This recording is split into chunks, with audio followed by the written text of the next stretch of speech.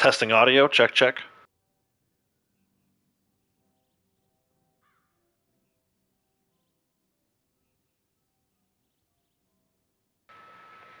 All right.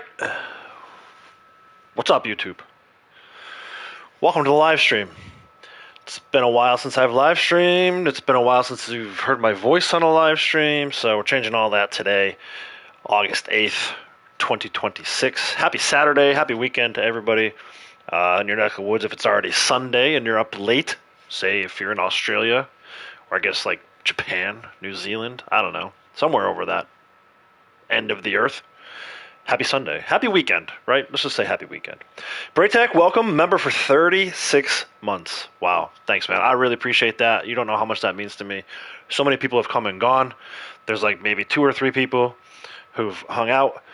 Nobody's hung out quite as long as Braytech has, so I appreciate that so much, man. Really enjoy your live streams. If you haven't already, definitely check out Braytech's channel.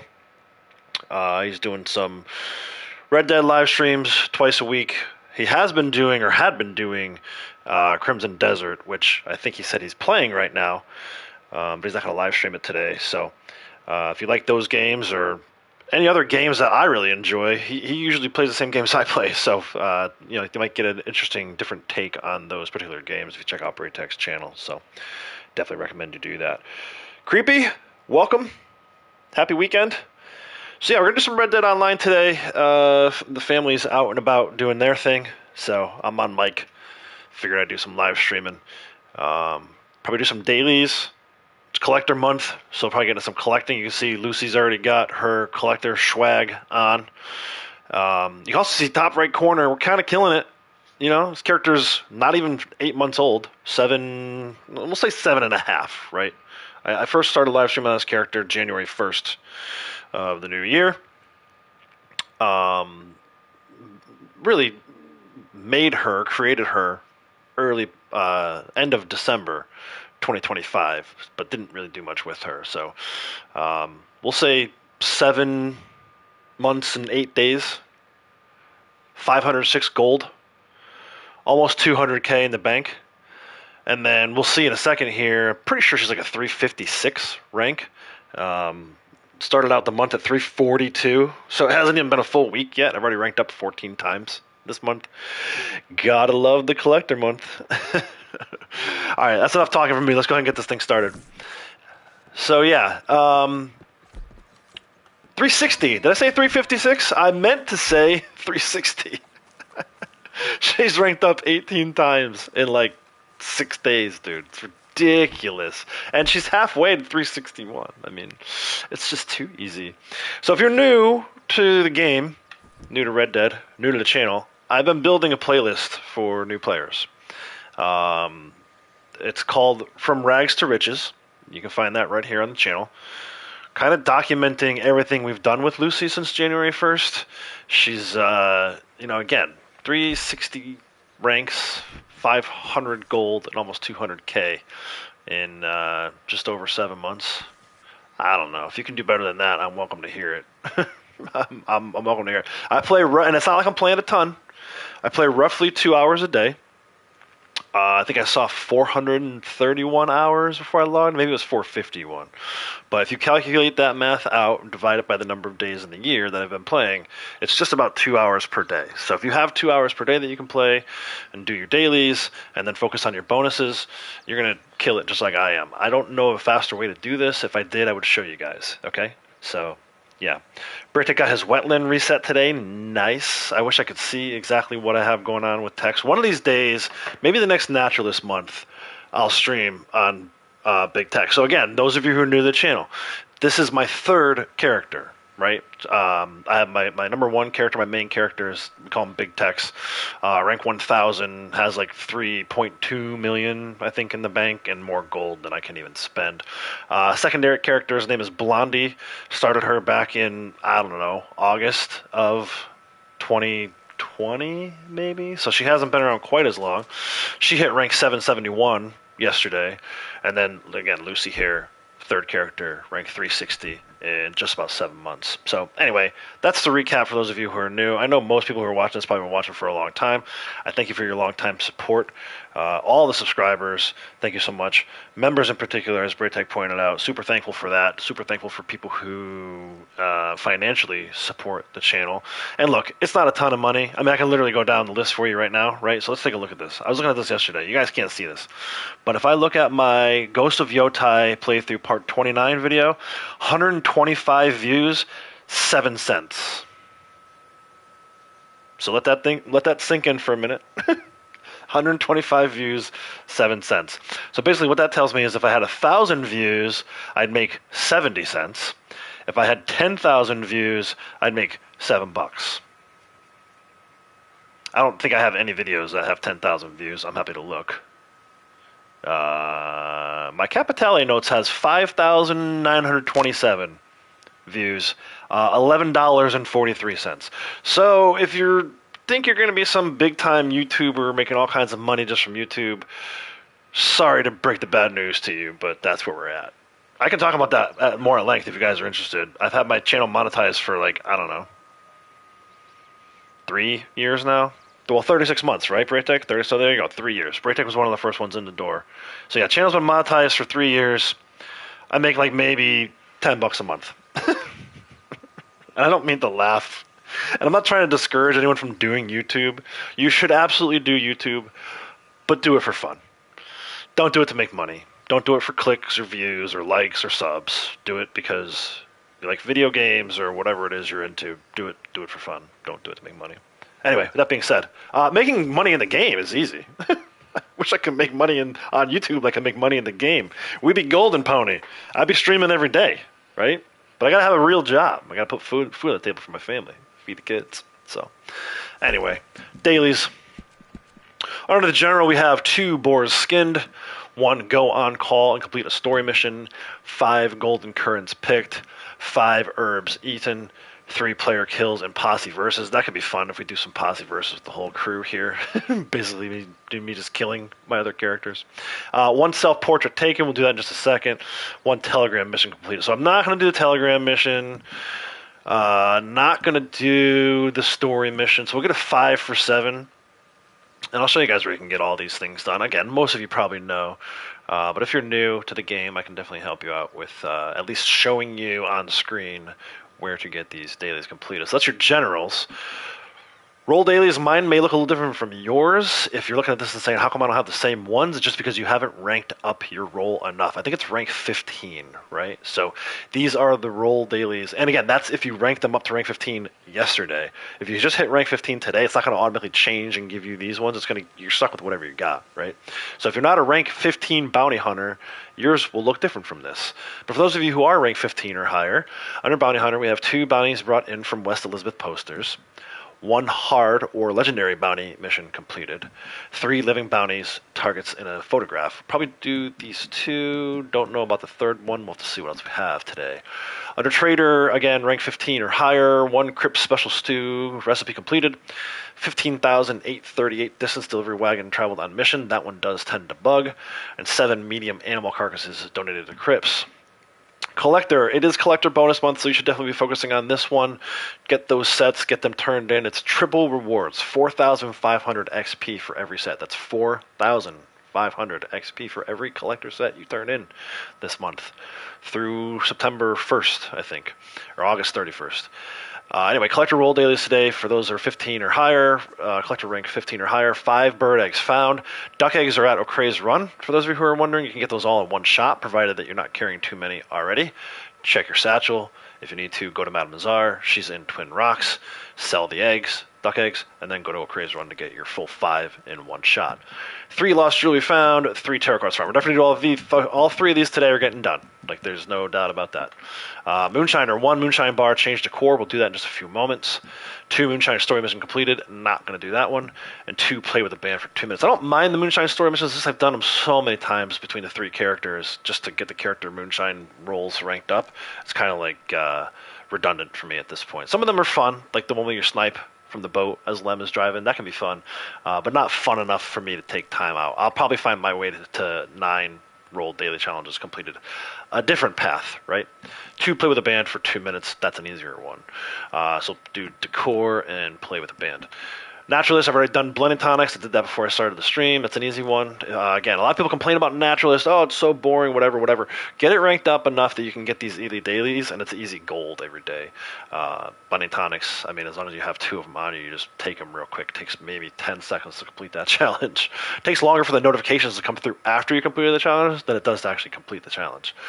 2 hardy tonics used when too hot or too cold. Maybe do this one as a last resort. That requires you kind of, skipping sessions or visiting Coulter twice. I don't really feel like doing all that, so we'll see what happens. And then maybe we'll run into a legendary animal that we can photograph. But if I had to say for sure, I'm looking at blending tonics as 1, 2, 3, 4, 5, and 6, 7, maybe.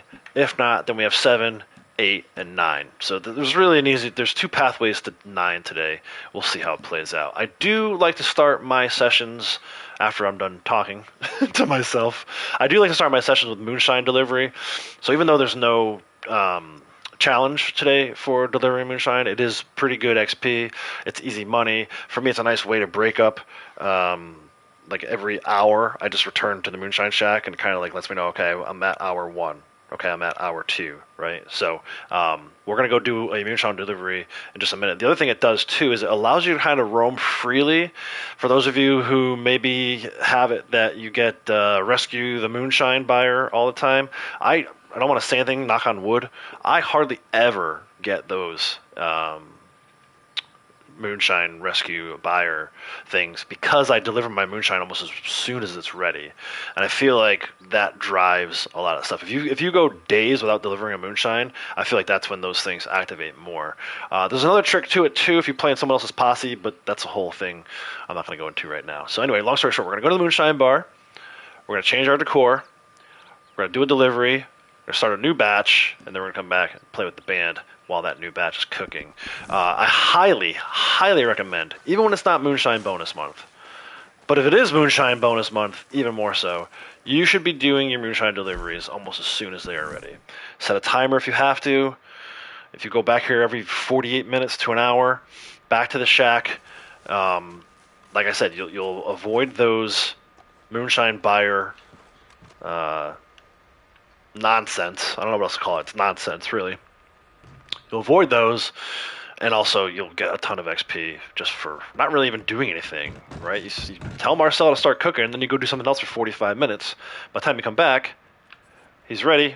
You've done other stuff. You can collect XP while it's passive XP and passive money, basically, right? So for today, we are changing the bar decor back to basic for the daily. I'm in my 3rd week. I don't know if you guys saw that. 0.2 gold.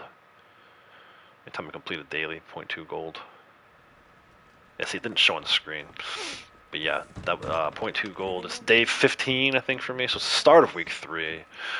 Week 1, you're going to earn 0.10 for every daily. Week 2, 0.15. Week 3, 0.20. And then the last week, 4th week, is 0.25. That's for each daily. And then there are bonuses. It's triple for completing 9, or in the case of generals, completing 7. So again, if you're new to the game, this is how you make gold. There's other ways to make gold. During Bounty Hunter Month, I was waiting out bounty timers. If you're lucky enough to have treasure maps, use them.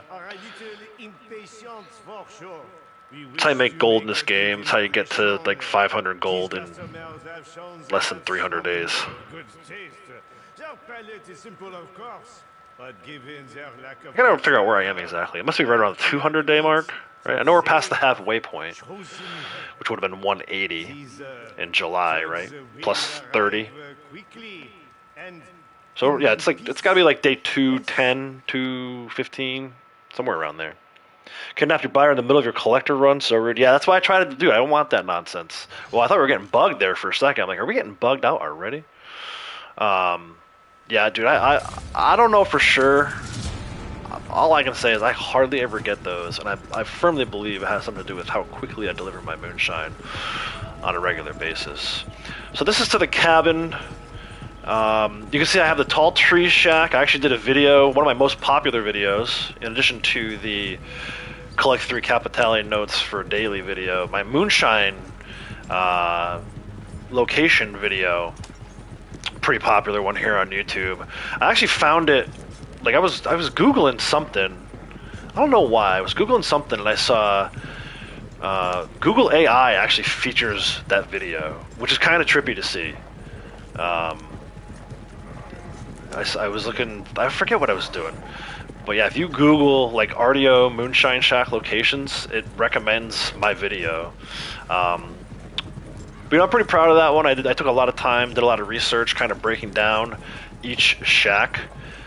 There are 5 of them in total, and each one has 8 different delivery location areas that you can deliver to. So 40, right? I did all 40 Moonshine locations, kind of moving my characters around. And then I kind of put together what I thought was the pros and cons of each shack. So if you're trying to figure out which Moonshine Shack location is the best one, I recommend watching that video. You know, you may find the whole your mileage may vary thing, right? You may find your experience is a little different than mine, so not everyone's going to fully agree with the video, but like I said, I took some serious time into that video, broke down each one of the 8 locations, figuring out, like, if you don't stop for the revenue agents, how long each delivery takes, and then kind of figured out, like, which shack has the longest deliveries, which shack has the shortest deliveries. So like I said, pretty proud of that video, happy that, you know, it gets a lot of views, because again, with this YouTube thing, you gotta do it for fun, man. Like, I didn't do that video to make a ton of views. I did that video because I thought I had some pretty good knowledge to share. And I'm happy that it's nice to see hard work pay off, especially in the case of YouTube, because 9 times out of 10 it doesn't. Very fortunate that in this one case with the Moonshine Shack location video that did take off. So anyway, back to the shack. We'll start another batch of moonshine, and then we will play with the band for a little bit, get another daily done.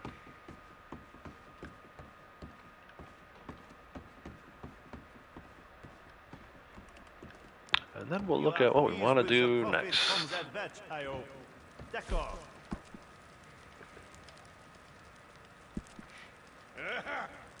This one will punch hard. Alright, so like I said, at this point, I'm going to go ahead and set a 48-minute timer. That's how long it takes if you have completed all the story missions and done everything that you needed to do to rank your Moonshine roll up. It's 48 minutes. It may take an hour if you haven't done all that stuff, but either way, between 45 minutes and an hour, come back here, do another delivery. It's another 800 XP, 900 XP for doing Berry Cobbler or Poison Poppy. So, yeah, again, can't recommend Moonshine Roll enough if you're looking to make money. It's easy money, and if you're looking to rank your character up. Well, thank you. Time for a show. It was play with the band, right? Not dance. Play. So let me take over from Susan here. Sure. Get the hell out of the way.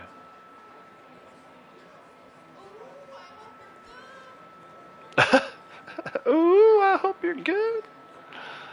All right, let's go. Let's fire this thing up. What are we waiting for? We got customers. They want to hear music. All right, fellers. There we What they go. paid for.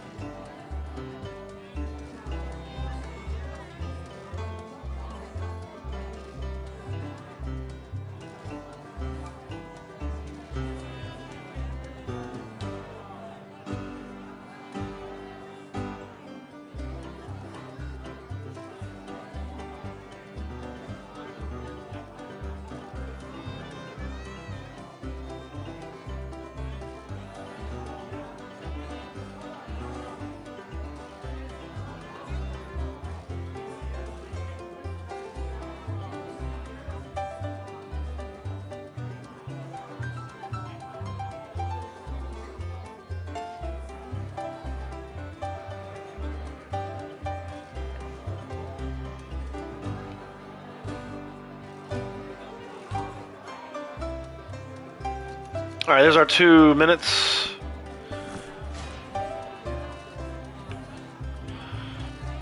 This lady's gonna make a comment. Ain't for you, eh? Ain't for you, eh? It's not for you either. Played every bit as good as she did. By the way, Talking crap. I see we have some fresh.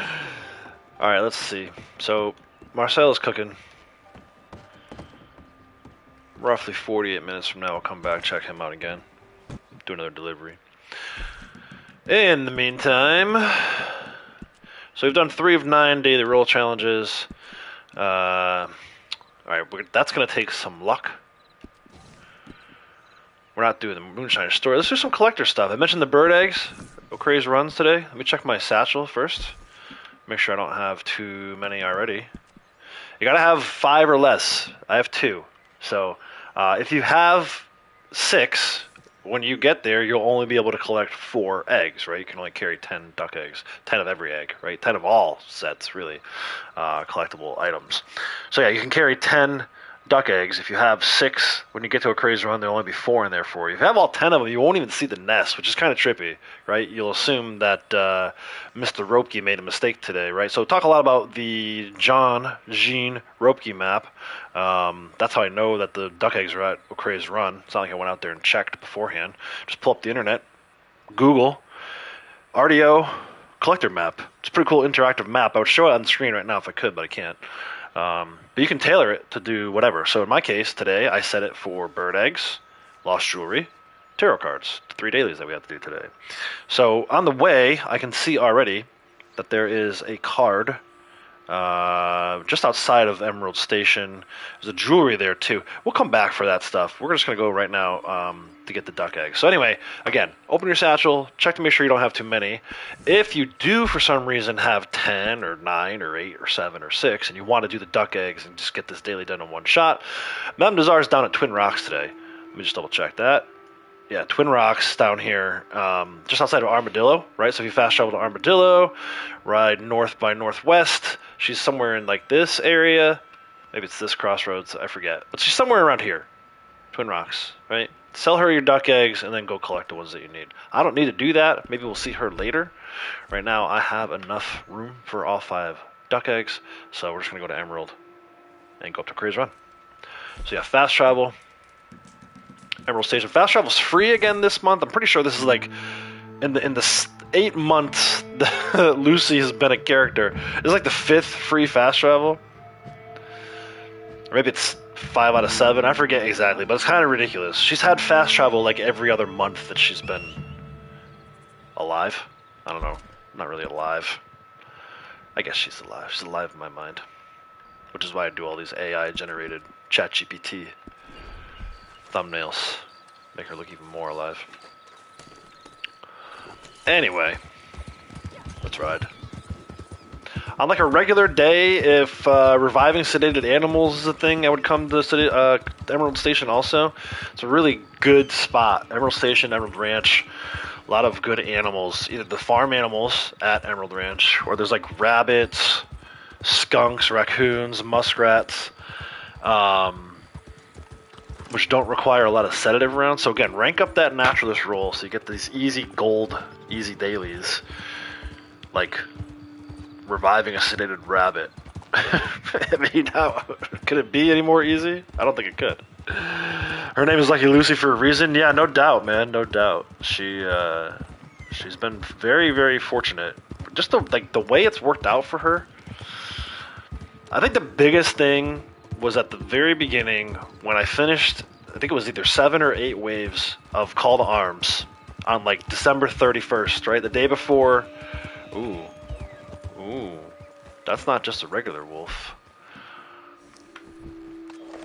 Yeah, on December 31st, completing 8 waves of Call to Arms gave me a like $10 gold bar off coupon.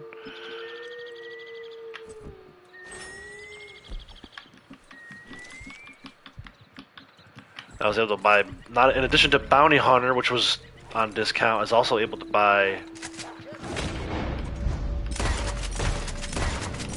collector roll.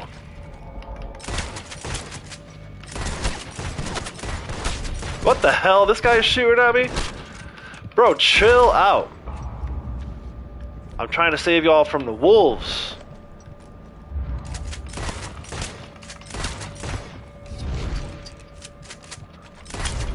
I'm using slow and steady, by the way. That's why my horse is not bucking me. Coming awfully close, though.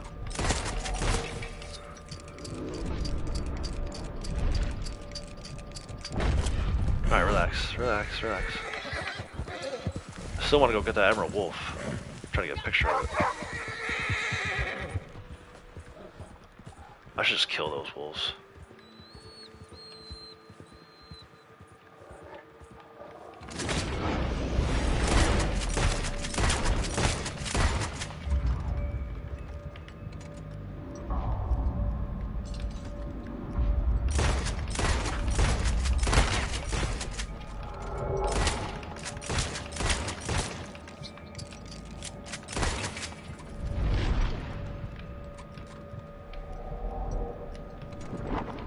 Man, he's camouflaged really good with Deadeye active here. Oh, what the heck? I finally got a shot of him and I ran out of rounds. His friends are gonna have to die, I think. Sorry, puppies. But I can't have you harassing me while I'm trying to get this thing. Those other ones are gonna wake up too, I bet. Alright, so for now, take the sample. Is that rock gonna be high enough? We're gonna find out.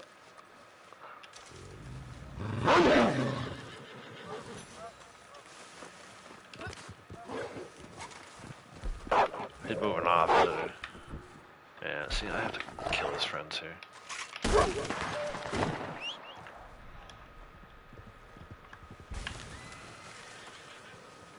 I think it's gonna escape. I'm not gonna obsess over this too much. I would like to get the picture. Oh, he's not moving off. He's kind of moving off.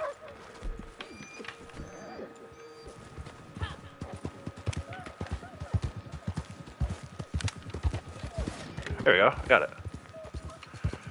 Hey, this Outlaws guy kind of knows what he's doing a little bit. I may have done this once or twice before.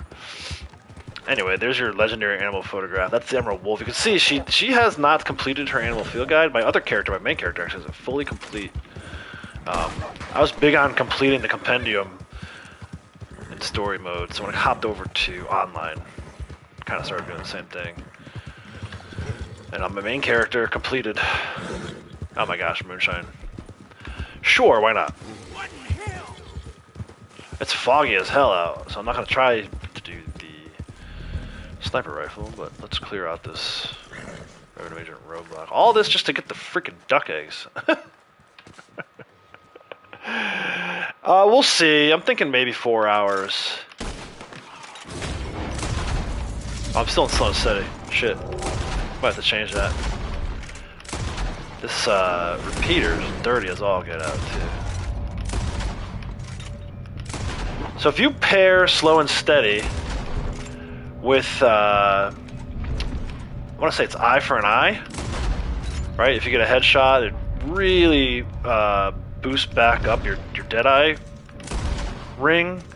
So like if you get headshots here, you can stay at slow and steady forever until every enemy is dead. If you're quick enough, of course. I'm not going to be. There's some revenue agent hiding somewhere. So I'm a firm believer in different Deadeye cards for different situations. You saw I put the slow and steady on to deal with that legendary animal so my horse doesn't buck me. A horse will not buck you if you activate Deadeye with slow and steady card. But I prefer 90% of the time, I would say 99% of the time, I prefer using painted black. It's the closest to story mode Deadeye. There's not one that really emulates story mode Deadeye, but the painted black's pretty close. Come on, Lucy. There you go. That'll take few bucks off of my next moonshine batch. It's like $10 for every one of those, I think. So the next one should be like 40. Not that I really need to save the money, but if you're just starting out moonshiner and moonshiner's your first roll, you maybe need to do that. I should probably clean this repeater while I'm thinking of it. I'm using the repeater this month. This is the collector variant. Again, it's collector month.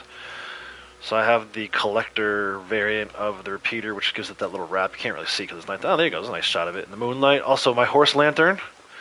I'm using the collector horse, the Criollo. I have all the collector things. All the collector things. Let's see if we get anything out of these dead bodies over here.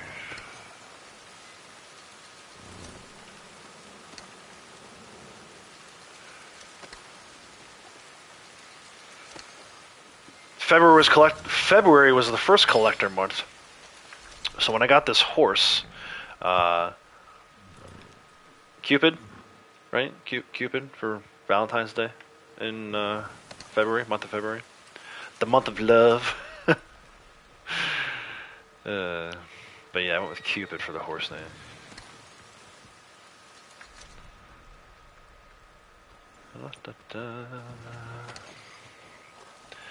Fix to play Crimson Desert as soon as you'll be lurking. No problem, man. Enjoy it. I know you said you're trying to platinum it today, or trying to platinum it at some point this weekend. So good luck. Let me know if you get it.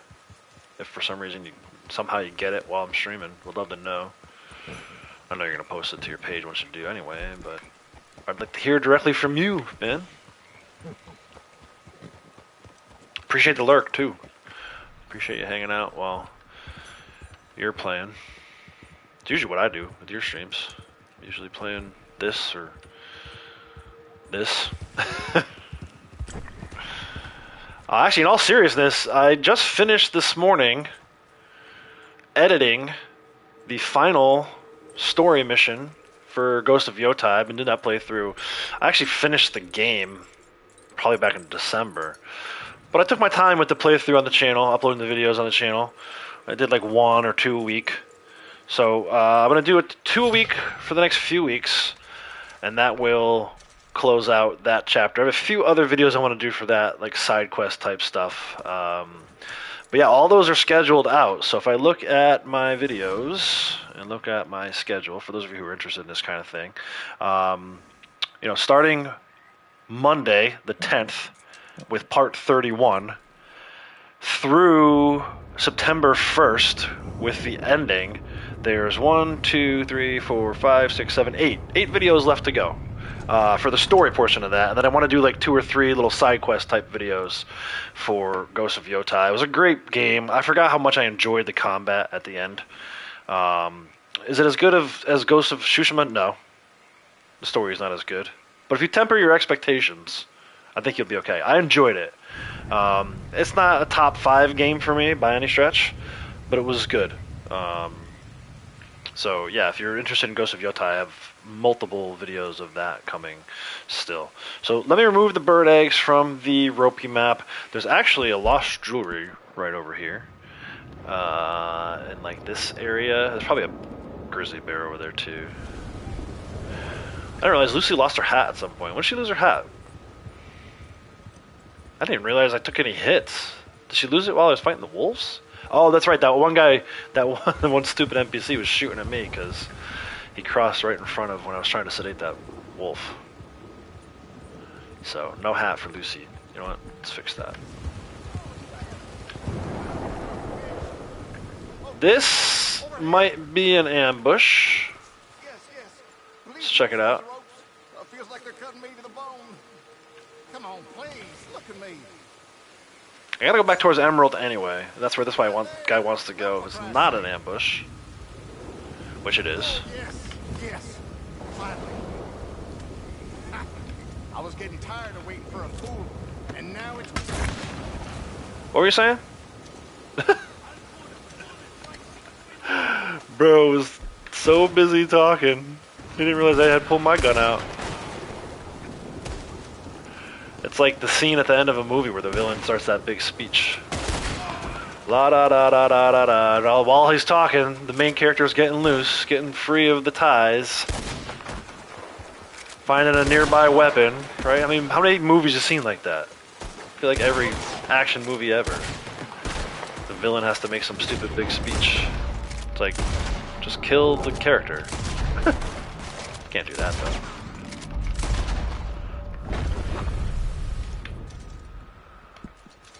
Look at me switching cards in the middle of a gunfight. Who does that? This guy. Yeah, see, I don't know, man. I like Painted Black better. I don't mind Slow and Steady. In fact, Slow and Steady is the card I used when I first completed a CTA solo. So, I'm probably more okay with Slow and Steady than the average player, but still. Prefer Painted Black whenever I'm fighting enemies.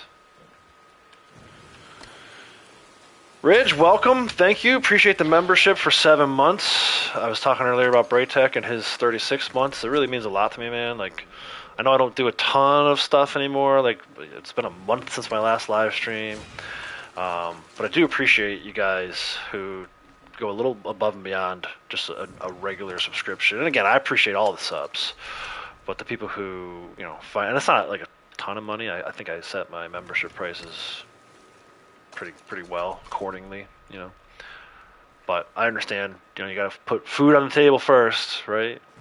Pay some bills, make sure you stay warm, or if you're in a warmer climate, stay cool. But anybody who takes some of their financial earnings and puts it towards my channel, I really appreciate that. So thank you. And yes, all is well. All is well. We've been busy over here. Morgan's been busy with softball tryouts. I gotta give her a quick shout out. She did 11 different tryouts, attended 11 different tryouts across 8 different travel softball teams. If you're not familiar with softball, it's kind of like baseball, which if you're not familiar with baseball, it's kind of like cricket. I don't know how to explain it to people who don't live in the U.S. But yeah, 8 travel softball teams where we live here. She made it to the end of that grind on Wednesday night? Yeah, Wednesday night. We made our decision for which team she's going to go with and told everybody over this week, get up on the thing. There you go, thank you. Get up where it's safe. Look at this, they're running away. I have the high ground, Anakin. And they ran away. You'll be a member for as long as you have the money. Nice, yeah. Do you have a plan for the money? So yeah, eight different teams, or I guess yeah, 8 different teams, including her previous team that she played for last year. They were kind of in the mix for a little bit, but there were a few things with that team that we didn't care for. So they actually ended up at kind of the bottom of our list. She stacked ranked teams, which I was so proud of her for. She's like, can I rank them? I'm like, yes, absolutely you can rank them, and you should rank them. You know, if you have a team that you really like, then put them at the top of the list. If you have a team that you're not sure about, put them at the bottom of the list. And that's exactly what she did. We did 1 through 8. Out of the top 4 teams, it was really hard for her to decide, for us to decide even. We felt like we were kind of like splitting hairs. But then one of the teams never got back to us. Or no, one of the teams sent a rejection letter saying basically like, thank you for coming and trying out, but we decided to go with other players, which I was shocked at because, listen, she had some bad tryouts, okay? I'm not one of those parents where I'm like, hey, you know, my kid is the best or whatever. I think she's pretty damn good. Definitely not the best, but pretty damn good. And she had some bomb tryouts. She like stunk up the place for this one team. Actually, the closest team to us, literally right around the corner from the house, she stunk. I'm like, what? You had to like have a bad tryout at that one? And then she had a great tryout at like the furthest one away. So it's just, you know, we talk about Lucky Lucy and her luck in the game. I have the opposite luck in real life. So anyway, she hit 2. I mean, of the balls that went the furthest, that were hit the furthest during this one tryout, I would say there's like her and one other girl that had like 3 really solid hits that probably would have been home runs. You know, she's not old enough yet. Well, maybe in the spring she will be, but she's not old enough right now. Still working on her power and her overall hitting. She's got a lot of power, but she doesn't have enough to hit it over the fence home run quite yet. But it would have been a home run because there was no fence on this field, and she's fast enough to get around the bases in time. I think she had 2 of those. The first one, I was like, oh, wow, she hit that ball a long way. We're probably going to make this team. And the second one, which is further than that, I was like, oh, we definitely made this team now. No, they didn't even. They sent us a letter that said, not interested, which I was shocked. So, I get why one of the teams told us that they weren't interested, because, like I said, she stunk. But this particular team, I didn't think she was that bad at the tryout, and they didn't go with her. So, anyway, that's one of those things where if you're a competitor, if you've been an athlete in the past, or if you're an athlete now, you know, circle the calendar kind of thing. Even if you're a fan, you probably heard that term before. You hear it a lot in like American football. Oh, we're going to circle the calendar because we're playing our rival that week, right? So in this case, it's like circle the calendar whenever we play this team again, just to be like, really? You didn't think she was good enough? You didn't want her? Really? Because like 6 other teams did. So anyway, long story short, one team didn't want her. The other team ended up not having enough girls to try out. So by default, they said basically we would have loved to have her, but we don't have enough girls here. I think they had like 7 girls. You need at least 12 to field a softball team. If you get like 10 or 11, usually you can find another one. But if it's 7 girls and most of them are pitchers and there's not a catcher, then the math doesn't work, right? So anyway, we had 4 teams that we were really interested in.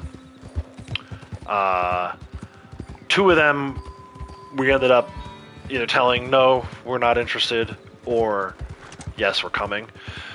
So the top team ended up being the team that we went with. And then I told the coach from the other team, I said, look, you guys were our number 2. Like, if something happens and doesn't work out with the number 1 team, don't forget about us. I told them, look, if you need a fill-in, Morgan would love to do that. So Morgan pitches, and teams are always looking for pitchers, either through lack of talent or injury or just wanting to secure overall depth, right? So at this age, what they do is they do a lot of tournaments where you might play 3 games on Saturday and then elimination round on Sunday. So you might play like 5 or 6 games in a 2-day span. You have to have pitching in order to do that, right? So she's in a really good spot. The fact that A, she's a pitcher, and B, she's a pretty good pitcher. I suspect all the teams that we tried out for, other than the one that rejected her, which again I don't understand, I think they're going to be interested in her at some point in the future. So anyway, that was my month of basically from July until probably like second week of July until just this Wednesday. So about 3 weeks of tryout after tryout after tryout. I know she was tired. I was tired. Even after, so the team we ended up going with was our second tryout. And we knew pretty much right away that was the team we wanted to go with. But I wanted to see the whole process through and get to meet these other coaches and see these other teams, make sure, like, what does the team look like? Is there going to be good defenders behind her? Because when she's pitching and throwing strikes and team's not making plays behind you, that gets really frustrating as a pitcher. You can kind of lose your confidence a little bit, even though it's not your fault. You think it's your fault just by default. So we wanted to make sure we had a good, or at least what seemed like a good, solid team behind her. So long story short, we're done with that now. We're going to start practicing again here soon. We'll do some one-on-ones, just me and her. And then games start up again in like a month. So it never ends, man. Softball season never ends when you're committed to it like we are. All right, I need one more jewelry. Where can I find said jewelry that's near a fast travel, right? Because we did, as I was talking, we did the bird eggs, we did the tarot cards, and lost jewelry. You love cricket? You're from the UK? Nice. Yeah, see, I only know a little bit about cricket. I enjoyed it. I didn't think I was going to. But I spent 6 weeks in India for work one time. And the nearest one's Rhodes, by the way. So we're going to go to Rhodes. Get this lost jewelry. So I spent 6 weeks in India. I just like sports in general. I'm not a huge, what we call soccer fan here. I can sit and watch it if nothing else is on. I like that there's no commercial breaks. My problem with it is there's hardly ever any action. It feels like you're just watching guys run around for an hour and a half, 2 hours straight. But I do like that there's no timeouts, although they did start doing a water break thing recently, which is kind of weird. I don't remember there ever being water breaks in soccer. It was always just 45-minute halves, right? But I'm more of a hockey guy. For me, hockey has more action. They get more shots on goal. I'm a baseball guy. I know people say baseball is boring, but I don't think it is if you understand the ins and outs of it. If you understand it on a deeper level, it's kind of like a chess match, the live chess match, right? Between the pitcher and the batter. And I like that kind of strategy kind of thing. So I think softball is my favorite now. I would say softball is my favorite. Morgan has really made it my favorite. I'm Morgan's number one fan. And I really enjoy the teams that she gets on, too. Frustrating at times. I want to pull out my beard hair. But overall, it's quite enjoyable. All right, so I need Crip Special Stew. Well, I don't need it. I think it's an easy one, though. When I first logged in before I started streaming, I think she only needs parasol mushrooms. I'm going to go check that out real quick. But I know exactly where the parasol mushrooms are. So if that's all we need, I'm just going to go grab that real quick. Get my 8th daily done here. Back to camp. Check and see if it's the same stew. To be fair, cricket is good for drinking in the stands. Fun day out. Yeah, well, especially, I mean, it's like what? There's matches that can last days sometimes. So I watched a little bit of it. So what would happen is when I was over in India, I was still working like a U.S. Eastern time zone 9 to 5, which for them was like 5 in the afternoon until like 2 or 3 in the morning, if I remember correctly. It was weird because I was getting out of work, and by the time I made it back to the hotel where I was staying at over in India, the sun was coming up.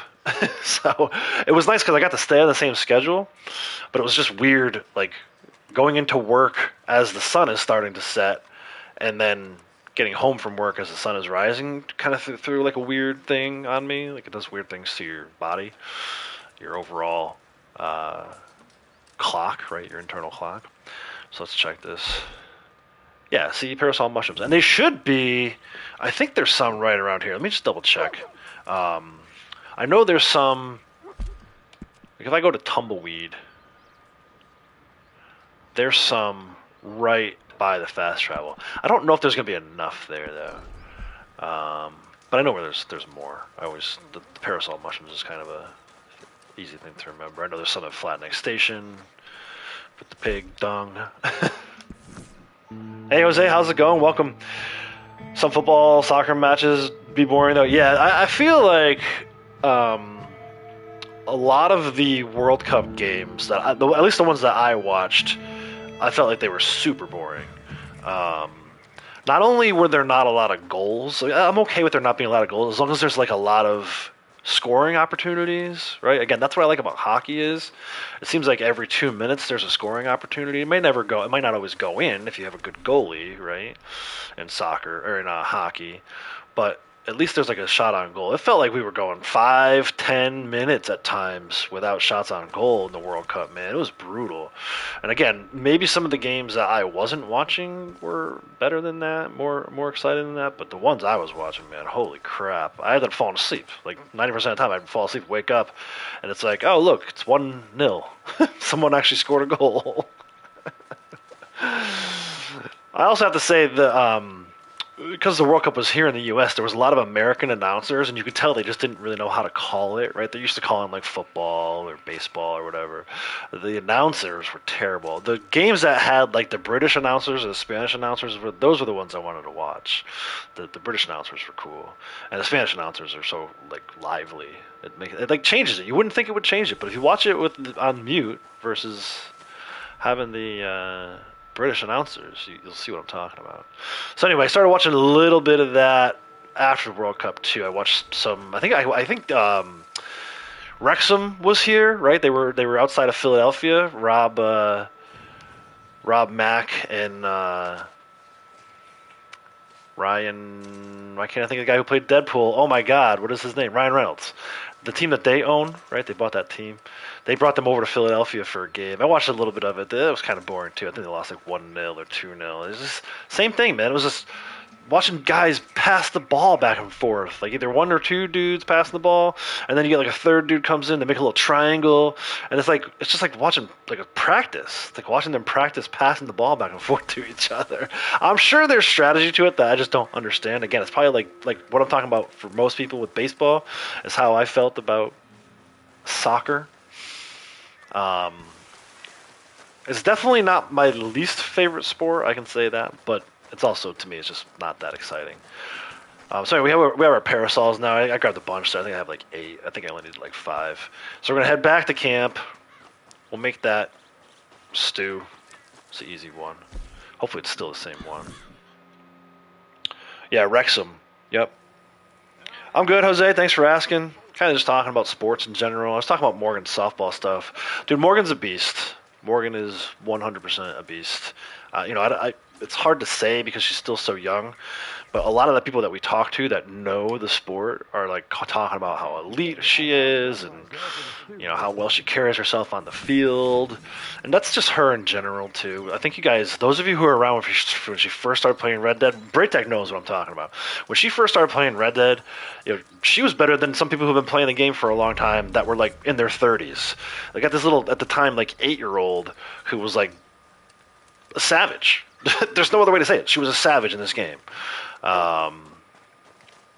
That's how she is in softball too, and a lot of things. Like I always tell Morgan, I'm like, you have the capacity to do whatever you want to do. She told me she wants to play softball in college, and I was like, okay, then that's what we're gonna do. I'm gonna set you up so that you can do that. I'm gonna get you on the right travel team. I'm gonna invest in personal one-on-one coaches for you.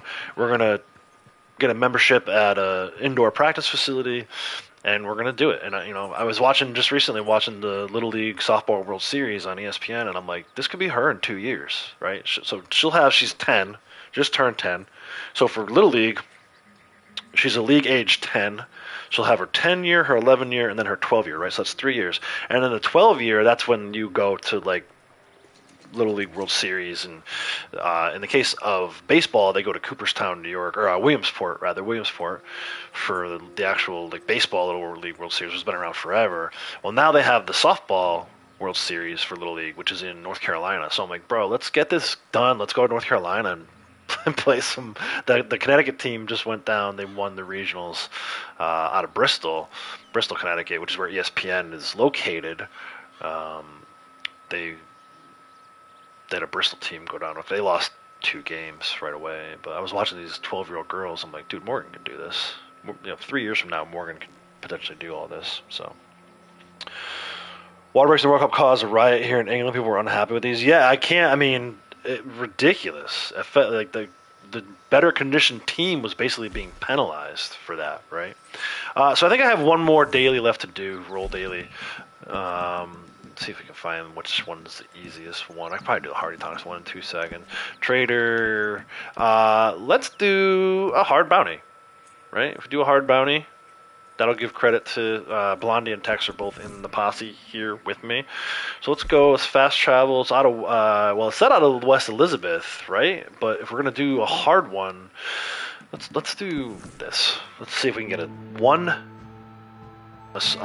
one individual, one bounty, but a $3 sign poster here in Van Horn. I feel like Van Horn is the easiest to do these out of. I used to go to Armadillo as a card here. If you're looking for cards today still, there's a card right here. I used to go to Armadillo, but those have been bugging out for me. And then not too long ago, Valentine bugged out for me too. I don't know what's up with these bounties. But let's see. Do we have a $3 sign single person bounty here? We do. Okay, I'm going to pull this in just a second. I got to take a quick break for like 2 to 3 minutes. I'll be right back.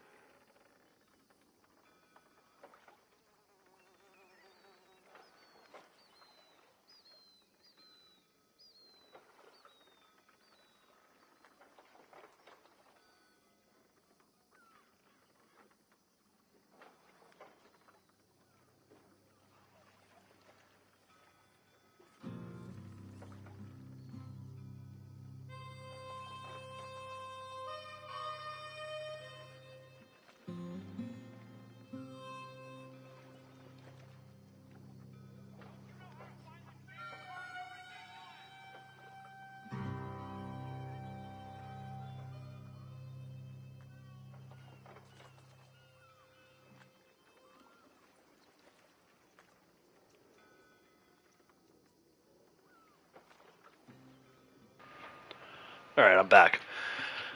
Braydeck saying it could be a posse related bug. Yeah, it's before I start the bounty, I just want to talk about this a little bit. So it's been weird, right? Like,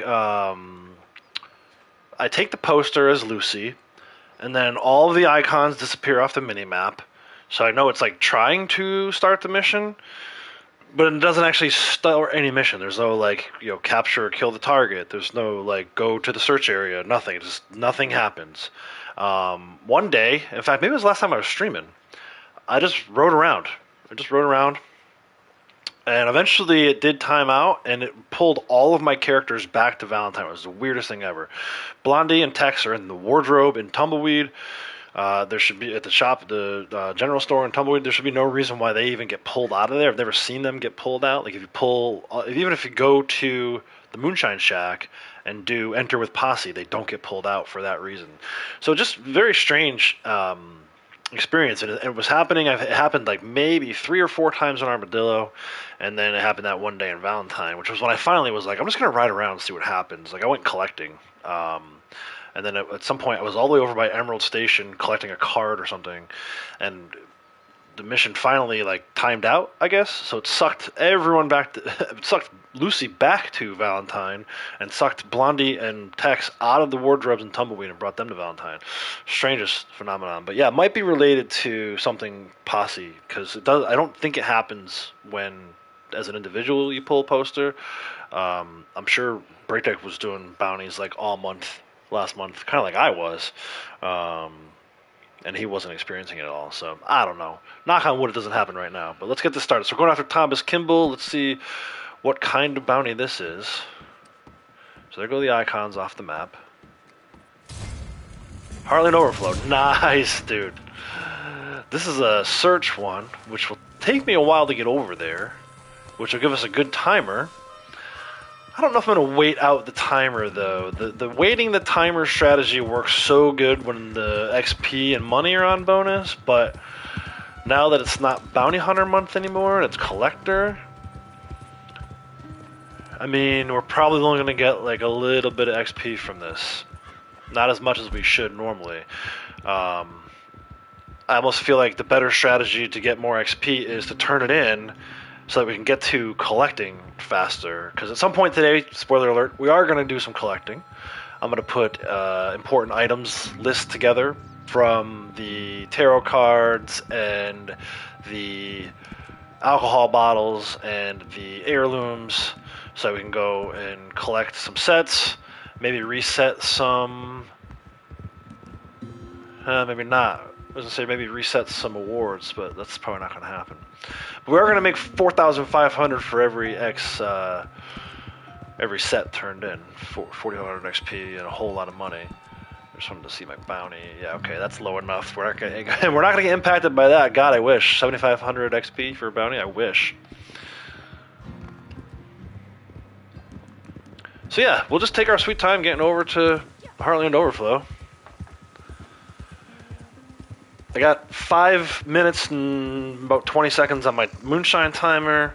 I'm not too concerned about that. Like I said, the timer's there to just remind me to go back if I am doing something else like collecting. Sometimes you can miss the notification on screen that your moonshine is done if you're in the map, or if you're in the menu, if you're looking at awards. Sometimes you miss it. So with this, I have my own timer built in so I don't forget to go back and do my moonshine and end up with a rescue the buyer. So if this bounty mission carries over the timer, then that's fine, which it probably will, even by the time I get over there. 4 minutes and 45 seconds though. So yeah, may jump into RDO before you hop on Crimson. Closing in on executions reset. Nice. What was the one thing I'm closing in on Big Tex is Blood Money Crimes. In fact, let me switch it over. I'm going to switch my other screen over. You guys can't see this, but I'm going to switch one of my TV monitors over to Big Tex. While we're riding over to Heartland Overflow on Lucy, I can take a look at... So we have 81 out of 100. So I have 19 more Blood Money Crimes to go. That's not a reset. That's to max it out, which is kind of cool. 65 more headshots to reset that one. 5 more hideouts to reset that one. 18 out of 20 legendary animal categories turned in for naturalist. That's probably not going to happen anytime soon. Maybe during the next naturalist month. 16 out of 20 wetlands. What is he at? So since I pulled this out, let's take a look at his. I know Braytek's interested in his naturalist stuff. So if I look at wetlands, he's at 16 out of 20. He's only reset it once, so very long way to go on that. And then Forest River, it's like 52, maybe 12, 42. I don't know. He's close on that one though, close-ish, right? As close as I can find a moose, right? If I can find a Mr. Moose and a Lady Moose, that's how close he is. Every time I can get a Lady Moose or a Mr. Moose is another reset. Some other challenging areas of the Forest River. I tend to get way more red foxes than silvers or grays. I had one day where I was like, can I just get a gray or a silver? Like, I didn't even care. I needed both. So I'm like, just give me one of those two. And all I could find was reds. Everywhere I went was reds. I'm like, dude, this is ridiculous. All the other stuff's pretty easy, though. I was actually low on muskrats and rabbits the other day, so I took some time and went and got those. In like no time, I was back up to like 8 muskrats and 7 rabbits. Those are easy to find if you know where to look. They tend to spawn in appropriately, not like some of these other things where you gotta ride around Willard's Rest for an hour to get a moose. It's like, come on, man. And at this point, I don't need the cougars anymore because I finished deserts, so a lot more challenging than it needs to be, those particular habitats for naturalist stuff. I did pre-order GTA 6. I talk a lot of crap. If you go back to some of my older live streams, I was like, I'm not ordering GTA 6. Screw Rockstar. They abandoned this game. Yeah, and then, of course, the day it was available. Actually, when it first came out, I was on vacation. So it wasn't the exact day. But I'm pretty sure it was like the first day we got back from vacation, I went and ordered it. I'm glutton for punishment, apparently. I came up playing GTA, starting with GTA 3, like the original GTA 3. Then into Vice City, and then into San Andreas, and then GTA 4, which is like probably my favorite GTA. This guy's usually at one of these trees in the area. Let me see if I can find him. Not always. He's like always at that tree. So anyway, this is a really easy bounty.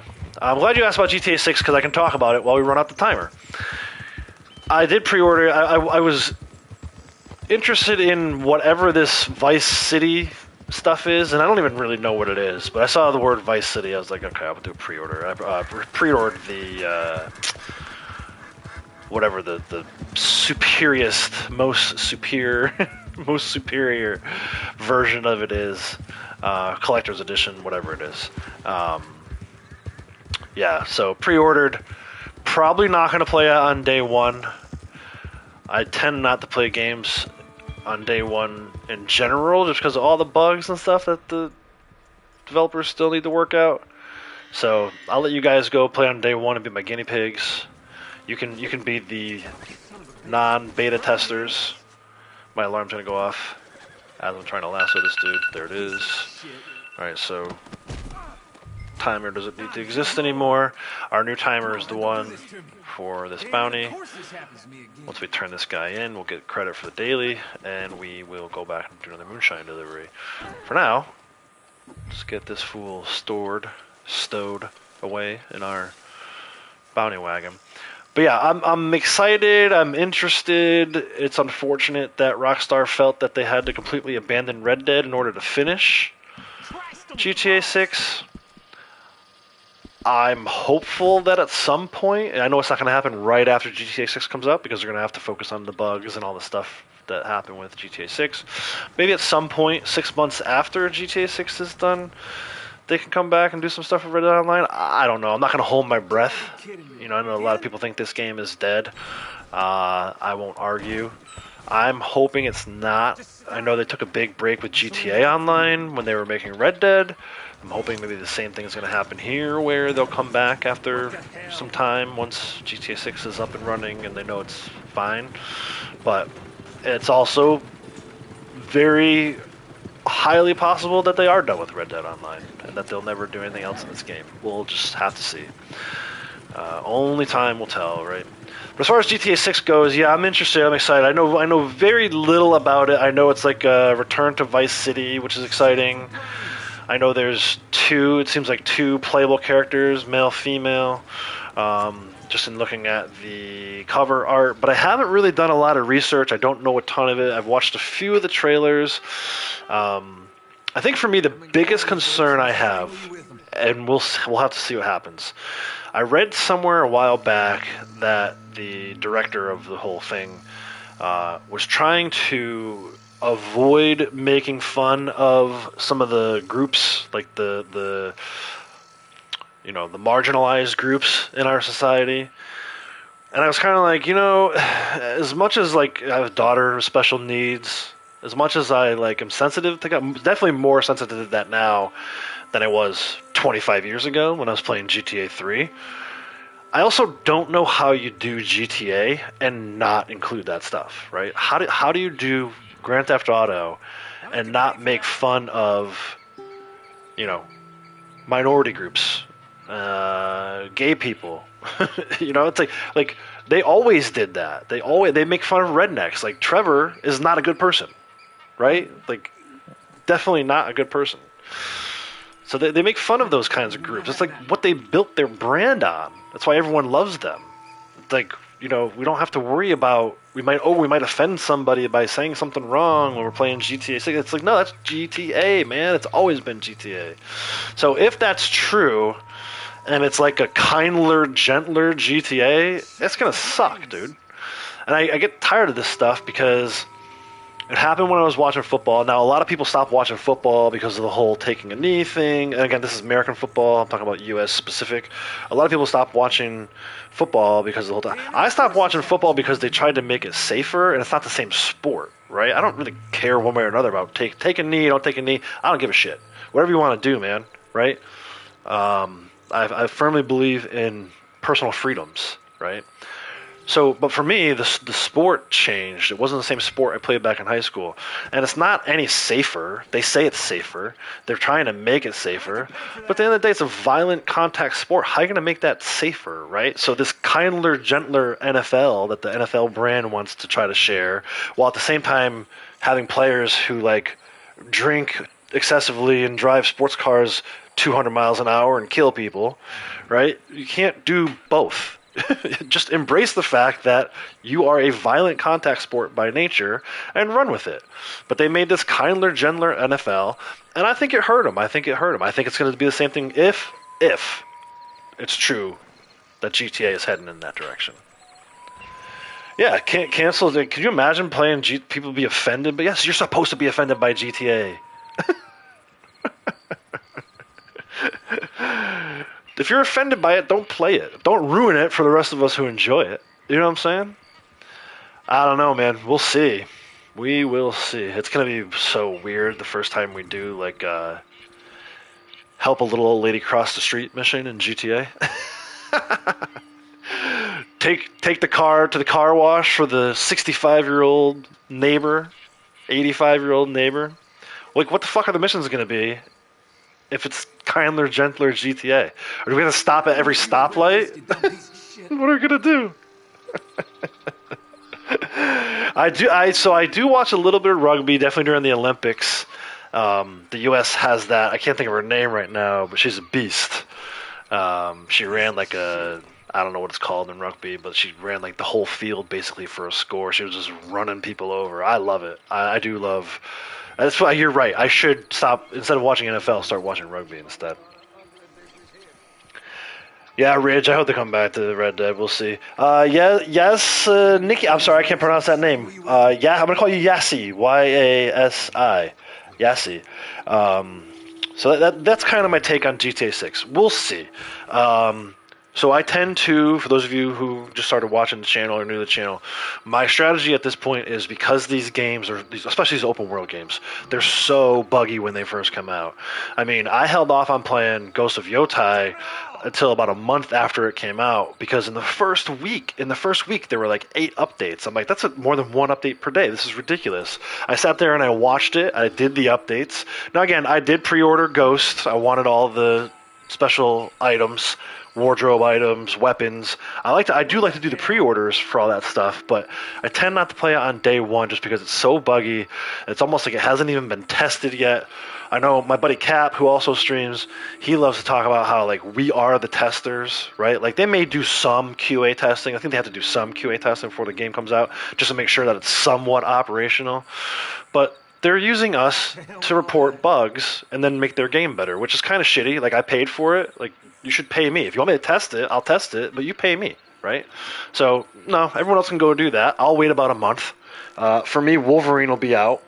So I think the map, if I had to look at it for the end of the year into 2027, is you're going to keep doing stuff with Lucy here. I'll stream with her every so often. Definitely do some update videos like I did the other day when I turned in all those sets, just to kind of keep people aware of what's going on and like, hey, this is how you do a new character. If you're brand new to Red Dead Online, this is how I think you should do a new character if you want to make a lot of money, a lot of gold, and rank up your character fast. So we'll keep that process going until the end of the year. 1 full year of Lucy, I think, is a pretty good picture of like where people could be if they started a character on July 1st. Well, July 1st, 2027 is where you could be, where I'm going to be on December 31st. I know that sounds weird because I'm throwing a bunch of dates out. It'll make sense in the end, I promise. But then I think, Wolverine comes out September 15th. I would say by middle of October, maybe start of November. So here's the interesting thing, right? I'm definitely not going to play it day one. I'd like to give it 30 days. Wolverine, this is. Give Wolverine 30 days before I think, okay, the bugs are probably mostly fixed and I can enjoy this game and play through this game without having any errors, glitches, bugs, whatever. But then we're in the middle of Halloween month for Red Dead, right? So I don't want to do that. I love Halloween month in Red Dead is one of my favorites, probably second only to Christmas, winter month, December in Red Dead. So I think November is kind of a good time to look at playing Wolverine, maybe from like November 1st through like Thanksgiving, maybe a little beyond that, depending on how much content there is in Wolverine. Play through it, and then maybe start preparing some videos. Maybe start dropping a Wolverine playthrough early part of next year, 2027. And then once I'm done with that, middle of November, I think, right, is when GTA comes out. I think I'm going to give GTA until the start of 2027. I think I'm going to give it a month, maybe a month and a half. It'll be hard to avoid spoilers, but it kind of is the nature of the beast these days with social media and stuff like that. So I think for me, I'll start my GTA playthrough in January. And then who knows, maybe end of next year, maybe I'll start live streaming like a second playthrough of GTA while we wait for Red Dead. I don't know. That's kind of like the roadmap. Ultra fine pencil, right? No, it's not etched in stone, that roadmap. Certainly not etched in stone. It's not even in ink. It's probably in like super fine mechanical pencil written in. So I can erase it easily and fill it in with something else. Because you never know what's going to happen. I got to be honest, this Crimson Desert game, I'm digging it. I like watching Braytech play. I don't know if I would enjoy playing it, but I'm enjoying watching other people. Braytech, Cap was playing it for a while. I'm enjoying watching my streamer friends, who I still follow, play that game. And there's a very real possibility that I could slide into that. The other thing is, Starfield is now on PlayStation. I don't feel like I really tapped into that enough when I did my initial playthrough here on the channel on Xbox. I really only bought the Xbox for Starfield and whatever else Bethesda's cooking up, because they had the deal where it was just only going to be Xbox. Bethesda was only going to be Xbox, so any of your new Fallouts, any of your new Elder Scrolls, I was like, oh, I'll buy an Xbox for that. And then Starfield, I don't know, it wasn't really that great. And it's the only game on Xbox I want to play. Well, now it's on PlayStation. I should have just waited. I could have saved myself money. Didn't need to buy the Xbox. So Starfield might slide back into. We'll have to see. But right now I would say most likely Wolverine and then GTA 6, which Wolverine most likely will be on the channel. GTA 6, we'll have to see what I'm gonna do with that. If I want to do a whole playthrough, I don't know that I want to do like a video series like I'm currently doing with Ghost of Yotai, like I plan to do with Wolverine. I don't know if I want to do that with GTA 6. I think I might just want to play it and enjoy it and do stupid stuff and fool around. You know, that's a fun game to just take your car off a cliff, see what happens. I watched one video the other day. The guy shot off the hood of his car and then used it to like surf down a cliffside. Like that's the kind of shit I love in GTA. So we'll see. Ian, how's it going? Welcome, thank you, appreciate it. It's glad to be streaming. I think Rockstar taking its job very seriously. I do not expect to see things we had, but yeah, definitely not to the level of Cyberpunk. Oh my gosh, Cyberpunk was so freaking bad, dude. I enjoyed Cyberpunk, but the bugs were. They should not have released that game for PS4. They should just waited for the 5 to come out. The 4 couldn't handle it. So anyway, there's your 9 role challenges done. I mentioned that if you do all 9, you get like a triple bonus. That was the 0.6 that came through. So there you see it. We're up to 509 gold now. Let's go do some of these general challenges. Let's start with the boars. It's nighttime, kind of a perfect time to start that. I'm gonna go to Le Gras. The swamp is like infested with boars. Dude, Braytech was playing yesterday. He was streaming, and he was like, the boars were so loud. He's like, you're bothering my ears. And it was so funny because I had like right before he said it, I had noticed it too. This is why me and Braytech get along, because we're like same mind sometimes. Expect next RDR to be released beyond 2032, right? Yeah, then I mean the next official Red Dead 3, right? It's got to be so far. Like I'm hoping it gets released in my lifetime. I'm 44, man. I'll be 45 next year. You know, maybe I'll be retired by then. If I'm retired from work, then I can just sit around playing Red Dead 3. But yeah, no, yeah, and you know what? I get what they're trying to do, right? They're trying to release a superior product. They want to make sure they're gonna take their time with it and get it right. They're not going to be like Madden or Call of Duty where they release a new one every year, right? I kind of appreciate that, but in the same breath, I wouldn't mind like a happy medium, right? Like, you know, does it have to be 20 years in between games? Can't we just do 5? I feel like God of War and Horizon. How long was it between Horizon 1 and Horizon 2? Let me look at Wikipedia real quick. Hold on. Yeah, Wikipedia. Oh, is that the Ghost Panther? Britic had the Ghost Panther 20 times yesterday. Not really. It was like 4, but it felt like 20. So if I go to Wikipedia, which I don't tend to use Wikipedia for too much because it's user-based, but if I go Horizon. So Horizon Zero Dawn was in 2017. And then Forbidden West was 2022. So it's 5 years in between. And those are great games. I know not everybody likes them, and maybe it's not for everybody. But you're talking about, it took them between Zero Dawn, which came out in 2017, and they had the greatest, in my opinion, DLC of all time after Zero Dawn. Frozen Wilds is still, to this day, one of my favorite DLCs that I played. And then they came out with Forbidden West, and dude, Forbidden West is banging.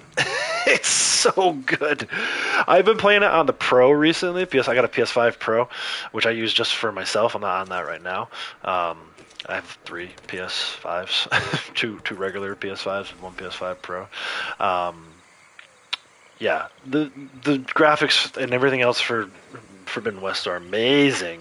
So Guerrilla, which is a much smaller company, much less profitable company than Rockstar, is able to crank, in my opinion, great games out in 5 years. Why the hell does it take Rockstar 16, right? Isn't it 16 years now since GTA 5 came out? Like, what the hell?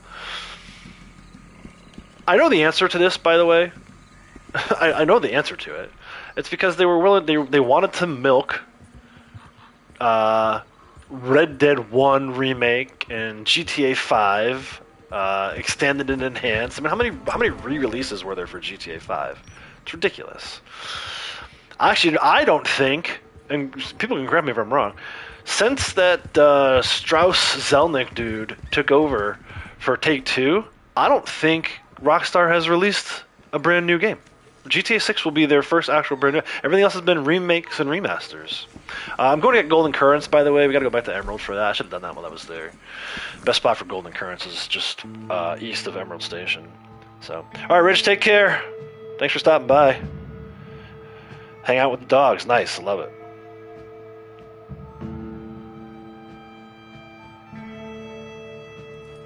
But yeah, I get a little fired up, a little passionate about this stuff when I talk about it. I don't think it should take 16 years between releases of games. I mean, especially for a large company like Rockstar, like the #1 video game producer, right? Can we all at least agree on that? They set records every time. GTA 6 is gonna set a record, but I don't know, man. Just way too long in between.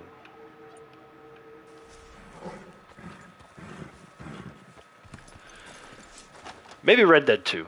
Red Dead 2 might have been the one game that they did release, a new game that they did release under the sky. The newer CEO of Take-Two. Same, Braytex, same. See, I told you, dude, we share a brain. GTA 4 is probably my favorite.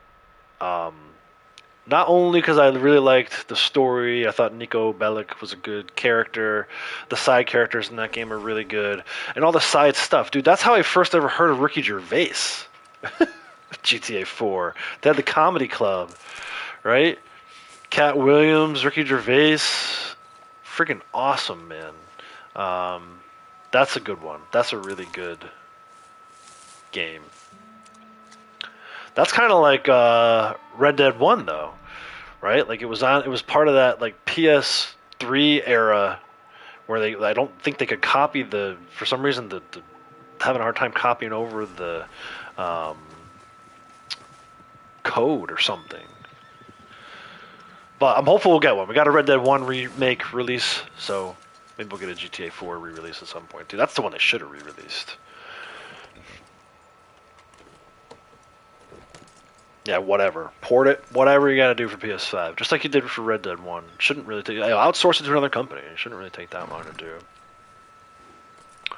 But yeah. So anyway, Golden Currents. You saw I just got 5. Here I am. Like I said, just east of Emerald Station on this little hill. There's a ton of them in this area. If you need Golden Currents today. Again, most people probably know where they're going for those. But if you're new to the game and you don't know, that's where it's at. I ate 3 herbs. Why wouldn't I have eaten 5? Didn't I pick 5?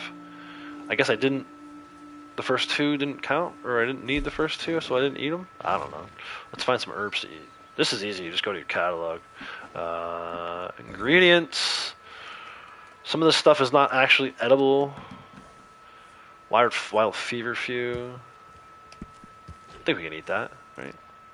What does that do? I just need one more. Hopefully it's not bugged. Hopefully I didn't bug it out by doing it the way I did it. It's supposed to be horse stuff. What else? English mace is good. There we go. There's our bait. 5 for 5. Oh, I forgot to go do my moonshine delivery. I should go do that. What else do we have to do for this real quick, though? Posse versus we could do later. Self-portrait I should have done already. Let's do that real quick. We'll do self-portrait.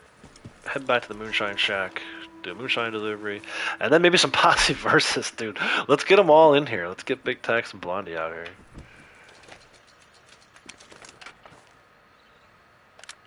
Not gonna work because my horse was in the background. Maybe not. Nope, it worked. Cool. Easy dailies today. The only ones I don't like story mission on call. I like to actually pick which story mission I'm gonna do if I redo story missions at all.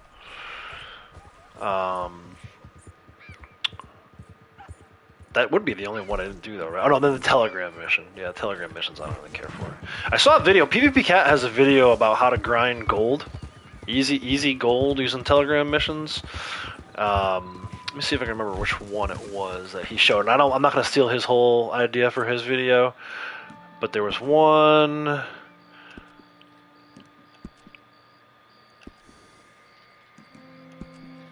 It was this one, Good and Dead. I'm not gonna do it. I'm not gonna go through how to do it. That was the video. That was the mission that he said even as a beginner you could do easily enough. He goes through all the strategies. Definitely check out his video. I think most people follow him. If you don't already, you should. Again, it's PvP Cat. Highly recommend if you're looking to grind gold this month. His video lays out perfectly the best way to do that, using that particular stranger mission that I just showed there.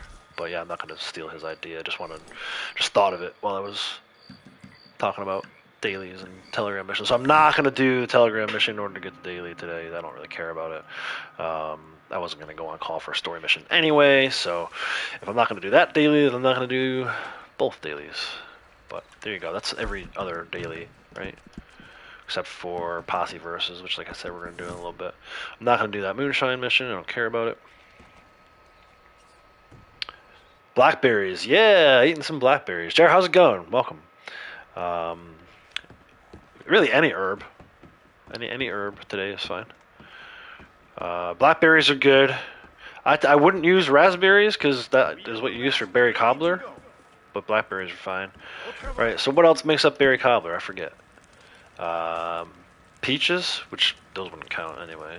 That counts for like provisions.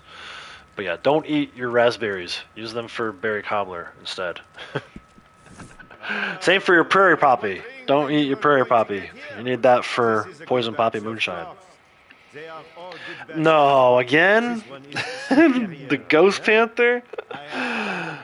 He's a popular guy. Or she's a popular lady these days. How's it going, JR, man? Been a while. Good to see you here. Thanks for stopping in. That's pretty wild with the Ghost Panther thing. If you're looking for the Ghost Panther, try going to LaGrasse, see if she spawns in. Braytek's got it 5 times the last 2 days. I'm pretty sure I heard it before. I didn't actually confirm. I didn't see the gold question mark on the screen because I wasn't really watching, paying attention at the time. I was doing other stuff, but I heard what sounded like the Ghost Panther by LaGrasse. What did I end up getting? I got the Wolf, the Emerald Wolf. Not bad, 2 legendaries in the same day in a solo lobbies. Poker table lobby is pretty good. Usually poker table lobby you only get like 1 a day. At some point I'm gonna have to start doing MTUs so I can get triple legendaries like Braytek's been doing. Might be the only way I complete those 2 legendary animal-based naturalist awards. I'm getting pretty close on the 1 on my main character. The sedating and sampling of a legendary animal, or sampling of a legendary animal. Pretty close on that one. Probably should do wild animal tagging more often than I do. I've been so focused on Lucy, and when I wasn't focused on Lucy, I've been focused on finishing up this Ghost of Yotai playlist. I'm pretty excited. I still need to export the last video of the story missions, and then I gotta export a few other videos that I want to do for that one. But that video series is coming pretty close to an end. Like I said, I took my time with it. I was only doing like 1 video a week. At some points I went like 2 or 3 weeks without even doing a video for that. But so I would say if you're looking for what's up next on the channel, content that's coming next, definitely starting Monday of this week, kind of a Monday, Wednesday schedule for those remaining Ghost of Yotai videos. And then once those are done, we'll have to see.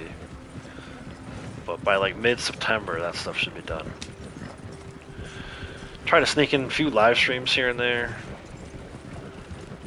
It's tough during the week because the kids are home. It's like daddy daycare, basically. But yeah, thanks June for that video, that's right. Diving into College Football 27, nice. I haven't really... How have those been? Because I got back into that during 25. And I had fun for a while, posted a few videos here on the channel. But I did not bother to pick up a copy of 26 or 27. So did they add any like additional features that you're enjoying? Or would you say, no, I should save my money and just stick with 25 for now? I might buy one in a few more years. Maybe once like 30 comes out. It's tough because I want to support it. I don't want it to go away again. I don't want them to stop making them again. But I cannot buy one a new one every year. I just can't. I can't do that. That's what I don't like about sports games. I like sports games in general. I don't like that there's a new one every year. Wilkie, how's it going? Yeah, so I just kind of went through that. Probably will play Wolverine. Won't have any content for it until next year. I say if, I'm definitely going to do something. In fact, I have the external hard drive. It's probably already out on the front step. I ordered it, a new external hard drive. I'm running low on my one that I've been using for Lucy, so I needed a new one for Lucy, and I wanted to get one for Wolverine. So there will be a Wolverine playthrough on the channel starting next year, and then I'm going to get GTA 6, but I'm probably not going to play it until the start of 2027. I've been talking a lot about like bugs in games and how when the new ones come out, they're too buggy and it's not enjoyable for me. So I'm gonna give them about each one of those Wolverine and GTA 6 about a month before I start playing them. I've already pre-ordered both, but I won't play them until the updates start coming because there's gonna be too many bugs. There's just the way it is these days with these open world games. I did not get my MASH discount for doing that bootleg mission. That's interesting. I guess too much time passed between doing the bootleg mission and getting back over to Marcel. Anyway, 48 minutes again on the clock. So that's the plan for at least the end of the year. I want to finish out the stuff with Lucy, then Wolverine, or Lucy, Wolverine at the same time, and then starting in 2027, we'll start with some Wolverine content, and then I'll also start playing GTA 6. So as the Wolverine content is making its way to the channel, because I'll have already played it in like November of 2026, as the Wolverine content is making its way to the channel starting in 2027, I'll also start playing GTA 6 offline. And then once I've played through GTA 6, I may do some live streaming for it when we get back to maybe later part of next year. That's looking like way out. 27 is way different than 25. Really interesting. Dynasty's a lot better than years past. It's very involved. Okay, I like that. They added way more. So really? Okay, I might need to. Do we know anybody who has that content on their channel for 27? I would love to check some of it out because maybe I will invest. You know, get that Yukon back to back to the college football championship. That was crazy. Everybody's like, wow, you're playing Troy? And I'm like, yeah, because it's like 2032. I was so far in the future on that game. That was fun, though, man, except I got the copyright claim for Welcome to the Jungle. That is not a monetized video, I don't think. Let me go back and let me see if I can find that one quickly enough. I've been looking back through old videos. I appreciate you guys who've been coming in. You're forcing me to kind of like relive some of the moments that I remember from the channel. I mean, I've got what? Does it say how many? Let me see if I go to my channel. I have 1.6 thousand videos on the channel. So I don't remember everything I've ever done on this channel, but it's nice to kind of think back to some of this stuff as you guys are talking about it, right? So if I go to playlists, I think I have a college football playlist, right? Let me make sure I'm not getting logged out of GTA while I'm doing this. So many playlists too, actually. Days Gone remastered, God of War Ragnarok. I thought I had a college football stuff before that. Starfield. Speaking of my Starfield playlist, there's that one. Did I not make a playlist for my college football videos? MLB The Show 25. I guess I didn't make. That's kind of surprising to me because I did like 5 or 6 videos. I should make a playlist for that. Neva. Dude, oh my god, Neva was so much fun. Neva. Sorry, Neva. That was a fun game. Dude, really? I guess not. Collector Run Archive. That's hilarious. I should go back and watch some of these old stupid. Far Cry 6, which I never finished. I should just take that down. I got 6 videos from Far Cry 6. I don't even remember playing that game, dude. I don't see my college. I'm just going to go to videos at this point. Maybe I'll do a search. NCAA, right? NCAA. It didn't come up that way.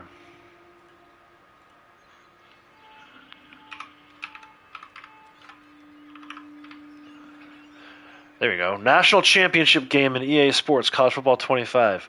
88 views. You know what, dude? That made some pretty good money compared to the other ones. I was just talking earlier, if you guys weren't here earlier, I was talking about the most recent Ghost of Yotai video has over 100 views. I made like 3 cents off of it. So just by comparison, I don't know why I like looking at this stuff. I don't like stress about it, but it's here on the screen in front of me. That video I just called out, the national championship one, where UConn wins the national championship. UConn football, not basketball, but football, in NCAA 25, the video game. 88 views. 88 views, and maybe $1.79, $1.79. So, but the one prior to that, which I think was like the semifinal game or maybe the first round, I just called it playoff game in EA Sports College Football 25, ineligible to earn money because of, in the background during the kickoff, Welcome to the Jungle plays. That video is ineligible for monetization. Thanks, Guns N' Roses. And probably like Atlantic Records or Capitol Records, whoever they're signed to. Anyway, let's do this posse versus, man. This could be fun. Let me get Blondie, and you're just gonna get 3 kills, right? Let me get Blondie and Tex out of the wardrobe. Let me get my other controller for Tex here. This is gonna look silly too because they're all dressed in their collector outfits. I'm weird. I don't know why you guys subscribe to my channel. You guys, you love all this nonsense, and I love you because you love all the nonsense. But here we go. We're about to do... Where have you seen this before? If you've seen anyone else do this, any other YouTube channel do this, you let me know. I'm about to do Posse versus Challenge with 3 separate characters all at the same time. Let's go. Not team. We'll do infighting. Where else can you find this kind of content?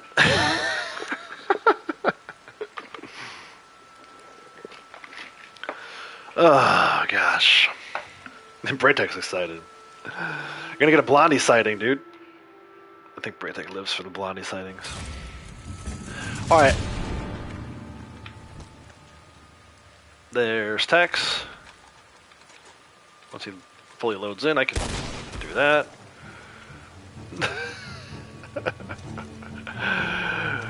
Where's Blondie? Blondie's taking forever to load in. Big Tex might load in twice by the time Blondie loads in once. There she is.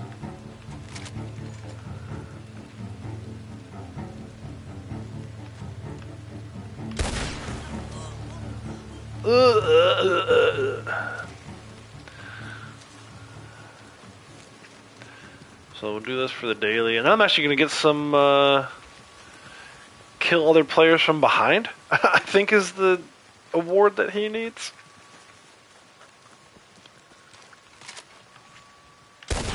Ah, I missed. Like the wind made me move or something. Anyway, so she's just going to stand here. You guys are going to have to watch this. Because I need... What is the one that he needs? What is the exact name of that award? It's like a sharpshooter. Yeah, kill other players from behind. Somehow I have 658. Dude, I'm never going to get that one. I'm going to have to use like all 3 characters. I might have to create another character just so Tex can get the kills. I'm going the wrong way with him. So you're not seeing this on your screen. You won't see this until Tex actually kills Lucy. You get the cool little like screenshot of him. So from behind, does this count? He's behind her, and he headshotted her. Let me see if he got the credit for that. I should have pinned it.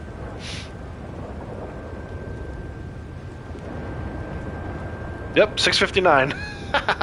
Dude. Alright, now I gotta find her again. Where did she go? She's down by where John takes Jack fishing, I think. Down by the cougar spawn location, right? Is that her? No, I just gotta make sure I'm behind her. Oh, you can see him coming on the screen. Coming towards her? Not coming towards her. On the screen. Bam! Let's go. Looks like a badass. I wish I was recording this.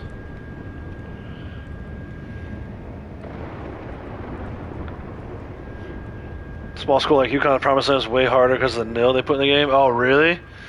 Yeah, dude, I don't know about that nil, man. For me, my personal take on it, I was always in support of the athletes making money, right? Like, they can't get a regular job at like the campus bookstore or anything like that. Like, the non look at that look at the cameras going by in the background. That's freaking hilarious. That lady just saw a murder from the back of the stage. Goes, oh, there it goes. Now he's hustling off, dude. That's freaking awesome. Um, but I think we swung the pendulum too far the other way. Like I was all for them making money. But like I was talking about earlier, I'm a huge softball fan. $4 million Texas Tech paid to get that pitcher from UCLA to come to their school. They still lost to Texas twice in the championship. So it didn't even work out for them. I mean, I guess it worked out a little bit. It put their program on the map. Now they have this other pitcher that they're going to try it with. But $4 million to a 20-year-old kid, that's not right. And then you had the whole situation with I know Ducky's a big Tennessee fan. I haven't seen Ducky in forever, but the quarterback, right? Didn't the quarterback from Tennessee like bounce because somebody offered him more money somewhere else? It's become like the professional leagues, and I don't really care for that. Again, a small fee. Whatever the kids who are working in the campus bookstore are making, times two maybe, I think would be more appropriate than $4 million.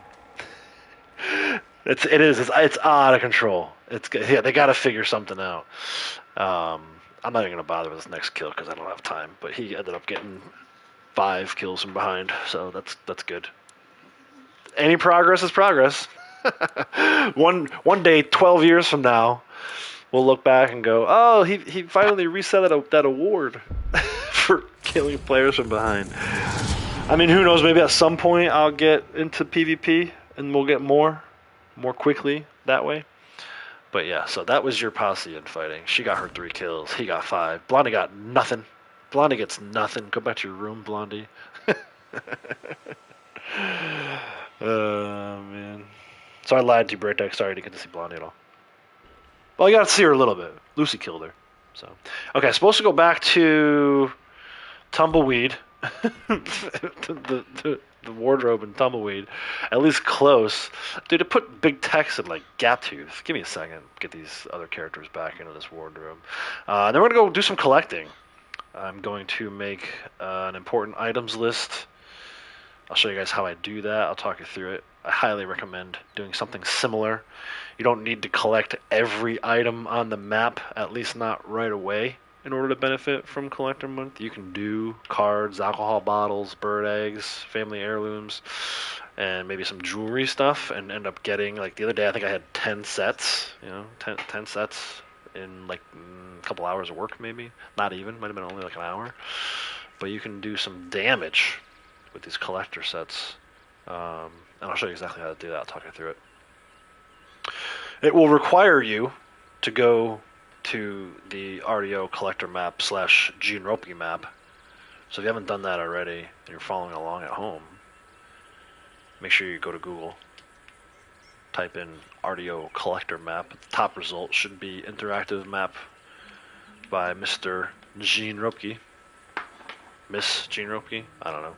Jean Ropke? I know a Gene. I know a Gene who's a female. Gene's one of those names that depending on how you spell it, could be one or the other, right? Gene, the male version of Gene is Gene, and then the female's like jeans that you wear, Jean.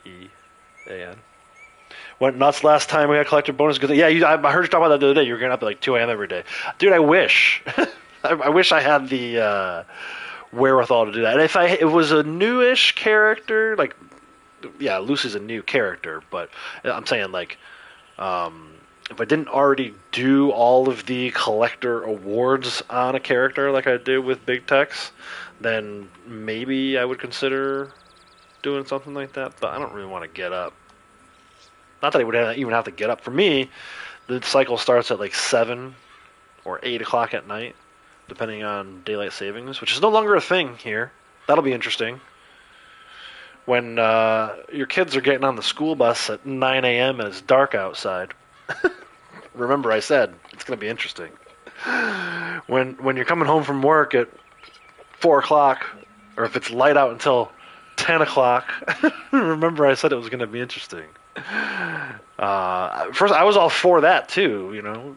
At first when I was reading into like how it affects sleep and I think something like 70% of cardiac events, like heart attacks and strokes, happen around times when we change the clocks, whether it's April or November.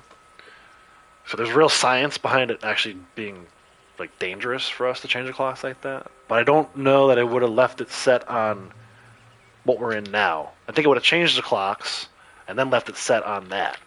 Change the clocks one more time and leave it set on that. Because otherwise, like I said, the kids are going to be getting up at like 8 o'clock. It's going to be dark out. It's going to be hard to get them motivated to get out and get to the school bus. I can tell you that already.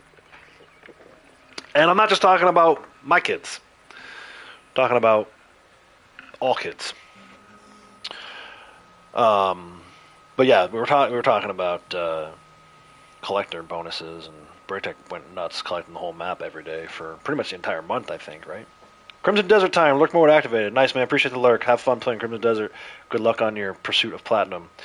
Texas AM spent $27 million to field last year's team. Yeah, I mean, they got embarrassed, right? I don't know. That's a lot of money, dude.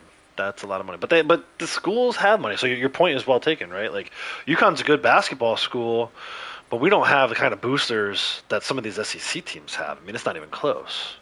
I appreciate UConn's boosters because they've done a pretty good job of putting like there's a nice area. Like if you've ever been to UConn, at least when I used to go there 25 years ago, it was like Gamble and that was it, right? So where the basketball teams played, and even Gample's like 30 something years old at this point.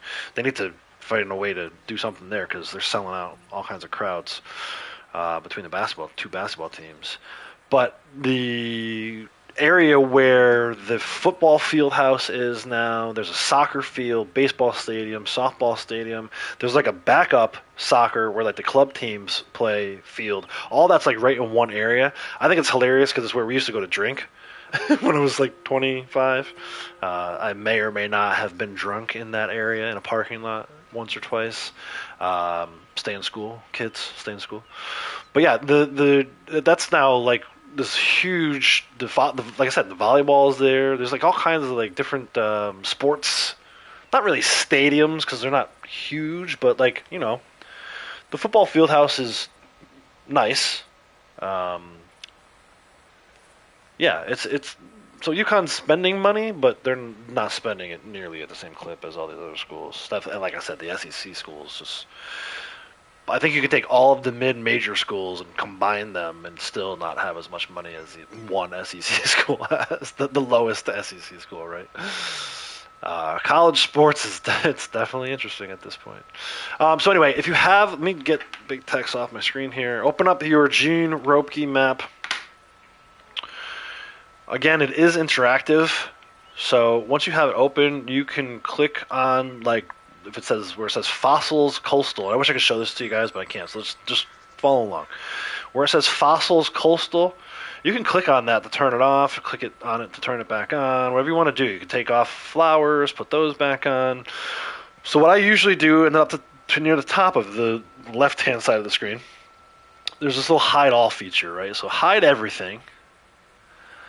Then take your mouse, go down to Tarot Cards Cups, and it will show you only the tarot cards in the cups group, of which there are, I think, 14, right? So at the same time you're doing that, pop open your collector's bag in the game, and scroll over to Tarot Card Cups, and you can see exactly how many you already have. In my case, I have 8 of 14. Well, let's find the 6 that we're missing, right? I don't want to go collect all 14 of these, because I don't need to. Tomorrow, after I turn in this set again, maybe I'll need to go get 9 of these instead of 6. Maybe I'll need to go get all 14. I don't know. We'll figure that out later, right? But I can see here the 6 that I don't have. They don't have a check mark next to them, right? So now I'm saying to myself, okay, 2 and 3 in the top row. Let's find those on the interactive map, right? So the 2 of cups is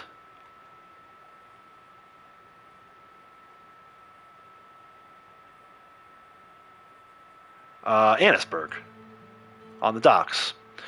So I click on it on the Ropke map, and then there's a little thing right above where it says remove from map, and don't click that, don't remove it from the map just yet. It says mark as important, right? So if you highlight over that and you can click it, it puts a little red border around that cup. Leave it alone for a minute, leave the red on there, and then I'm going to try and find the 3. Right, so for whichever one of these, for me the 3 is in Butcher's Creek. Right, so they're kind of 2 and 3 are kind of right next to each other, which is nice. But we're going to fill out this whole map, right? So now on my screen I have 2 that are highlighted. So again, try to make your Ropke map match up with your collector bag for each one of these that I'm going to go through, right? So we're starting with cups. We're going to do all 4 card sets. We're going to do alcohol bottles. We're going to do bird eggs. We're going to do family heirlooms. But we'll get to those. So right now I know, okay, I also need the 5, the 10, the page, and the king. So 5, 10, page, king. For me, 5, 10, page, king, 10, page, king, king, 5, 10, page, king, page, and then the last one I need is the 10, which is, looks like in Sound the Name. So now I'm comparing, right? I know I need 6 in order to get to 14. I'm comparing, do I have 6 red highlighted bordered icons on my Ropke map? And I do. So now I'm turning cups back off. We'll put them back on in a second. For now, just turn them off. Now go to swords. Turn those on. Swords should be the only thing you have on right now. Howdy Ghost, how's it going? They tried that in the 70s, it lasted 10 months. It will fail this time. They should just switch to standard time. Yeah, that's what I think too. I think it's going to fail. Once they realize kids are waiting for the bus in the dark and people, the other drivers can't see, you know, the first kid that gets run over by a school bus, we'll be changing back to daylight savings real quick. Anyway, suits of swords, right? So in this case, I need 9 of these, which is kind of a lot. So like I said, you're going to see as we go through these, it'll change. So I'm going to kind of flip it a little bit, but it's still the same thing, right? So just flip your brain a little bit. For me, I need everything except for the 7, the 10, and the queen. Right? So I'm going to mark everything on the Ropke map as important other than the 7, the 10, and the queen, right? 7, 10 I said? 9. No, 7. Yeah, 7, 10, queen. 7, 10, queen are the only ones I'm not marking. The queen, 7, 10, queen. 7, 10, queen. I think I already grabbed, yeah, the 10 was at Homies Bethel earlier. Where did I grab that from? Yeah, Homies Bethel. I grabbed that as part of my collector run for collector dailies. The 7's in Saint Denis, and then one more. So again, this time it's 9. I'm making sure I have 9 red highlighted or bordered icons on the Ropke map. I do 1, 2, 3, 4, 5, 6, 7, 8, 9. Wait, hold on.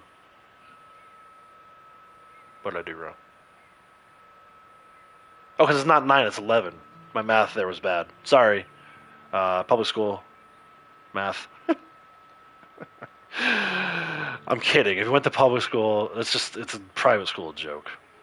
Anyway, 1, 2, 3, 4, 5, 6, 7, 8, 9, 10, 11. Okay, so we're moving on. Unmark swords on the left-hand portion of the Ropke map, the menu. Turn on wands, and in the game, go to your collector bag for wands. Same thing here now. I don't need the 3, the 4, the 6, or the king. 3, 4, 6, king are the ones I will not mark as important. 3, 4, 6, king. And again, follow your own collector bag. Don't follow mine, otherwise you're going to collect stuff that you probably already have or might already have. What was it? Remind myself. King, 6, 3, 4. 3, 4, 6, king. 3, 4, 6, king.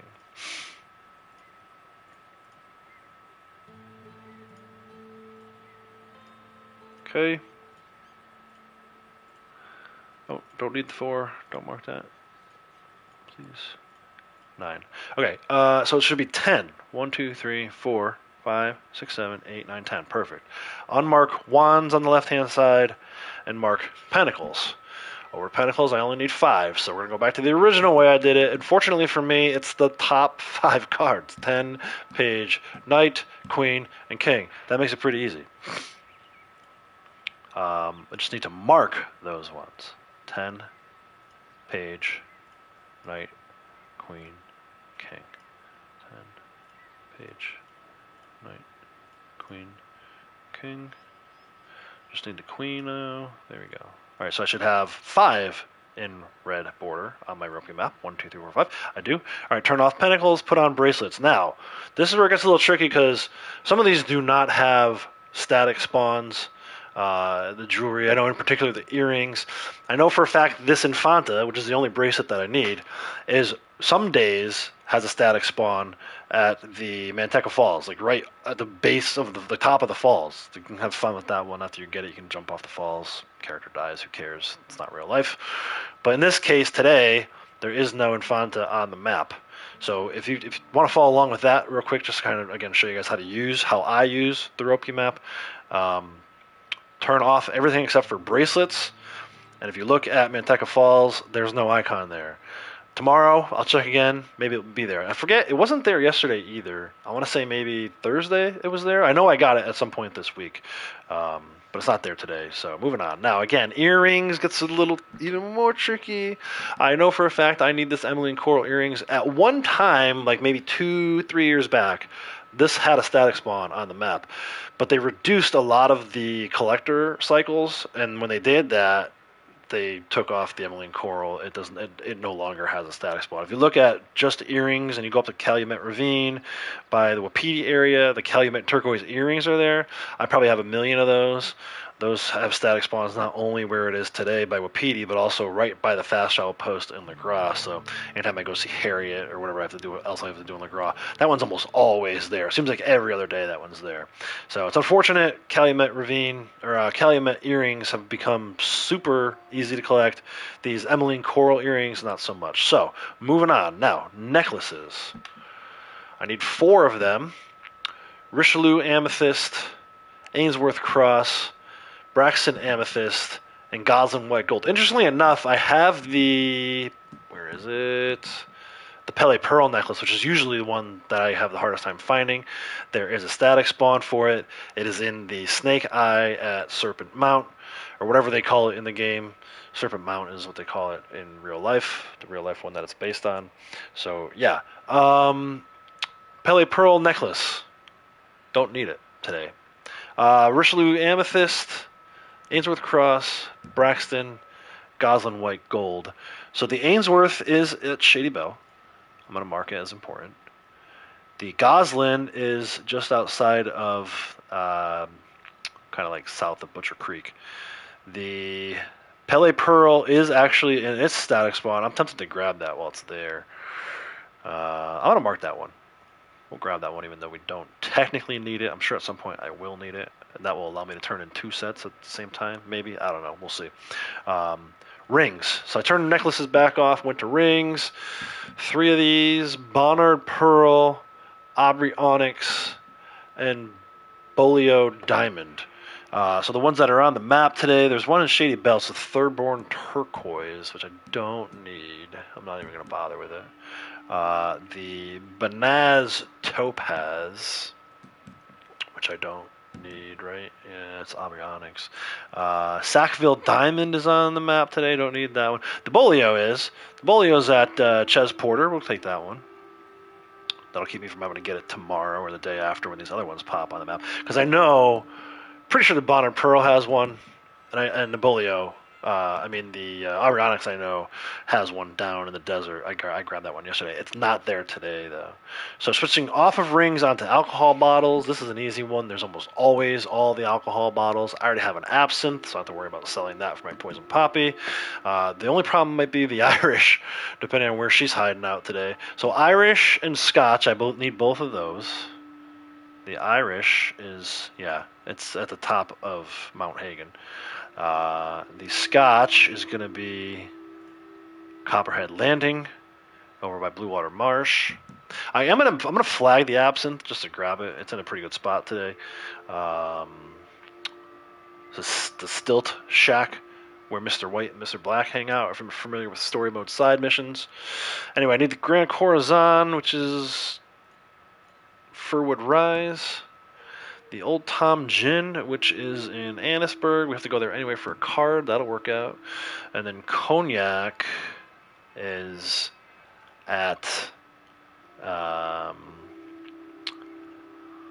I don't even know what that shack is called. It's where Sean and Arthur do the homestead robbery in story mode. Again, a companion mission, side mission, not main mission.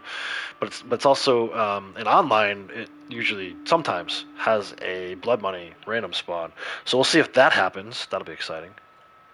Get Mr. Tex down to 82 out of whatever. 82 out of 100, which will be the 1,000th that he needs to reset it. Bear with me, guys. I'm having issues with my phone here. There we go. Just trying to keep an eye out for texts from Lady Outlaws to know when I need to stop streaming. Spoonbill, which can be tough. Heron. Eagle, there'll be 2. Vulture. Hawk, there'll be 2. And Egret. So let's start with the Spoonbill. Is he in a good spot today? He is, actually. Nice. Spoonbill. Heron, which is also down by Shady Bell, which we're going already. Eagle, couple spots. One's near Strawberry. Good, that'll be an easy one. Vulture is down in the desert, Henniganstead. Hawk, there's 2 locations for that one. One's actually by the Eagle. Duck eggs that we got earlier by O'Crae's Run. That one can bug out, though. And then the Egret is in Blue Water Marsh. So that's bird eggs. Skip over arrowheads. Go to family heirlooms. I need 7 of them. Jade hairpin, ebony hairbrush.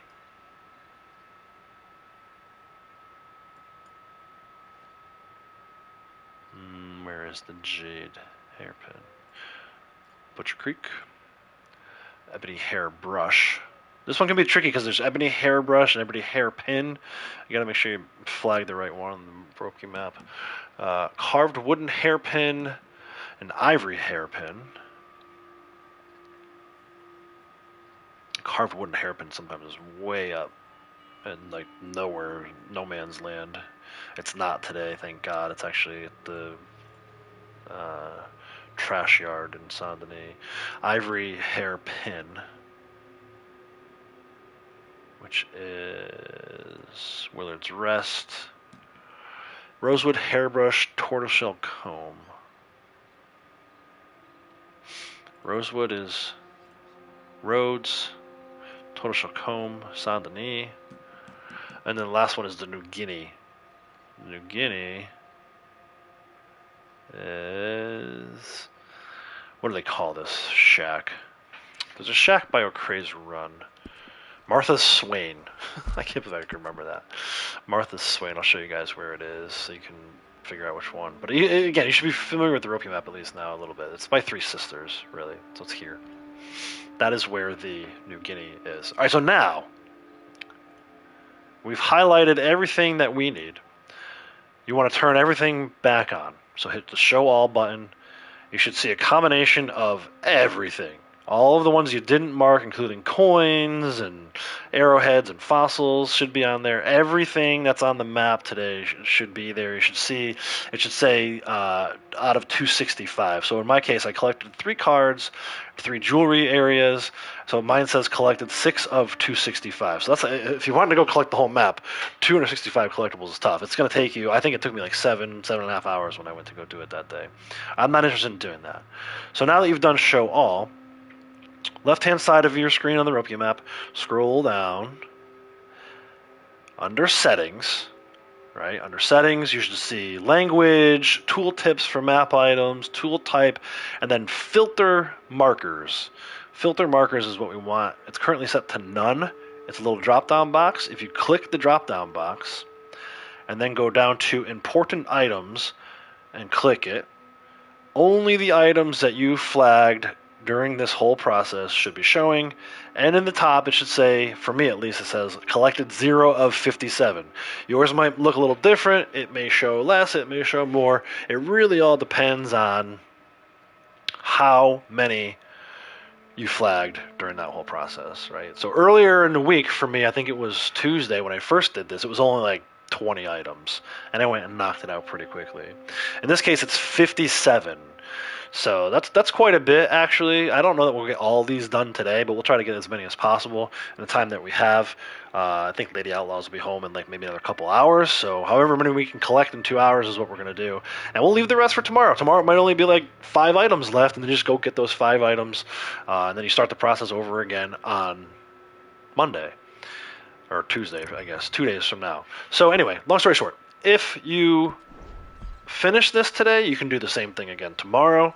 This is how you make 200,000 in 7 months, and end up as a almost rank 361. She needs like 317 XP. That's nothing.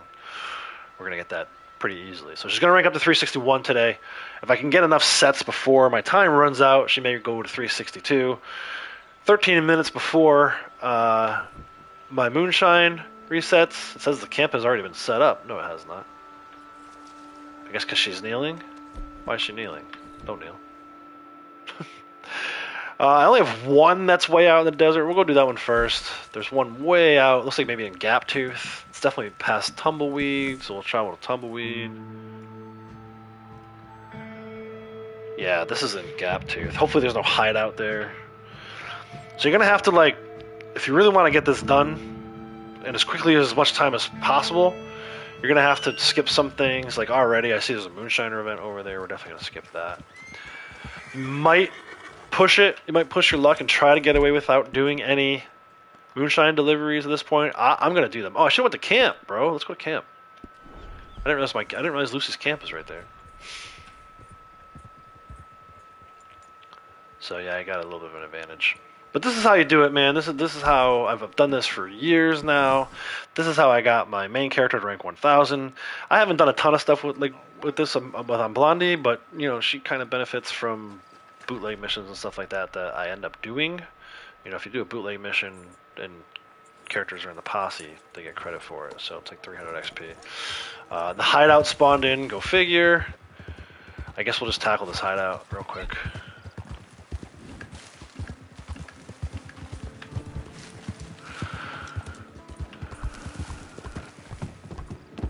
Try to do it as quickly as possible. Let's get amped up on the juice. Maybe those tonics.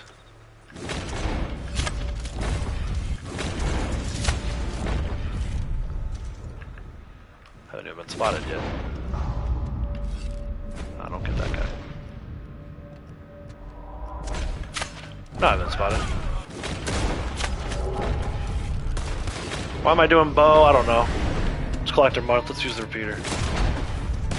Actually, let's use. Yeah. He charged at me. Thought he was gonna tackle me. Instead, he took a bullet to the face. You can use the Maxim gun here if you really wanted to. I'm trying to make quick work of this.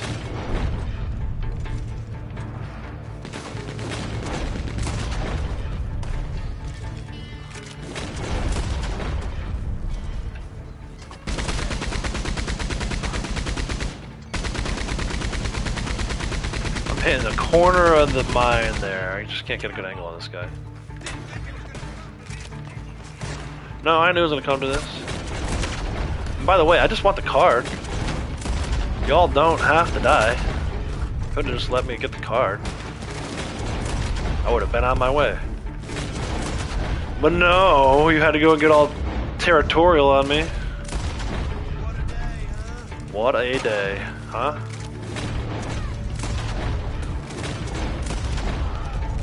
I like... That's fun. Those explosives. Don't go in there until you clear those.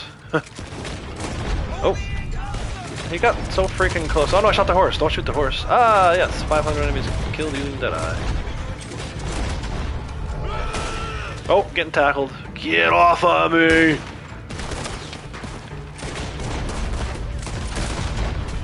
There's rank 361. Yeehaw! We are just flying with Lucy here. On Tuesday, she was ranked 342. Started Tuesday's session, just ranked 342. I turned in, I don't know, 70 collector sets, 20, whatever it was. I put it in the description of the video. Either way, she ranked up like 15 times that day. She's way ahead of schedule for hitting 500, rank 500 by the end of the year. We'll see how that all plays out. She's about 2 weeks ahead of schedule.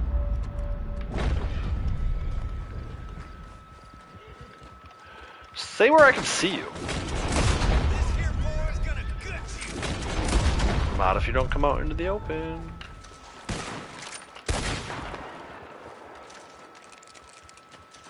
All I wanted was my card.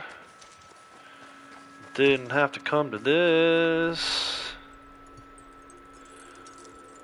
Now you're leaking everywhere. And you smell like and piss. Oh, that for 4 out of 14? My gosh. And I guess I've got to finish this too. Also, like I said, don't get yourself blowed up now. Didn't I already shoot those? Why are they still there?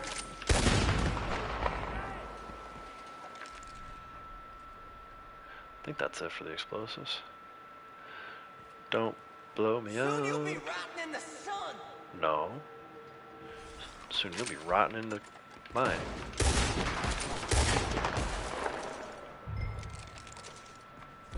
Kill or spare the leader.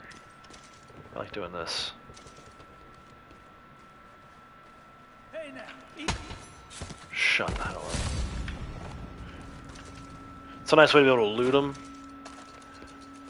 and not lose honor. Not that I really care about honor. Not that you can't get it back by giving your horse a carrot. But I don't know. Leave one alive. Otherwise, they can't tell the stories and make you a legend. Right? If you kill everybody, they're not going to know who killed everybody. But these guys can be like, no, there was this chick, she had pigtails. I offered to not kill her, and then she knocked me out with her pistol. Alright, man. I'm going to head back up to my campsite since it's right here. You can either set a camp or ride the tumbleweed, I suppose. But why would I do that when my camp is right here? I need to go to McFarland's to get the vulture egg that's in Hannigan instead. Oh, I see something flashing. I don't always do this,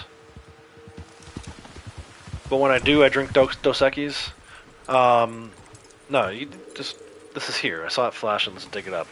Who knows? Maybe I'll get another set from it because it'll be a jewelry that I need. Maybe it's the Infanta bracelet, right?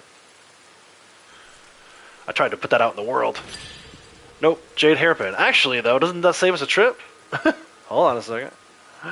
That's one of the ones we needed. Kinger, how's it going, bro? Thank you. Appreciate the like. Welcome. Yeah, I think we're getting it. Yeah, the jade hairpin. I gotta go to Butcher Creek anyway. I might as well leave it on the map. There's a card that is at Butcher Creek too. So then I'll have two. It saves me from having to get the jade hairpin again tomorrow.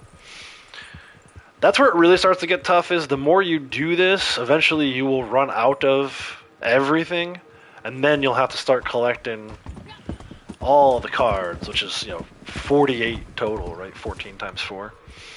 That's easy math. That's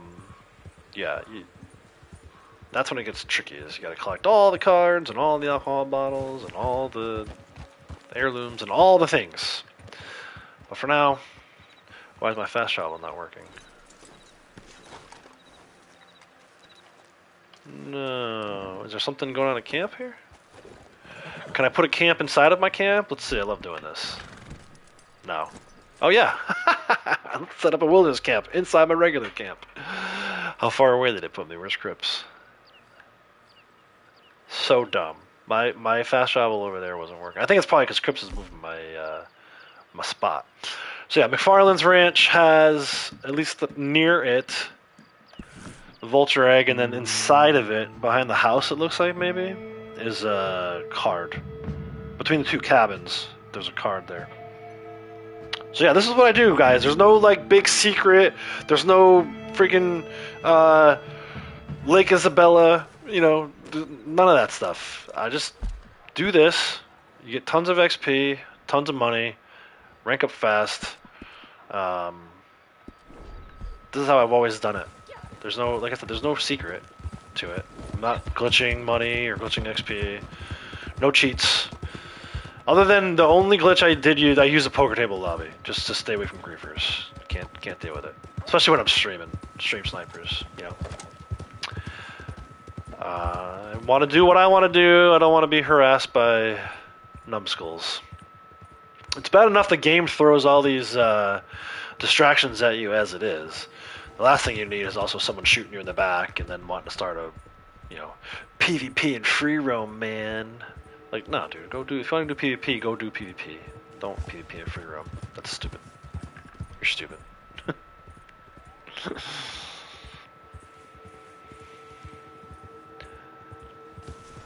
And I have like a neurological thing with my fingers and my hands, so I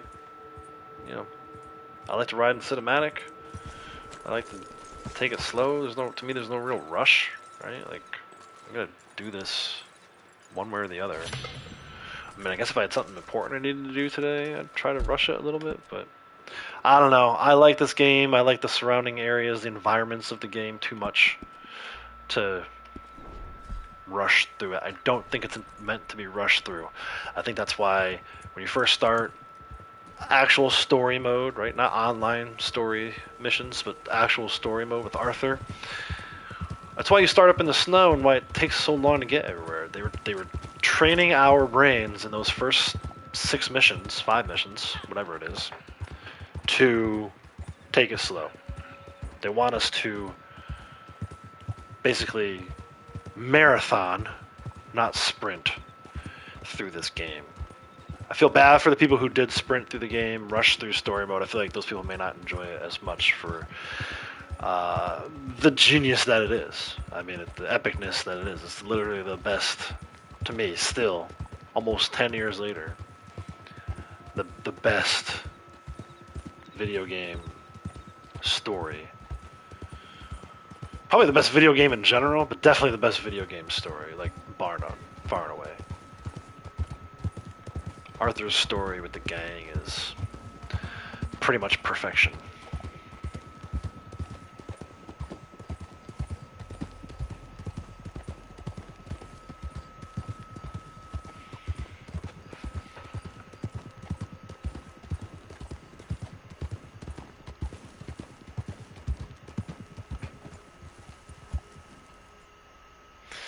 Alright, so as I said before, we have card here in between the two cabins. This is a moonshine delivery spot. Speaking of which, I got 2 minutes before that's ready. Right over here is the 5 of Swords. Grab that one. I will say in online it's a little annoying. You get 2 types of free roam events that spawn in more than some of the other ones. It's these moonshine, these bootlegger missions, roadblocks, or poison the still. These spawn in 10 times as often as some of the other ones. And then the bounties, the free roam bounty targets that spawn in. I wish there were a way to adjust that. You know, dial down the roadblocks and random bounty missions and dial up the blood money missions, please and thank you. So over in Thieves Landing right here, there's a card on a barrel in the little shack, according to the rope map. I just want to see something real quick. It's going to take me right through that roadblock. I don't want to do that roadblock. I didn't want to do the last thing that I did. I didn't want to do a hideout. I definitely don't want to do the roadblock. So we're going to go around the mission area. The last roadblock I did didn't even benefit me.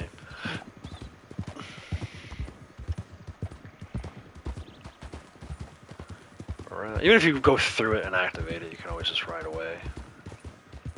You don't really need to do what I just did, but I did it, so there. Just ride through it. Eventually, once you get far enough away, it'll despawn. It'll say that you abandoned the mission. The mission you never wanted in the first place. You reckon it's better than GTA? The story? Yeah.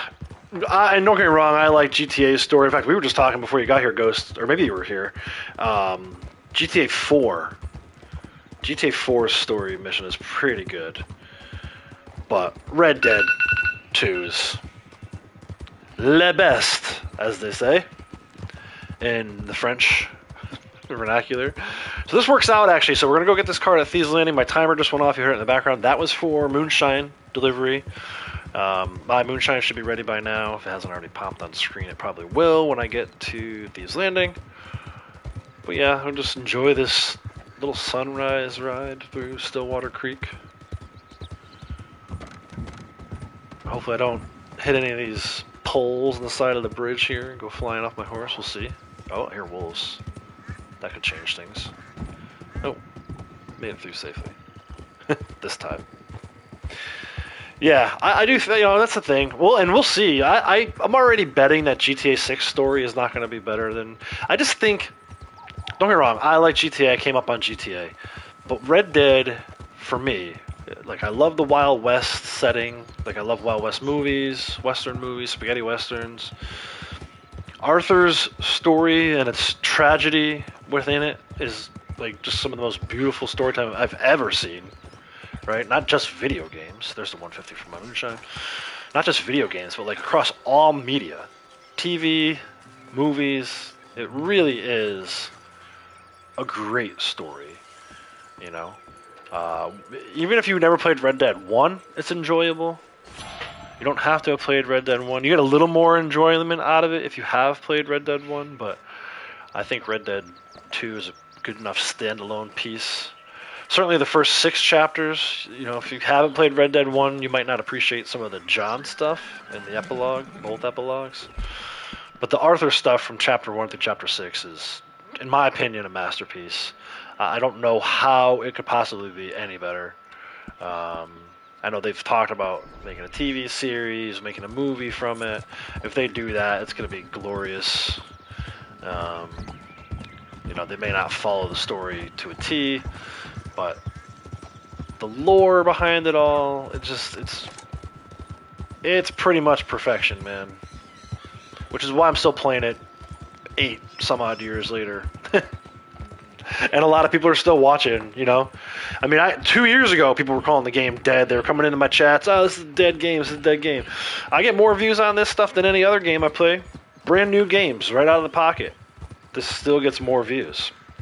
I'm not playing it for the views. I'm playing it because I still enjoy it. I mean, shit, I started a new character. This is my 3rd, technically 4th, if you want to count my Xbox character. This is my 4th character. 3rd character on PlayStation alone. It's that enjoyable to me. And yeah, a lot of it's a grind in the online mode, but I'd rather grind in this game in this beautiful tapestry of a map that they created than grind in some other games. Like I thought about going back and doing a second play of Ghost of Yotai now that I'm done watching my playthrough and editing those videos. And I'm like, you know what? I'd rather do this. Look at Braytech, man. Braytech was going to go play Crimson Desert. Instead he decided to jump into RDO first. Like, it still is the #1 game for a lot of people. 23 people are watching right now. Only 15 likes. I'd like to see that balanced out a little more, but what are you going to do? Sometimes people forget to hit the like button. Even with my reminder. My pinned comment. Nah, it's all good.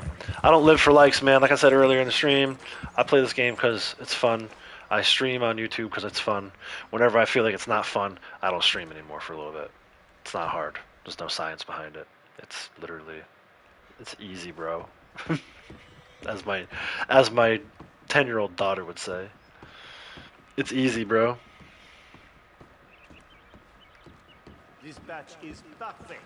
We can ship it whenever you like. So, what shall we create? It's already created. Let's go. We're going to Eddie Bray. I told this story before. I know a guy named Eddie Bray in real life. One of my best friends growing up, his dad was named Ed Bray. They spelled it differently, but yeah. Are a little impatient for sure. We wish to make I think after this delivery, I'm going to have to take a little potty break. I've been drinking a lot of Chick-fil-A soda this morning. Britta, you guys have Chick-fil-A? I know you're kind of lurking. Do you guys have Chick-fil-A in Croatia there? These jugs will arrive quickly and in one piece. Yes? There we go. It's funny, I said balance it out a little more. 2 people stopped watching, and 2 people hit the like button. So now it's instead of 23-14, it's 21-16, but 2 people left. Ghost says, I play this game all the time, got 3 characters to work on. Okay, 1 is rank 1000, but still haven't war. That's how I am, man. You know, I got the rank 1000 character, still working on these awards, probably will be forever. I'm going to get him in here. Next time Naturalist is on bonus, we're going to take a little break from Lucy. I'll still play Lucy off stream, but Big Tex is going to get in here, do some Naturalist award. And there's plenty of other awards that he needs to work on too. But so there's him, rank 1000, working on awards. Blondie's in here. She'll get credit for this moonshine delivery. Not much, but it's like 400 XP, 45 bucks. She doesn't need the money. But she's rank 771 as of this morning, yesterday. I don't know. 771 at some point. Gonna try to get her to rank 1000. We'll see how that goes. I don't know how much I feel like doing that grind all over again. That final grind from rank 999 to rank 1000 is brutality. Brutality level. And then Lucy here, who is now officially a rank 361 on her way to 362. Those are the three characters I'm working on mostly. I mentioned earlier I have an Xbox character. I forget where he's ranked. But I haven't played on Xbox in, I don't know, 3 years? Let's see, probably 2 years and change. We moved 2 years ago. This is the start of our third year. We rent, and I know that because we just saw the landlord not too long ago, to re-up our rent for 1 more year. At least 1 more year. So when we moved, I put the Xbox away in its actual box. Xbox in a box. And it hasn't been taken out ever since, so it's still in the box, and the box is collecting dust somewhere. I don't intend on playing Xbox ever again, unless they come out with some super amazing game, but problem with Xbox, they don't put any games out on that console. So, yeah, I don't foresee myself playing my Xbox anytime soon. We'll see. 24-17, nice. A couple people came back. Got 1 more like. Oh, now it's down to 22. You can't go by that. You really can't go by that. Of the 22 watching, I'm one of them, right? You have to watch your own stream in order to watch your chat. I mean, you could put the chat up on the screen on PlayStation, but don't do that. I did that when I first started out, and someone typed the N-word in. So yeah, don't display the chat on your screen. On your stream while you're streaming. That is a noob move, in my opinion. You do what you want, but but I would assume most people who are streaming and trying not to get banned on YouTube don't want the N-word typed into their chat. I don't know. maybe I'm wrong on that assumption. Oh man, the good times of the early days streaming. I can't believe I've been doing this for like 5 years now. Pretty wild. Started my channel way before that, but the actual streaming portion of it and the content creation and uploading, it's been about 5 years. Alright, another berry cobbler. Let's let Marsar get to work. I'm going to leave you guys in front of him for a minute while I go use the potty. Let me set my timer, 48-minute timer, before my next batch is ready. We'll see if I actually deliver it or not, but it's there. The timer's set. I'll be back in like 2 to 3 minutes.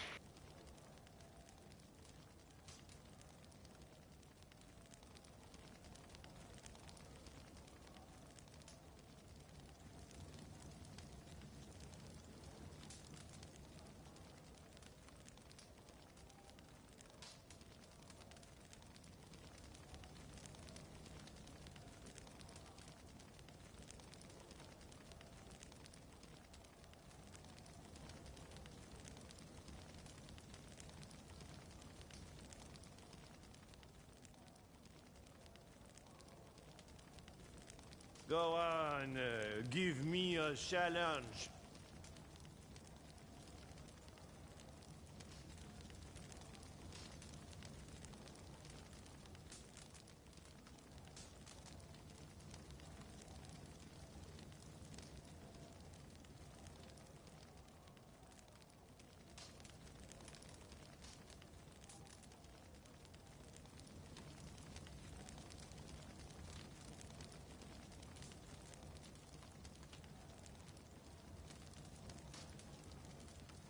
Ne vous pressez pas surtout.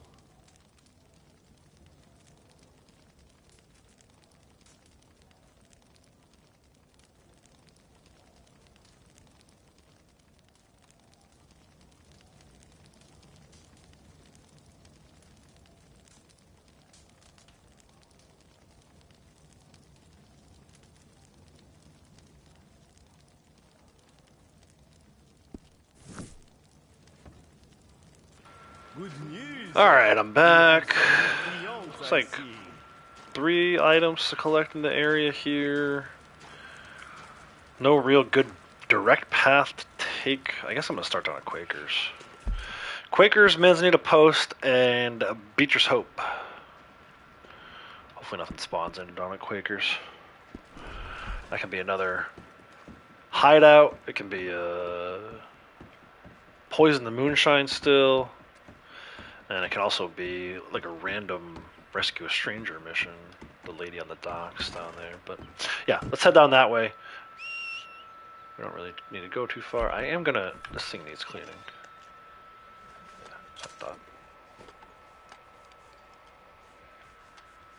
But yeah, there's still plenty of people playing this game. I mean, I would love to know how many people are playing it, and also I would love to know how many people play it in like some kind of private lobby, either on MTU settings on PlayStation or poker table lobby. I would love to, because I bet, you know, it's easy to log in and see in public lobby, oh, there's only 8 people here. Well, it doesn't tell you how many people are playing in private session like I am. I would argue at this point there may be more people playing in private lobbies than there are in public. But who knows? Well, Rockstar probably knows.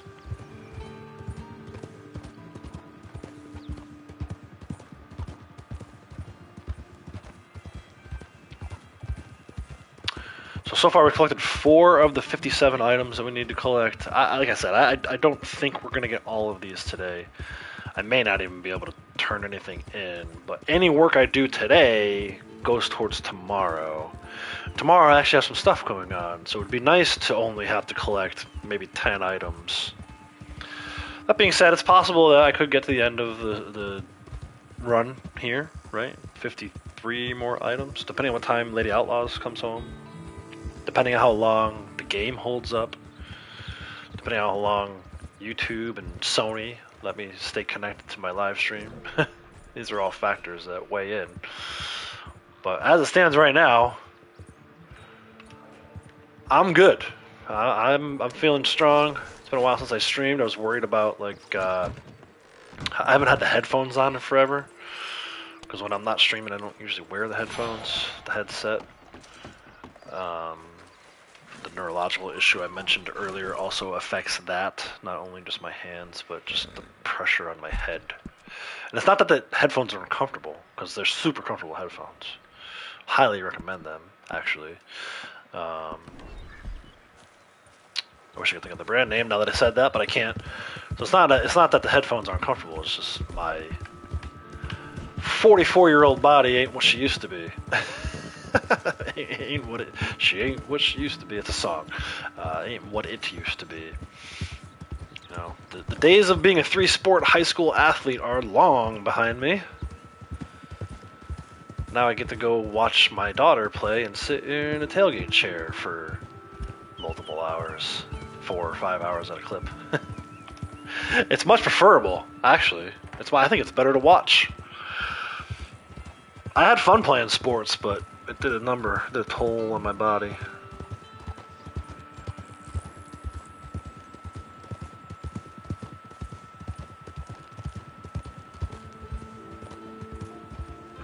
But I just love riding around, man. You get to see the desert, high desert, plains, mountains, swamp. I mean, it's like, you name it, this game has it. And the areas are spread out enough that the progression through them feels natural, right? There's like little transition areas that you don't even really notice are there. Or sometimes you cross a river, and the other side of the river looks different, but the river's there as like a boundary. To me, they did a really good job. I think this is the best map in any game I've played. The only one that maybe kind of rivals it a little bit is Horizon, and that's only because I love the American Southwest, and Horizon does a very interesting spin on it, where it's more like what would happen if... It's almost like that show After Humans on the History Channel, right? You get the cool little look at like San Francisco and LA through the lens of what would happen. Oh no, she's stuck. Oh, there she goes. What would happen if the Earth were completely destroyed and then terraformed by an AI? That game's so great, man. That game's so underrated in my opinion. If you don't like that game, fine, but I love me some Horizon. Andrew Roberts, how's it going? This is Red Dead Online, so it's the same map as Red Dead 2, but it's very different from story mode. I'm going around getting collectibles right now. I'm actually collecting a ton of what they call tarot cards. In Red Dead 2, they refer to them as cigarette cards, but they're in different areas, and there's different amounts of them. But yeah, it's basically Red Dead 2, but you get to create your own character and explore the map as if you were playing Red Dead story mode, which was a big thing for me. I played story mode for 2 years before I ever took a chance with Red Dead Online. I was worried about online games. I had a bad experience with Madden back in the day. NFL, Madden football, if you're familiar. Had a bad experience with that online, so I kind of like swore off online games for a long time. But then I got to the end of Red Dead 2 story mode, and I was like, okay, now there's nothing to do, right? The game, at some point, once you finish all the story missions and do all the side missions and collect all the collectibles in story mode, it gets to be a little bland, dead. Like, you could ride around the entire map and nothing happens. There's no random encounters anymore because you've already done them all. And you have to start over. So I played story mode probably 2 or 3 times all the way through. And I kept saying to myself, man, I wish there was a way where the map would reset every so often so that I could do more stuff in Red Dead 2 story mode. Well, that's what Red Dead Online is. To me, at least. The perfect solution for that was Red Dead Online. When I finally took a chance and played some online, I was like, oh man, this is everything I've been asking for. Now, I still wish you could do it as John, but there's ways to create characters that look like John. There's videos and stuff like that. I know people put out videos to make their characters look like Sadie, Charles. There's these videos out there to make your online character that you create look like characters from story mode. So, like I've been talking about the whole time, very enjoyable game. If you haven't played before, highly recommend. I would recommend playing story mode first and then getting into online. Just because online's good, but I still think story mode's better. So now this thing popped in again. It's right in the middle of my path. This is what I'm talking about, right? These roadblocks, they pop up every so often, and by often I mean a lot. I need to go to Strawberry. Inside the windowsill of the jail cell is another card. But I don't want to go through this roadblock again. This is annoying me. The nice thing is you can skip them, go around them, or like I said earlier, you go through it and just not actually kill anybody. Then you don't have to worry about it.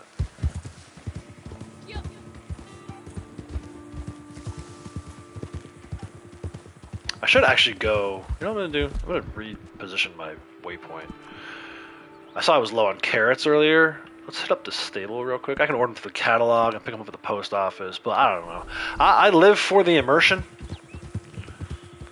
Even the mini-map is a little too much for me. My eyesight's not as good as it used to be, so I use the larger version of the mini-map, the expanded version. But I have been known to turn it off because, you know what? Because it's a beautiful freaking game. You can turn all this stuff off, man. You can turn off, like, you can make it so that you don't even have, like, I forget what they call it, a reticle. You can turn off everything except for the reticle. You can turn the reticle off. Look at how beautiful this looks. I mean, now I'm going into cinematics, so it doesn't matter. But yeah, turning off the minimap is pretty cool. Maybe we'll do that for the rest of the stream. Although it would be nice to know when Blood Bunny encounters are around. I'm going to take that back. We're going to put the minimap back on since we get the strawberry.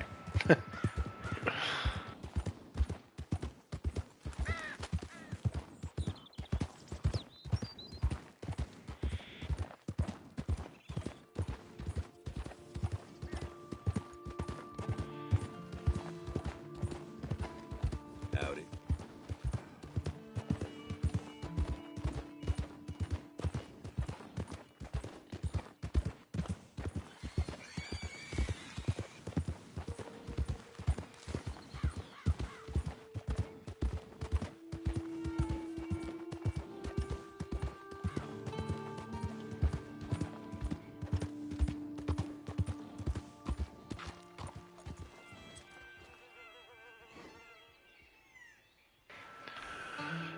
Alright, let's put this mini map back on.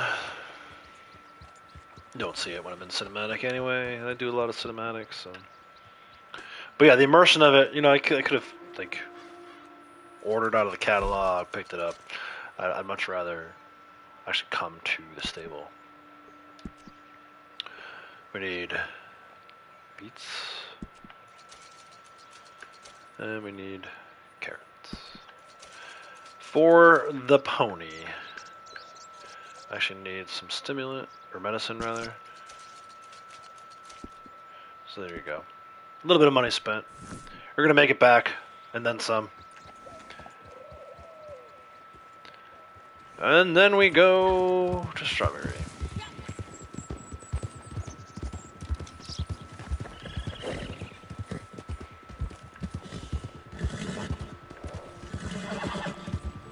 Miss? Should probably stop at the post office anyway. Do I need rounds? Yeah, I could use some rounds. Get credit for it towards an award. Actually, that's for if you pick up at camp, though. I won't get into this. Well, Knock, knock. I thought you might have hightailed it yonder.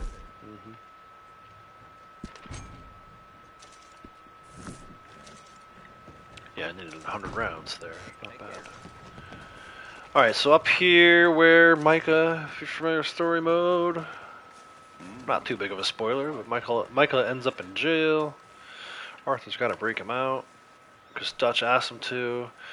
I think 90% of the people who played through would rather leave him in there. Probably 100% of the people who played through would rather leave him in there. Or have him die on that mission. I've had that happen before, where it's like, mission failed, Micah has died, and I'm like, ah, perfect ending to the story. Alright, there is an eagle egg over here, just outside of town. When the eggs are up in trees, you can either use a small game arrow, which I actually don't have the recipe for yet. It's kind of funny on this character, I don't really have a ton of the recipes. Or you can just use your farmer rifle with a regular round. Don't use a sight at once. But right over here in the corner of this ledge, where all the coyotes are hanging out. Look out! What? Come on now. Coyote ran right into my friggin' where is it? Horse. Shoot it down. Pick it up. And we can unmark eagle eggs off the map, which actually takes 2 off of the map. So if I were to refresh my important items at this point, I've already collected 9 of 57. Now it goes down to 0 of 47, because I took 2 off with that eagle egg by unmarking it as important and marking it off the map. Next one is going to be the absinthe bottle. It is in this little shack here, where you should definitely check that out in story mode. Don't go in the back door. Go right up to the front door. And go watch what happens. So if you're playing story mode right now and you haven't done that already, stop what you're doing. Go check out that shack. There's a cigarette card in there. Black Widow Spider, I believe. And there's also another surprise for you that you'll enjoy thoroughly.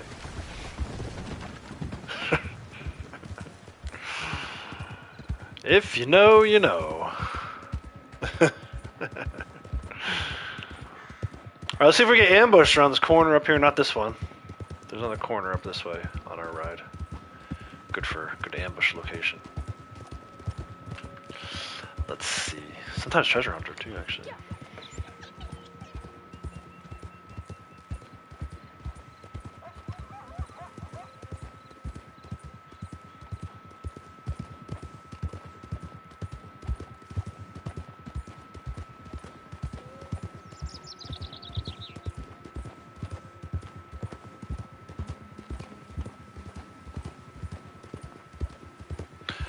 No ambush.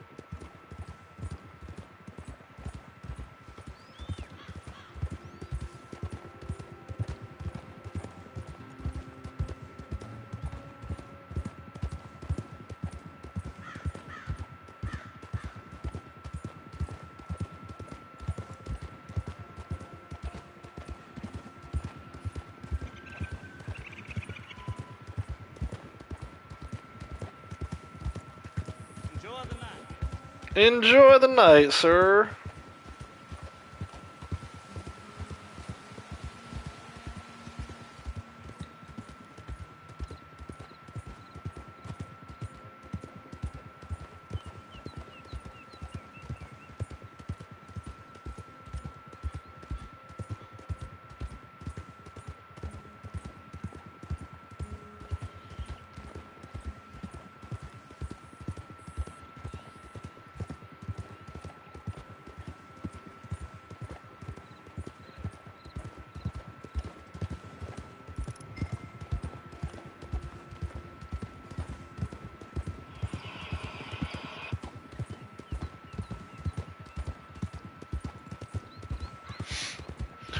My lord, long ride.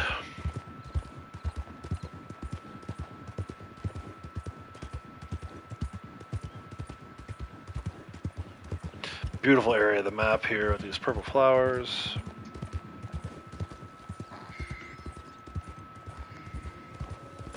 Big valley. Oh my gosh!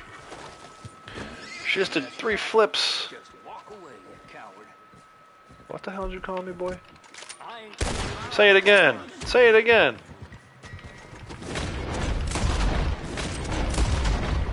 No witnesses. That's the asshole that ran into me anyway. You know, these guys just can't let it go. It was an accident, right? Created by you. I was riding straight. He turned into me. So they created the mess. Then they want to talk about, yeah, walk away, coward.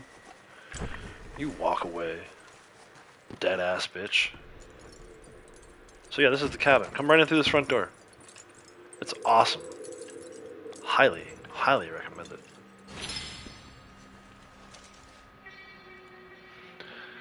So there's the absinthe. I didn't really need that for collectibles, but I know once I turn it a set, I'm going to lose it. This next one's inside the house. This is a card inside the house on the dinner table. Yeah, like... always collect the absinthe if we're going to be in the area. I had to come up here with a card anyway. Might as well grab the absinthe. Need it for poison poppy. I think I probably have 3 of those. No. So yeah, I don't recommend the lantern on the horse if you're in a public lobby. It's like a griefer searchlight, right? Like they see that shit, they're going to come over and try and kill you. For whatever reason, I don't know. They like to live in the dark. They don't like bright things.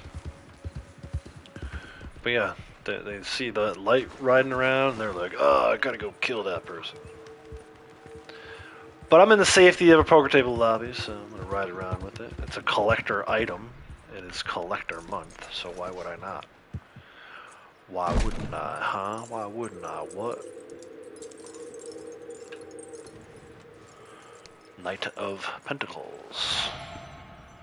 Mark it off the map. Now I need to go up to Ewing Basin. Fun little mission here in story mode. It's actually, I think, the last, well, not the last mission of Chapter 1. But after you do that, the next mission is basically just riding to Horseshoe Overlook, which, you know, maybe not the most exciting mission. You're just driving a wagon, but it is interesting. It gives a little character development with Arthur and Charles and Hosea. And no matter what you do, no matter how hard you try, you cannot stop Arthur from breaking the damn wheel. I was like, did I really hit something in the water? The first time I played it, I'm like, what the hell did I do wrong? Why'd the wheel come off? And then the wheels never really come off any other wagons you drive the entire time of the game. But yeah. There's some good cutscenes in that one.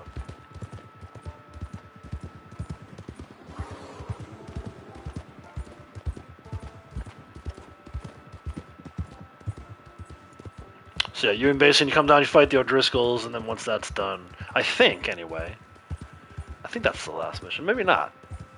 Maybe it's a train mission. It is. It's a train mission. So really, this is like the second mission, third mission. I don't know. There's one that you have a choice for. You can either go hunting with Charles early on, or you come down here and grab the explosives and the map. steal the O'Driscoll's plan to rob the Cornwall train that they don't really know is a Cornwall train. Anyway, just play the game. It's great. I'll stop talking about it. You should go play it. Stop what you're doing immediately and go play Red Dead Story Mode. All right, on the storage shelf in the building, I'm assuming it's this one. It might be one of the other smaller buildings. No, it's here. Not even vibrating. What the hell? Level 1000 collector. And none of this stuff is even working properly. Just look a little hungry there. Kidney beans it is, I guess. Forgot to make stew. Forgot to make meats. Okay, top of Mount Hagen for the Irish whiskey bottle. This friggin' Irish whiskey, man, there's like one time where it's in a pretty decent location, and that's in Saint Denis. It's either on top of Mount Hagen, or in the middle of the swamps, or in the middle of the heartlands, which isn't too bad by comparison. But this one and the one in the swamps sucks. When it's in the swamps on the island, I don't even go get it. I'll get it tomorrow. I don't need it today. This one's not too bad though. This little collectible though, you gotta search everywhere for it.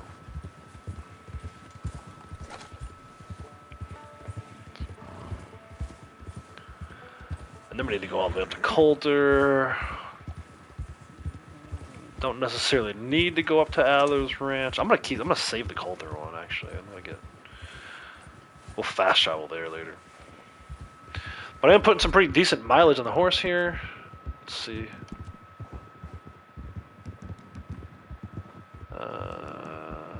Travel. Yeah, not bad. I've reset this one 3 times already. I saw one pop. Was that a sharpshooter or combat? Kill enemies in Deadeye.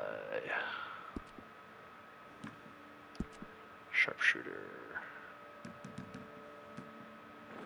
There it is. I need to pin that. We're at 507. It's pinned already. That can be pinned. That can be pinned. That can be pinned. Quite a few things we got that are 3/4 of the way there, or halfway there, right? I like to go by, so if you look at my pinned, I go by the white, right? Occasionally this is like not white, but this means I'm almost there. Almost there. I need one more ambush. Where was the ambush at freaking Lenora's cabin, or Lenora's View, whatever the hell that one's called.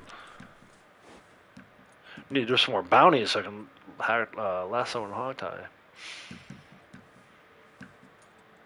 It's not bounty month anymore though. But you see, I got a ton of stuff that's close. I just like to mark it just in case I miss when the notification comes through. I forget to reset. Might be leaving gold on the table. The Moonshiner event down at Ewing Basin spawned in. I'm glad it spawned in now instead of when we were down there. Made it easier for me to get that card. Probably be a hideout that'll spawn in over here too. Millsap Claim. Whee.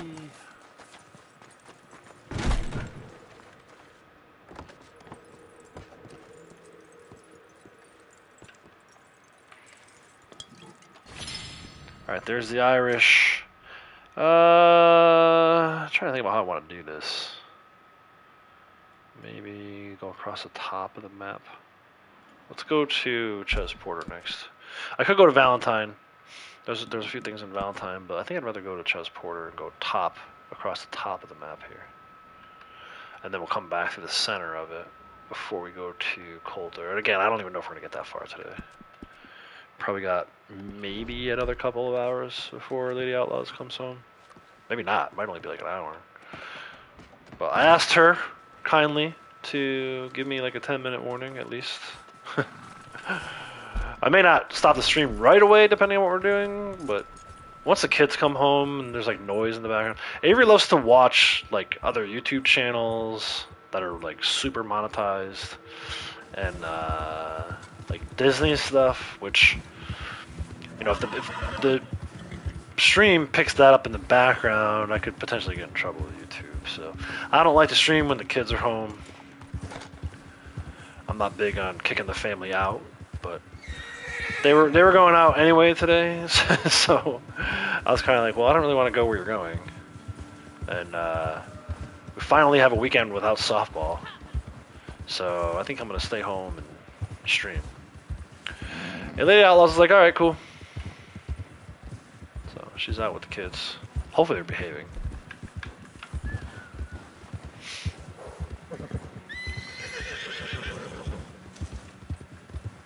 I like the way the lantern plays off of the snow.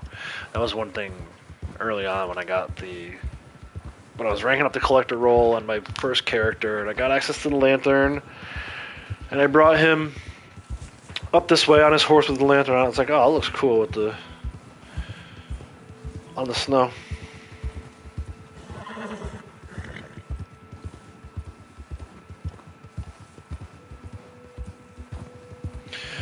And the griefers love it, man. The griefers are like moths to a flame with this thing.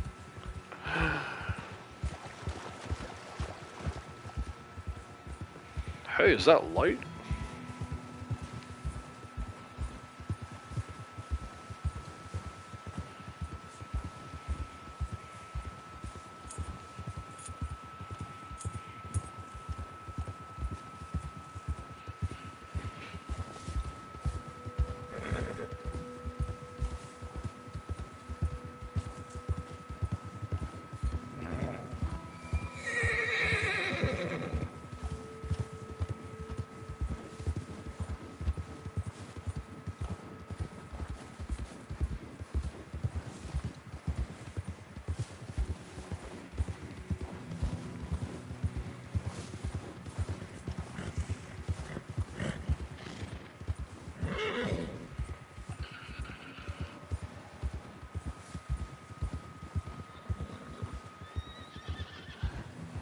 Oh, this guy's here.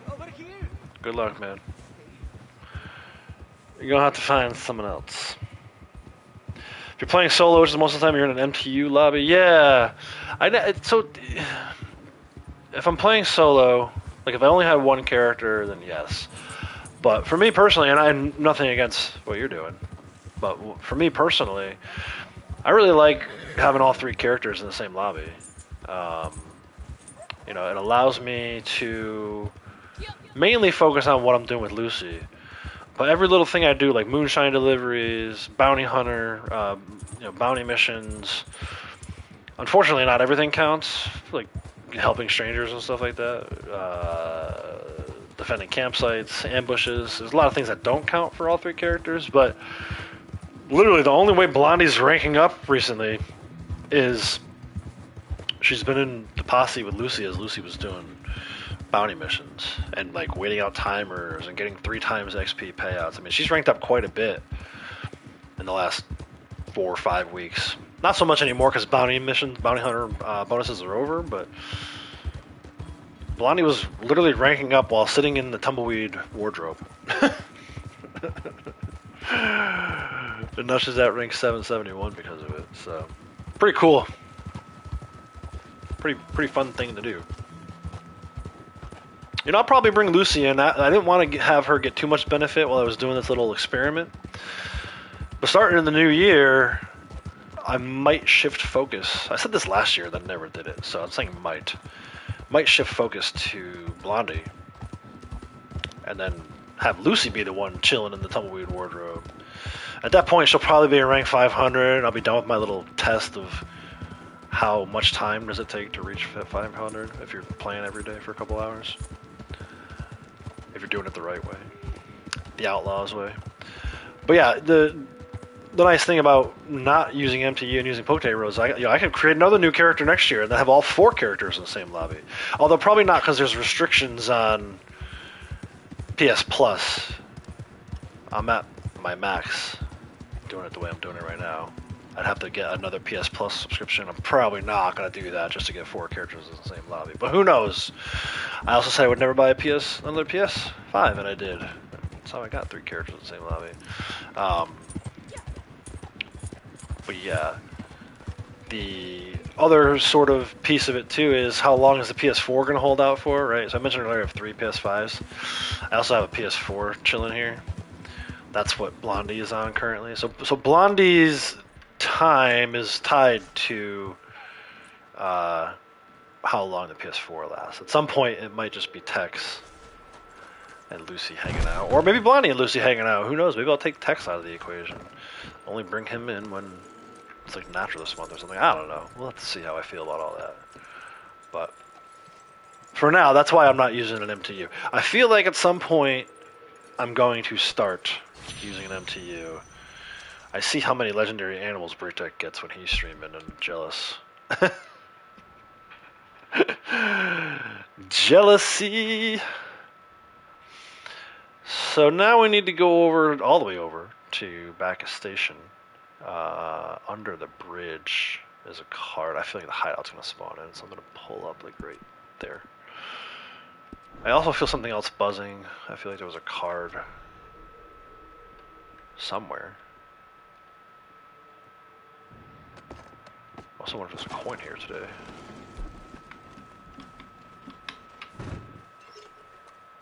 There is not.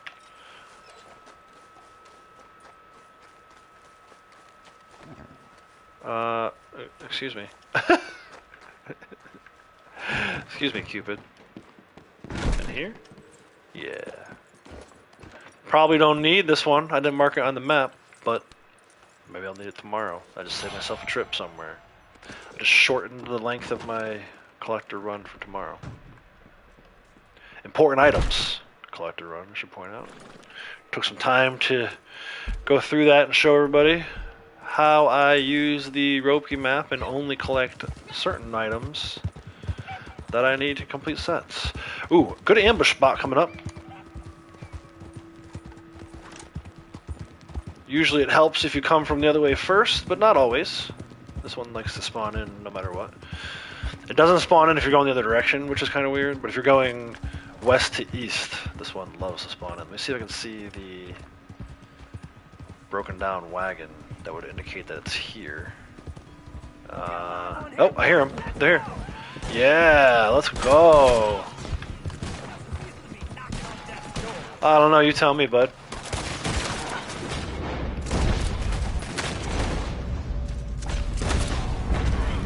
Oh, I was just about to freaking headshot that dude.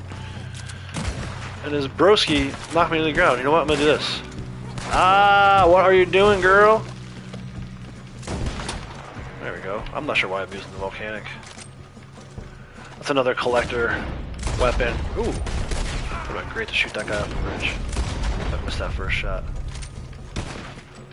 Why isn't it? It's not locking on these dudes.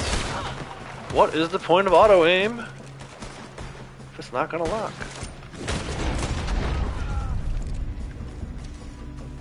Dun, dun, dun, dun, dun, dun, dun, dun, dun, dun. Woman?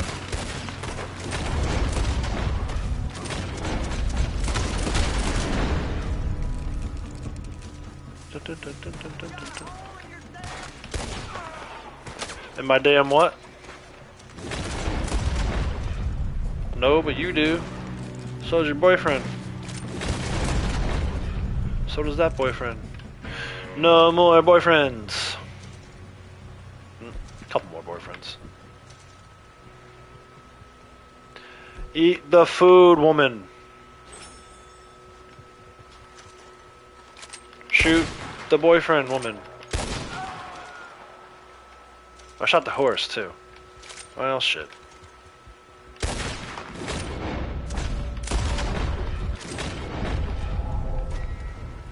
Shot your boyfriend's horse. Oh, that was a headshot. Come on now. I saw the red X. I seen it. Don't give me that crap. Reset this ward. That is one that I would have needed on my main character. He is closing in on maxing out that award.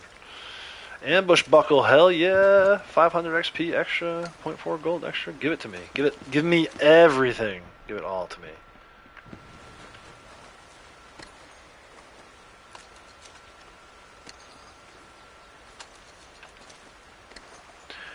Dun dun dun dun dun dun dun dun dun dun dun dun dun dun. Dynamite, dang. That dude had dynamite on him. Alright, Pony, come back. You can blame it all on me.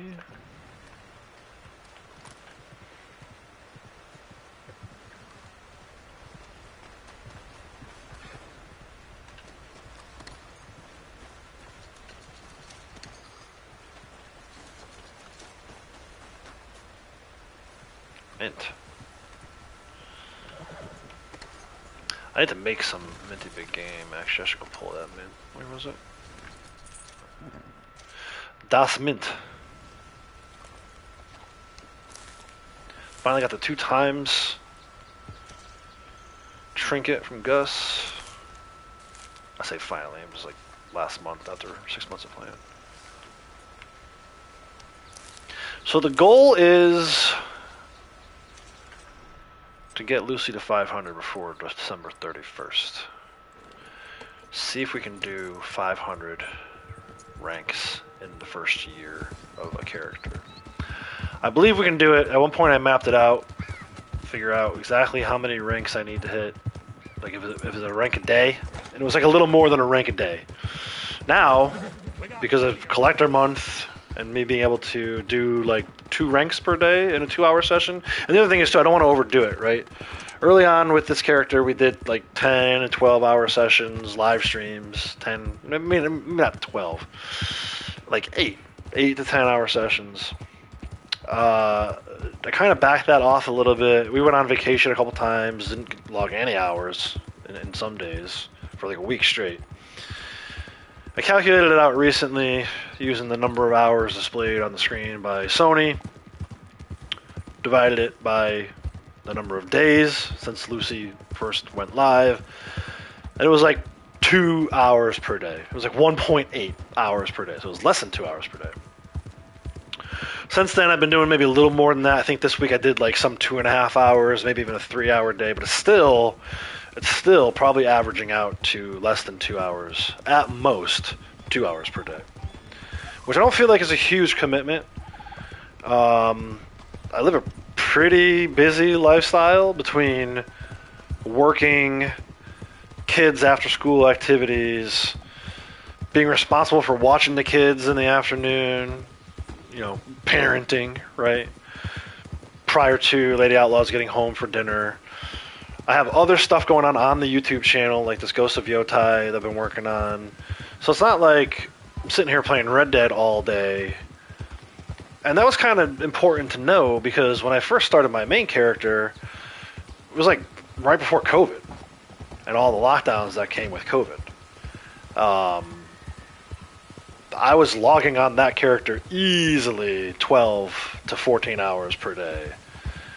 Even if I wasn't playing the whole time, he might have been AFK in camp while goods were cooking.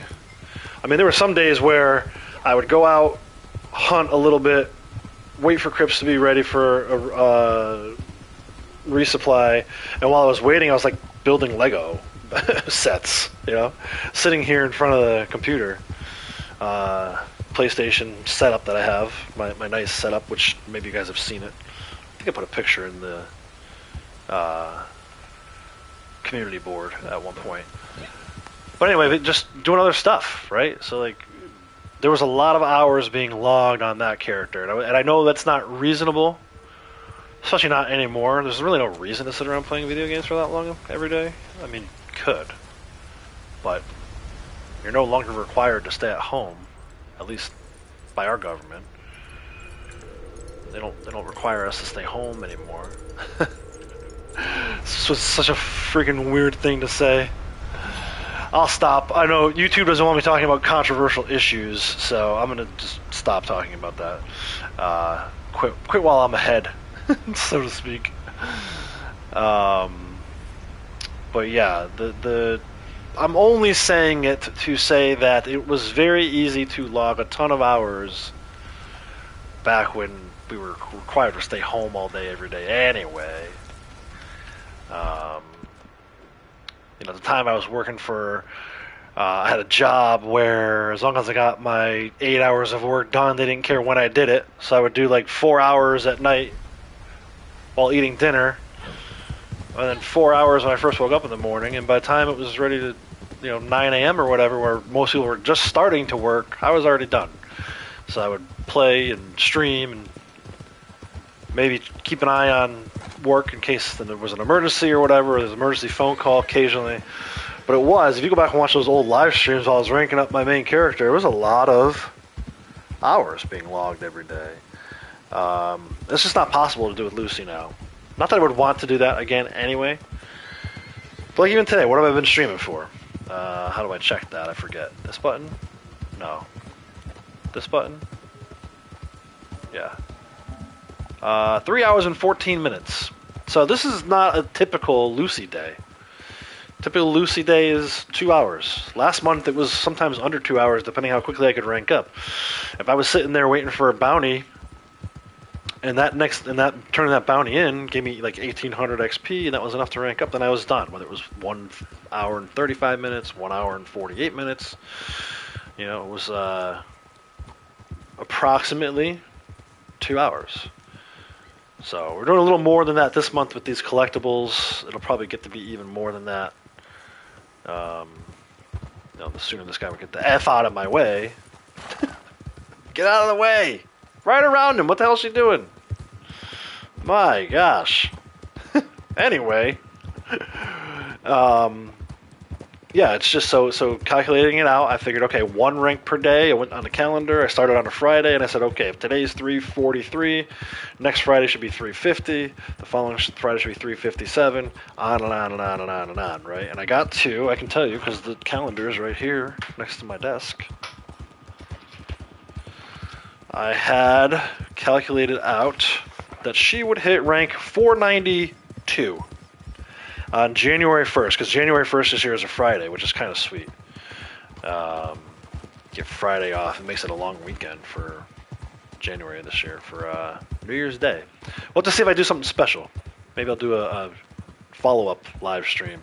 Or maybe I'll go back to Blondie like I've been talking about. But either way, 492, which obviously is not enough, but it's close enough. I figured, okay. I knew there was going to be another collector month. I knew there was going to be other ways to make tons of XP. I wasn't really dead set on 1 rank per day. Well, today, she should have been ranked 353. No, I'm sorry. 346 today, by that calculation. And she's what? 361. So like I said, 15 ranks, maybe even 16 by the end of the day today. Ahead of schedule. So that does put me on target for 500 by the end of the year. Again, I'm not going to stress out over it. We're probably going to go on vacation at least once more this year. I don't know when. We don't have anything scheduled, but I know Lady Outlaws has some time off certain points of the year, and if I can also get the time off, or if it just falls on when I'm not working, maybe go away for a week. I don't know. We'll have to see what the money looks like also. But the point is, I'm not going to stress over it, and that's kind of the point, right? The point is to not stress over it. The point is to kind of prove to the naysayers who say, oh, it's too hard to grind at the beginning of the game, or, we need to use Lake Isabella treasure map and glitch it in order to rank up and get gold and stuff like that. No, you do not. You can just play this game natural way, the way that the game was intended to be played, and still rank up. Is it a grind? Yes, absolutely. But it's not as much of a grind as everyone might make it seem. So we kind of came down through here, and I want to go up here to the loft. There's a card. And I don't really feel like going all the way around. So I just happen to know some shortcuts here, right? If you come here, you can go up here to this little railroad cover, and then you can go up. It's a little rocky ledge to get up here, but you can get up. There's a shortcut through there, so that's why I put the marker where I did. So anyway, maybe this creates a roadmap for new players. Look, I'm not saying you need to play the game exactly as I play it, but if you're somebody who is new to the game, you want to rank up fast, you want to make a lot of money, a lot of gold, feel like what I've been showing you since January 1st, if it's not the best way to do it, it's darn close. You know, I'm not gonna sit here and say, oh, I'm the best. You know, oh, I'm best Red Dead player ever. That's not what I'm. What is it? Is this an ambush? Who are these guys?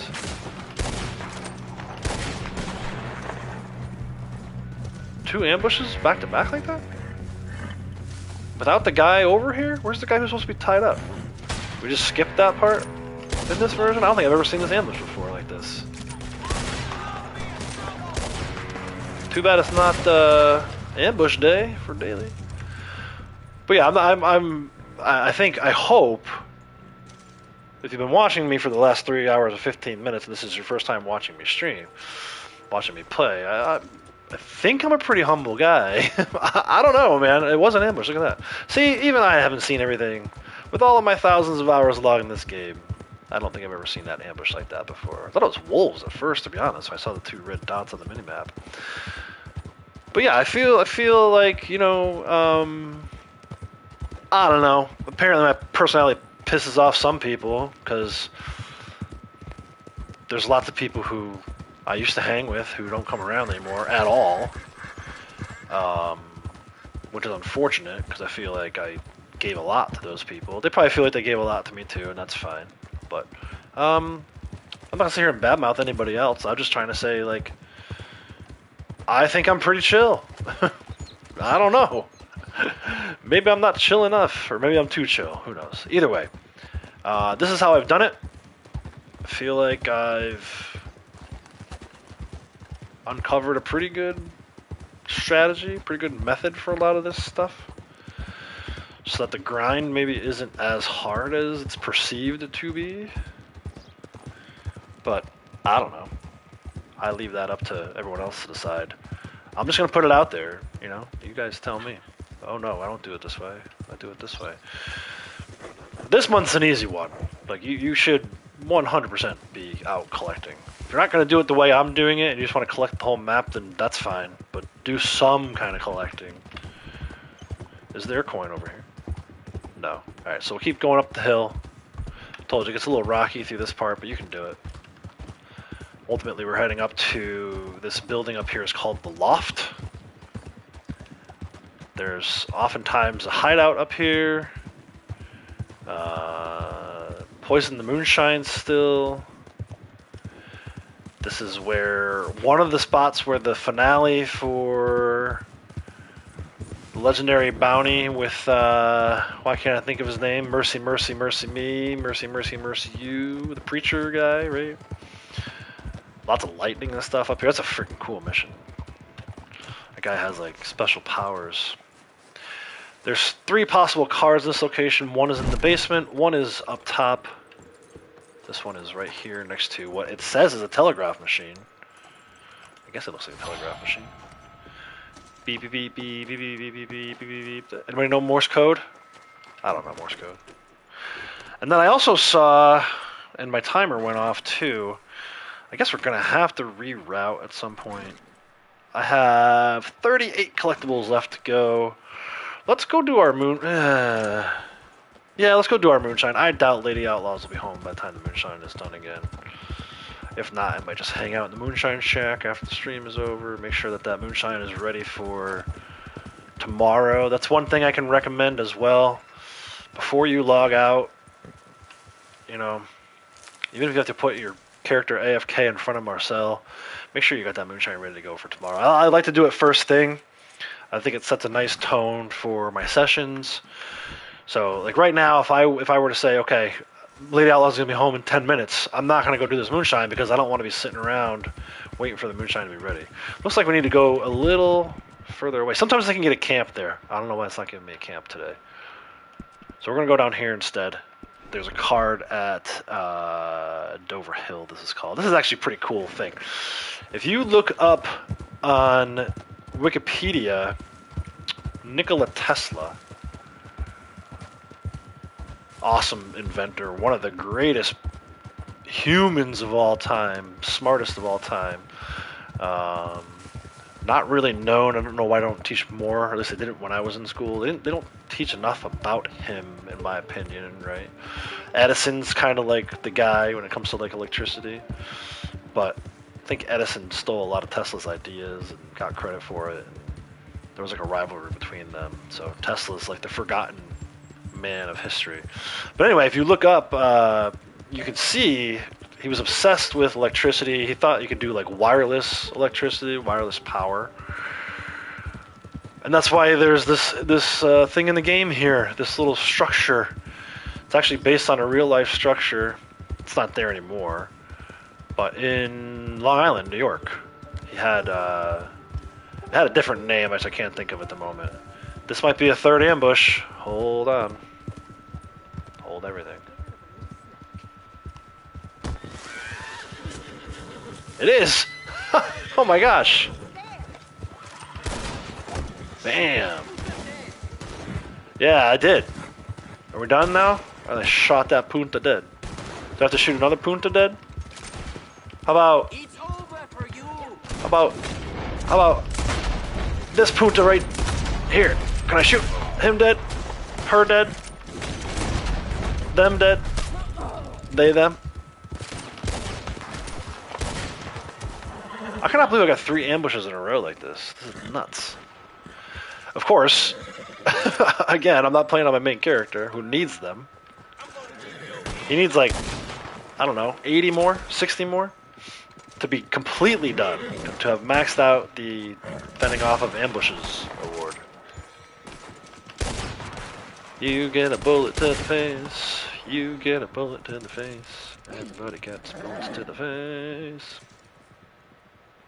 Come on, man. Worst ambush ever. Well, no. The one in the desert is probably the worst ambush ever. This is pretty bad, though. If you're going to ambush somebody, why wouldn't you send all 15 people at the same time? This is like a kung fu movie where they wait. The enemies wait on the outskirts. Again, there's really nothing complicated about this. My daughter, when she was 6, could do this crap. So, figure it out, man. I'm not even that good at video games. Like, people complain about this game being too hard. I'm like, bro, this is one of the easiest games. I still love it, don't get me wrong, but this is one of the easiest games I ever played. I mean, look at this AI. This dude spawned in, he's riding around the building, and then he can't shoot me. They got that stormtrooper accuracy. Is that it? Ambush cleared. That's 3 ambushes in like, I don't know, half an hour? Not even. Anyway, we're up here for a card. This one is on the desk with a typewriter on the northeastern corner of the building. This one has a few spots too when the card's up here. It's not always the same card, but when there is a card, a version of a card up here, usually you find it right there. Now, there's 2 at Willard's Rest. I'm going to wait for those. Let's see if we can get a camp. I got to go do this moonshine delivery. Otherwise, like I said, I'm going to be sitting in front of Marcel quite a bit once Lady Outlaws gets home. I love doing my moonshine deliveries within the first 5 to 10 minutes of being in the game in the morning. To me, like I said, do that, and then you start go and do it other dailies, do collector stuff. That is the way to maximize your XP. Like right now, that XP is just sitting there, waiting for Marcel to load it up on the wagon. They call it moonshine. I call it XP. And there's about 800, 900 of it. Every 48 minutes. Just sitting there. And the longer you let it sit there, the more likely you are to get a rescued buyer, which then prevents you from picking up the XP in an even more timely fashion. Even this is a waste. Unless I pull a treasure map, which I don't have the luck for. Lucky Lucy, unfortunately, gets... Some of her luck gets negated by my luck. Moonshine Shack, let's go. It's 2 o'clock. Yeah, it'd be nice if I can go until 3 my time. Another hour or so. Let's see. Still have 37 collectibles to get through. That's not going to happen. I'll grab them tomorrow as part of my session tomorrow. This was nice, though, so I talked a little bit about it earlier. I ordered external hard drive. So a lot of people keep their games on external hard drives. That's not what I do. I use my external hard drives for when I record. I have a capture card. I'm not using it right now. I probably should be. I have a capture card for when I record, whether it's this game or other games. Right now, it's set up for this game. To record my Lucy sessions. Again, I take a lot of that footage and use them towards strategy type videos, right? Bon. I just did one To drive, yes? Our clients, Wednesday. are a little When was that? impatient for sure. I did To make a good impression. taking advantage of 3 times collector rewards in Red Dead Online. That was on August 4th, so 4 days ago. It's simple, of course, but I captured the footage of her turning in sets that they have just to show how much XP, how many ranks up she could make, jobs will arrive and quickly how much money. in one piece. I think she made like another 20 grand or something, 30 grand. Dude, it's outrageous. The money being thrown around right now and the XP being thrown around with collector sets being on 3 times bonus is just nuts. To the cabin again. Now again, this takes roughly 2 minutes, right? I go around. You could go up that way. That's a good way to get another ambush. I should check it. Can I get 4 ambushes in a row? Probably. Then I'll probably go like a year without getting another ambush. But anyway, go around this way. It takes about 2.5 minutes to do this delivery. I don't remember exactly. It's in the video I talked about earlier. 2.5 minutes, 2 minutes 45, maybe 3. Going this way, depending on how quickly you go. Don't go too fast because you'll break your bottles. But if you go at like a medium speed, 2 to 2.5 minutes, 800 XP. And I did nothing for it. All I did was pay $50 or whatever for Marcel to make the mash. Yeah, I need to pick raspberries occasionally, but those are all over. A lot of them around Emerald Station area, so whenever I'm out that way for whatever it is, a daily or to get mint or creeping time. I also collect some raspberries and just try to keep it as full as possible. Or if you get too low, go do a quick little 30-second run around Emerald Station and grab as many raspberry bushes as you can. The point is, that's why this is such a great roll. It's really easy XP. It's really easy money. Whenever it's on bonus, it can be ridiculous too. I mean, you're talking about upwards of 2,000 XP for every moonshine delivery. That's 2,000 XP every hour when it's on bonus. It's like 1,000 XP when it's not. So a lot of people don't do this. They don't take 2 minutes out of their session every hour, which adds up to maybe, like, what's 2 minutes times 3 for a 3-hour stream? 6 minutes, maybe 10 tops, depending on, you know, if you get a 4-minute delivery, you got to go to McFarland's Ranch or whatever. We're talking about 3,000 XP for 10 minutes worth of work. Pfft, where do I sign up for that? And it's not even work, man. Like, driving that wagon might be the easiest thing I do all day. Can't put it in cinematic unless you use a sniper rifle. Unless you aim, which I don't like to do. Braytech does that a lot. I don't really care to do it that way. But there you go, 147 XP, $226, dude. Yeah, I paid 50 to get it. It's still $175 in profit. What? I don't think you get $175 out of a treasure map. I don't know. And then we'll go back and start the whole process all over. Like I said, I'm probably not going to have a time to do another delivery, but let's get him cooking. And then we'll go out and do some more collecting. Probably not going to finish this collector run today. They're going to be home. Probably within the hour. I'm betting around 3 o'clock. 4 o'clock at the latest. So it's 2:09 here, my time. So I'm talking about maybe another 50 minutes. Maybe Very well. But this could be 80 cheaper. tops. I would argue probably by Now we wait. an hour and 20 minutes from now, I'll be done. You are pleased with But the we'll see. profits from that batch, I hope. So she's at 361 still, 7,300 XP. I'm not too worried about hitting 362. We started at 360 and about halfway, so we're going to get there. I'll do at least, she's not going to rank up another rank, but I'll have done a full rank if you figure like 360 and a half and 361 and a half, right?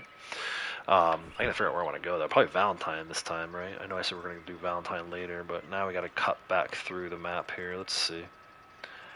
Or maybe, you know what? Let's do it this way. I'm gonna actually turn on. Here's another feature. I don't really care for it too much. It doesn't work that great when you have a lot of collectibles. Like if you have over 100 collectibles to get, don't use the route generator. In this case, I'm gonna use it because there's a ton of collectibles in Saint Denis. So if I change route starts at southeast and generate a route, it should start me in roads. You know what though? Let's do that. That's fine. I was hoping to get to Saint Denis. There's a ton of collectibles there. I don't know why it started me in roads if I said to start southeast, but that's what it did. So there's an heirloom in roads, and a chest on the railway platform. It is the rosewood hairbrush. I grab this one a lot. You usually can grab this one, even if you didn't know this was here, by using the Ropey map or using a map with the collector app within the game. As soon as you start running this way, you start to hear it and feel the vibration. Hear it, and it's right over here. Whoa, why did she just start going so fast? Slow down, Lucy. We're not in a rush. Not yet, anyway. So we'll grab this one.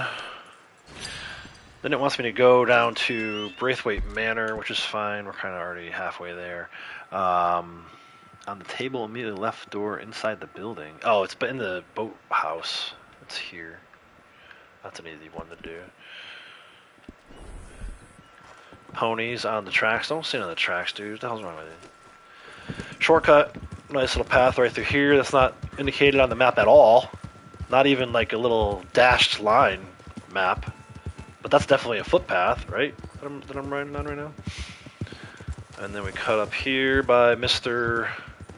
Foreman with an E.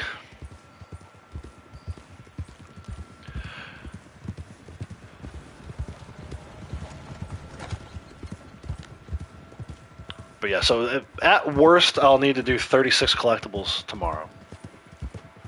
I'd like to get that a little more cut in half. And then that's where the big XP comes from, right? So you're talking about 4,500 XP. There's 4 card sets. Alcohol is 5. Heirloom is 6. Eggs is 7. You could add in flowers if you wanted to. I don't know. There's just something about the flowers that I don't like doing. But so if you take 4,500 XP and times it by 7 sets, it's 31,500 XP. So not only would I hit 362, I'd probably hit 363 and then go a little bit into 363. So by doing it this way, you can do 2 ranks a day. And again, you're talking about maybe 3 to 4 hours, so you're still right around that 1 rank every 2 hours. It's not as clean looking as it was with Bounty Hunter, because I might go one day where I only rank up once, but then the next day I might rank up 2 to 3 times. I can still do that at this level, right? 361. Once you start getting into like the 500, 600, 700, you're not going to be able to do that anymore, so your goal should be maybe half a rank. You know, I forget exactly how much XP it takes to... Actually, I can look it up. So, Blondie's right here. Right? Take her out of the wardrobe real quick. L1. So, for Blondie, it's 39,650. Right? So, call it 39 and a half. Almost 40,000 to rank up every day. So you're not going to do that each time. I mean, not every day. You're not going to do it every day. I mean, maybe you are. If you can get 40,000 XP in a day, good for you. That's probably like an 8-hour session, though. So I'm not really talking about that, right? But yeah, that's where it starts to get a little more tricky. And like I said, just focus on maybe doing half a rank a day. And then when you turn in those big sets, then you'll get your big XP, and then that's when you can rank up. If you're somebody who's in the 900s and you're close to hitting rank 1000, I highly recommend you get your butt in here and do some collecting this month. It's not very often we see a 3 times bonus. There's multiple collector bonuses per year. In fact, this will be the 3rd one we've had. We had one in February, one in, I want to say, May, when all bonuses were live. Maybe it was June, but all bonuses were live, including collector, were on bonus, and then now. But that's the big thing. I had to rank up from rank 999 to rank 1000 in a naturalist month. So I was still collecting. I just wasn't getting the bonus for it. For those of you who don't know, Naturalist is like the worst role for getting XP. Even when it's on like triple, it just doesn't pay well to begin with. But yeah, if you're at like rank 999, you could potentially get to 1,000 in like a week, when normally you can't do that. It's like 200,000 XP, I think, to rank from 999 to 1,000. So basically like 4 ranks, 5 ranks, I forget. It's a lot. It took me 18 days, 18 different sessions to do it with Naturalist bonus. Yeah. I can't even imagine the luck of somebody who's like trying to hit 1,000 and they're sitting at like rank 995 right now, and it's collector month. Like, you lucky bastards.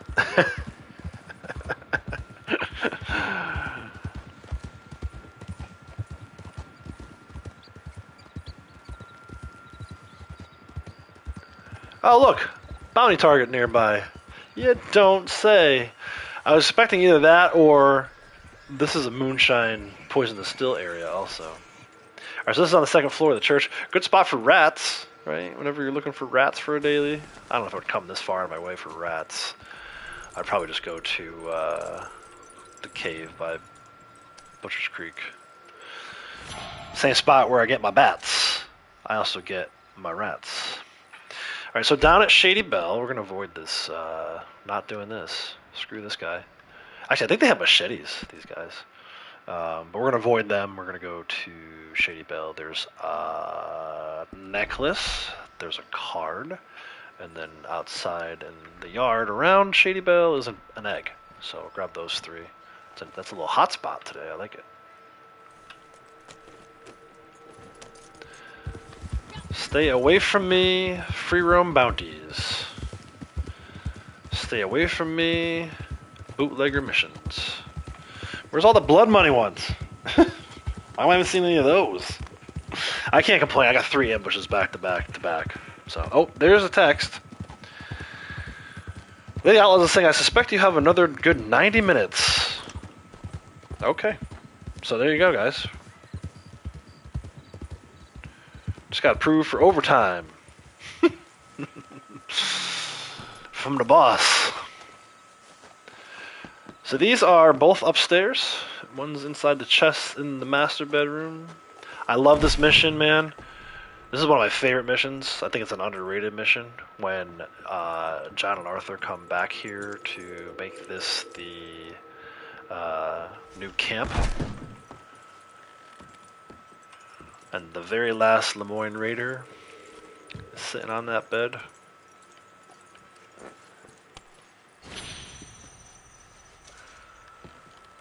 Save yourself a bullet. let him do the work. Spoiler alert for 8-year-old game. So yeah, jewelry, card, and the egg is outside. Do I have my varmint rifle? I do. Very nice. Let's go this way. Whee! Shortcut. Somewhere in one of the trees. There she is.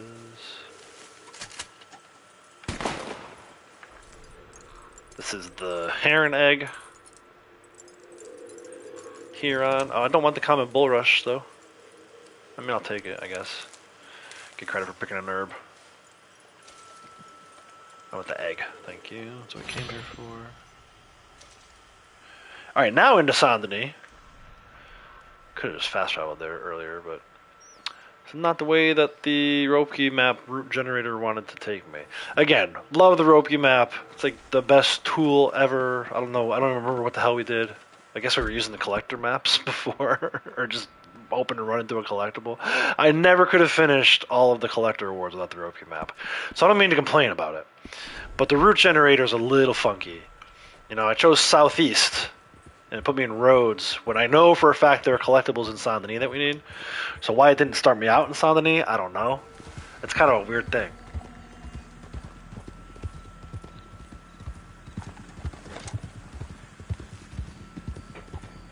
Make it make sense.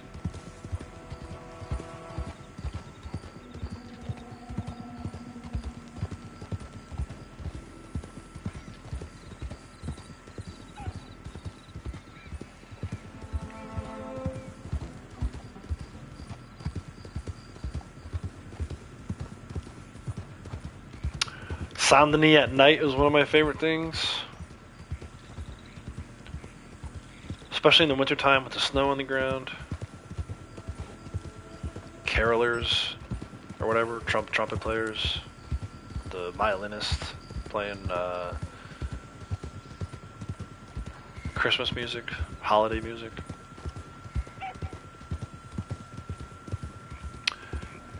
Kind of funny to think about, it's like 92 degrees Fahrenheit here.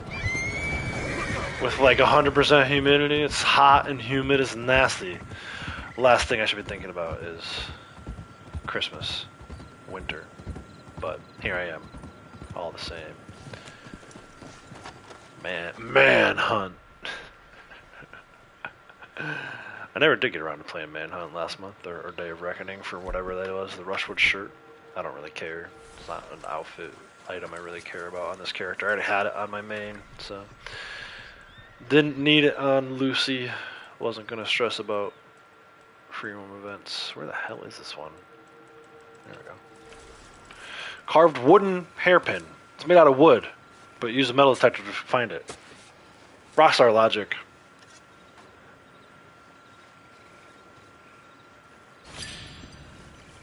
$11 out of 15. It would be nice to get maybe one set before Lady Outlaws gets home. It's that everything is so scattered, though. This one is at, not Bronte's mansion, but the house next to it. Let's see if this stupid-ass lady pops out. Rescue my cousin from the graveyard. I was actually over there the other day getting the absinthe bottle, and that one spawned in randomly. I just picked up the guy and brought him home. It's not a huge deal. But it is a distraction. It does take a little bit of time away from doing other stuff, so maybe she's here. If she's here, we're going to just ignore her. She's almost always here. No? Okay. I swear, every time Big Tex was coming down here for the valuables in Bronte's mansion, that lady was here. Every time, without fail. Don't know why she's not here for Lucy. Must be just a character thing. Knight of Wands. Alright, over at the mayor's house, another card and an heirloom. And I'll tell you what, we're getting awfully close on heirlooms. If it comes down to it and I need to like just do heirlooms today to get a set completed before Lady Outlaws gets home, then I'll just do that. I'm not even going to bother taking the horse. We can just walk/run to this one. I do like to, when I'm in Saint Denis, go on foot. I don't know why. 361.5.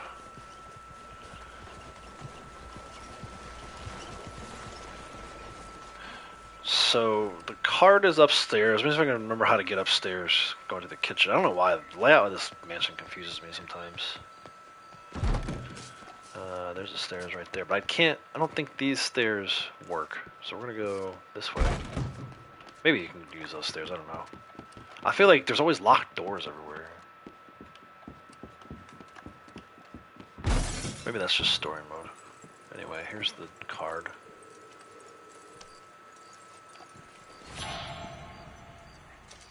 And the heirloom is down on the bench down here. I'll take a shortcut.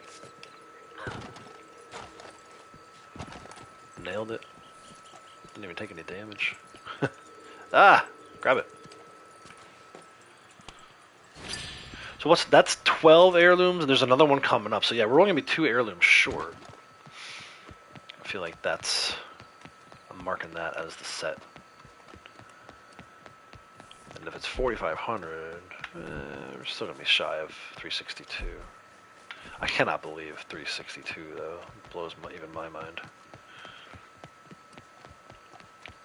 But yeah, I started to say before that we usually get 2 times collector roll bonus one time last year and one time this year, now, currently, is when we get the 3 times roll bonus.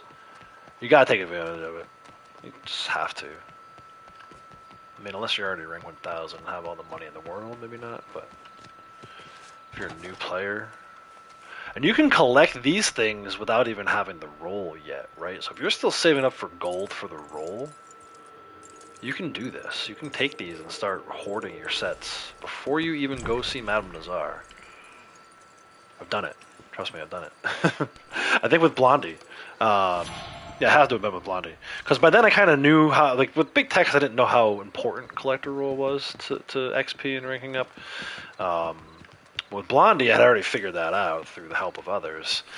So yeah, I was collecting cards and alcohol bottles, and you can only do some of the heirlooms. You can't do all the heirlooms because some of them require shovels, which I think we just saw with the cardboard and hairpin. In fact, I needed the metal detector. You don't get that until you're like rank 10, 5. So you have to have collector roll to get those. But these cards, these alcohol bottles, even these bird eggs, you don't have to, flowers, right? You don't have to have the collector roll. They may be harder to find because you won't be able to see them. Like you don't have the senses unlocked yet, which is kind of a weird thing. But with Blondie, I think it went from collector rank 0 to collector rank 5. Like as soon as I purchased the roll. I purchased the roll, started turning in sets, and Blondie was a collector rank 5 in no time. So yeah, don't let the fact that you don't have the roll purchased yet discourage you. I should have mentioned that before. From getting these particular items. Coins, arrowheads, fossils. You're not going to be able to get those quite yet until you have like rank 5 unlocked and can get the metal detector. But yeah, so if you're still saving up your gold to get the roll, this guy's going to try and stop me too. Leave me alone, people, leave me alone. No, shh, quiet. Stay away from me. Officer, this man is stalking me. Arrest him for stalking. Get a court order for restraining order. Yeah, so anyway, do it, don't do it, I don't really give a shit. But you can't complain about the game being too grindy and it's too hard to rank up and other bullshit nonsense. You can't say that stuff and then not go do this. If you're doing this and you still think it's too grindy and hard to rank up, then fine. I don't agree. Agree to disagree. But there's people that are like, oh, I gotta go use Lake Isabella treasure map in order to rank up, get gold, money. No, you do not. Actually, you can't rank up from doing the treasure map. Well, I guess you could maybe rank up a little when you hit a certain threshold. But it's not the best for ranking up, even using Lake Isabella, right? Because you don't get XP for treasure maps. If you do enough of them to get the awards, then yeah. But I mean, if you're really doing Lake Isabella that much, then man, oh, I can't even imagine. Here's a fun fact: I don't even know how to do that. Even if I had a Lake Isabella treasure map to use right now, I would have no idea how to go and do that. Never done it, not once. Don't care to do it. Don't need to do it. Don't care to do it. To me, that takes away from actually playing the game. Sucks the enjoyment out of it. I get why people do it, right? It's probably griefers, PvPers, griefers who are also PvPers. Because let's make sure there's a distinction, right? I don't hate all PvPers. There's plenty of PvPers that are good people. They do play the PvP the way you're supposed to. I might end up doing that on my main character at some point, who knows? But there's people who play PvP that's all they do, that are looking for quick money so they can buy tonics and stuff, and they'd rather just do Lake Isabella than play the game because that's preventing them from getting back to the PvP portion. I just don't understand it. I don't think the PvP in this game is even that good. Right? Most PvP players are playing like Call of Duty, or if you're younger, maybe you're playing Fortnite, Fartnite.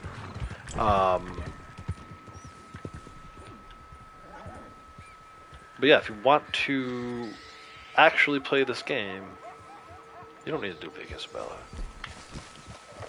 There's no point to it. I gotta see if I can get a panther. It's nighttime down here. I need to rub in Braytek's face if I get a Florida panther. That's miss. Wow. Terrible shot. This is Spoonbill? Egret. Egret egg. Alright, now it wants me to go to... I don't want to go that way, do I? I guess I don't really have a choice. Oh, yeah, I do. Why is it sending me that way? I'm not doing that. I'm going against this root generator. We're going to go over here. This is the spot I was talking about. This little shack right here.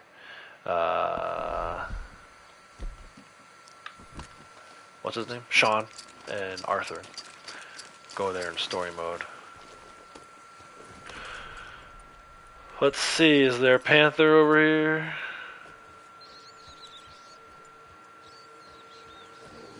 Do I see any flashy animals actually moving around?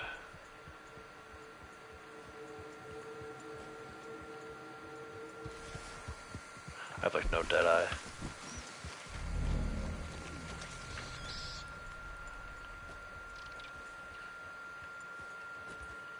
Maybe not. It's such a good time for them. Early morning, right? Yeah, 4 a.m. dude. Game. Oh, I see one moving around. Something's moving around over there. What is that? Kitty?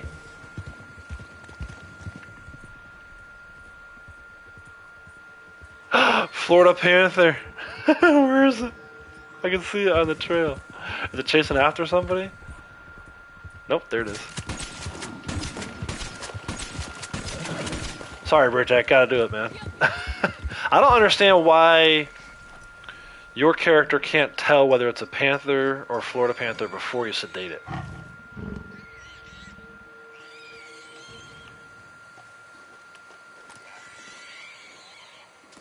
Ghost. Oh, there you go. She needed it.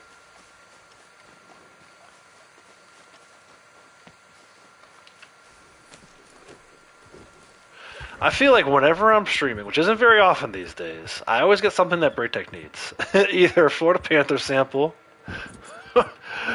or a arrowhead that he needs, or coin. I'm surprised he hasn't unsubbed yet.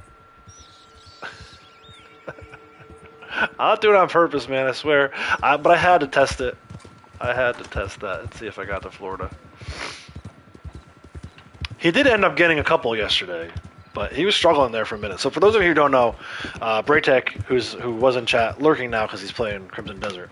So I don't expect him to chime in. Maybe he'll pause and chime in at some point if he gets a break. But he also streams. Very good streamer, in my opinion. I'm always impressed by how much he knows about America. He talks about like Criminal Minds. This is an American-made TV show. He knows way more about America than I do about the country that he's from. But great streamer in my opinion. Great person. He is currently on the hunt for specifically wetland animal samples. Right. So if you go progress. In your naturalist, now this character looks way worse than my main character. You can see these individual habitats, right? Like farmland, my main character has this award completely maxed out. Desert, my main character has this completely maxed out. And then mountain grassland over here, my main character has this completely maxed out. So does his characters. The only one he's working on that he has left is this wetland one, and he is having a heck of a time getting Florida panthers. Quite often during his streams, he'll go into the swamps looking for Florida panthers. Like it's pretty much he takes a break. I think like every time it's nighttime in game. They're hard to find. They are hard to track down. I think we looked at it last time on my main character, and it's like you're 3 times as likely, I think, to get just a regular panther versus a Florida panther. And then on top of that, within the wetland, the water snakes are a huge pain in the balls. Like, massive pain. I think I may have figured out a strategy for it. Maybe I'll show that next time we have Naturalist Month with Big Tex. I think I kind of figured a way to maximize those little bastard water snakes, but still challenging. Thanks, man. I appreciate you saying that. Yeah, I think Braytek's one of my favorites too. Braytek, I like Cap. I know, maybe Cap's not for everybody with all the yelling and cussing, but I kind of get a kick out of it. I feel bad afterwards because he's like raging, and I'm like laughing about it. It's not right to do that, but I can't help it. As much as he can't help the rage, I can't help being amused by the rage. I think that's part of what makes this channel appealing. But I also see why people wouldn't like that. Like he'll complain about a game, but him and I are very similar. This is Cap I'm talking about, by the way, not Braytek. Love Braytek too, but Cap will say the things, scream the things that I'm thinking, right? Like I don't always voice my frustration with the games. I've been known to rage a little bit too, if you've been following the channel for a long time.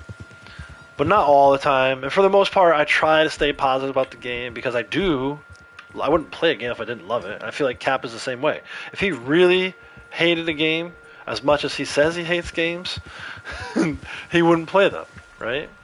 But he just has a way about him where, I don't know, like I said, it's entertaining to watch. I feel like I'm not in the right area. There's supposed to be a spoonbill egg somewhere. I'm going to get attacked by another panther. Or run over by a boar. Where is this egg? Is she broken for the egg too? Why isn't it vibrating? I felt that. That was because I ran through the hummingbird. What the hell, man? I gotta have to zoom in on the map. It is back this way a little bit, but not too far from where I just was. But yeah, I do appreciate that, man. It's, it's been a struggle. To say the least, it's been a struggle. I'm not going to go through my whole history because that would take like another 4 hours. But there's been people who I've linked up with. There's been several times with different people where I've linked up with people and thought, okay, these are my people. These are my ride or dies, to use that expression. Early on, when I was only like a rank 200, 300, maybe 400 with my main character, so this is going back like 4 years ago, I had a group that I really enjoyed playing with, both on stream and off stream, and then for some reason that changed. There was a lot of more stress within the group. I think too many people were trying to be perfect when perfection is not attainable. It's not a real thing. And look, don't get me wrong, I like things to be as perfect as possible, but I don't think, push people away when they're not perfect. I don't know. Maybe I'm wrong. Maybe it's just the game. But I have found enough times, there's been enough instances at this point where, I've been through it probably 3 times that I can think of. One time with a big group. One time with an individual person, and then a third time with like maybe 1 or 2 people who I thought were loyal to me. They were more loyal to each other, which is fine, dude. Like I'm not sitting here losing sleep over it, trust me. But it is a little frustrating and a little, I'll say emotionally painful, right? I'm not gonna say, oh my god, oh, it breaks my heart. Like not that much, but like I feel like I poured my fucking heart and soul into this channel for 4 years. People around me who said they would always support me no matter what. And now it gets to a point where I'm playing a game that they don't necessarily like. And instead of being respectful of that and just not coming into chat, they come into chat and shit on the game. Horizon, for example, right? Like I love Horizon Zero Dawn. So when I'm playing that game, if you don't like it, then just dip out of chat, right? There's no reason to come in and talk shit about the game. There's a feature in that game that is very similar to Eagle Eye in this game, And this person in particular who I'm talking about, I'm not going to name any names, you know, because first of all, I don't want to give that person any more credit than they deserve. But like, they're shitting on what is essentially the Eagle Eye version of Horizon Zero Dawn, right? So anyway, my whole point is this: there's been enough frustration throughout the years that it's really helpful to hear stuff like that. Like the feedback like that, Ghost, is super appreciated. I don't think people realize it. Just saying something like thank you, or, you know, I really liked this particular video that you uploaded.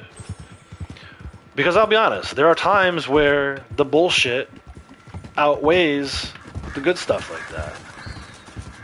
You know, you get people in here, oh, it's a dead game. You know, they come in, they wait out the 5-minute timer to just come in and talk shit. Like, why did you waited out 5 minutes? Like, first of all, you created an alternate email account so you can create an alternate user ID on YouTube. Then you put in a subscription, and then you waited 5 minutes. Like, how fucking how much of a loser can you be? Like, you got nothing better to do than sit around and create new user accounts and wait out 5-minute timers for subscriptions? Dude, I don't got the energy for that bullshit, right? So anyway, there was a lot of that early on. Like, thank God that's all gone. Not all gone, but we hardly ever see that anymore. Just weird stuff, man. And I know the internet's a weird place to begin with, but you don't need to make it weirder. People don't need to make it weirder. Love Horizon. Love Horizon. So yeah, we'll support you no matter what, except when you play Horizon. Or except when you play Spider-Man. Or except when you upload Ghost of Yotai videos. Like, really? That's not supporting me no matter what, so stop saying that shit. And then when I call you out on something, because you lied to my face, well, what else am I supposed to do? I don't like being lied to. I don't like people saying they watch every single one of my videos and then giving me advice on how to do something in a video that I already put out a year earlier that I credited them in. Like, yes, you helped me. You helped me figure something out so that I could create a video, and I credited you in that video, even put like a picture of your channel. And then you get mad at me because I said that you weren't supporting me, because like I just don't get it, man. Like you proved to me that you were not supporting me by telling me to do something that I had already put a video out for 2 years ago. Oh, well, I watch all your videos. Well, clearly you don't, because you didn't remember this video, and you didn't remember me crediting you in this video. So anyway, dude, it's just a bunch of nonsense. It's not what I signed up for. Like, I signed up to have fun, play this game, because I love this game, share the knowledge that I have from this game so that more people can love this game. And it just seems like there's so many people, like, dude, back when I was allowing people to play, it was all hunky-dory, kosher, we're good. Oh, Outlaws allowed us to play with them. Cool, great. The second I stopped allowing people to play because there was too much nonsense going on, now it's, oh, Outlaws is not the same Outlaws he was 4 years ago. I haven't changed, dude. Get out of here. I haven't changed a single bit. If anything, I changed for the better. And you know why I changed for the better? Because I got a kiddo at home with special needs who taught me how to be more patient. If you don't like this version of Outlaws, 15 years ago you would have hated the version of Outlaws that I was. So stop. And I'm not saying I'm better than other people, because I know I'm not, and I know I have a lot of things I still need to work on. But the stuff that I've put into this channel, man, when YouTube doesn't give me shit, right? I just talked about that earlier. Let's look at it again. Let's go back. I'm curious to see how many pennies. Let's see how many pennies I make off of this live stream today. Let's see how many pennies I made off of the last live stream. Okay, Red Dead Online live stream, July 11th, 2026. 3 hours. 2 hours and 51 minutes. Let's not call it 3 hours. 33 cents. Before that, Red Dead Online live stream, July 4th, 2026. 66 cents. 10 hours. 9.5. Okay, so let's combine those. 9.5 and 3.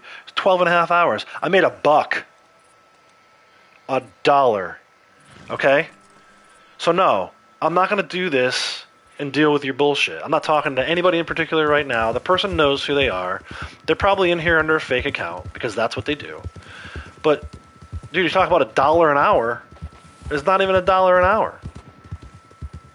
12 cents an hour. At that rate, right?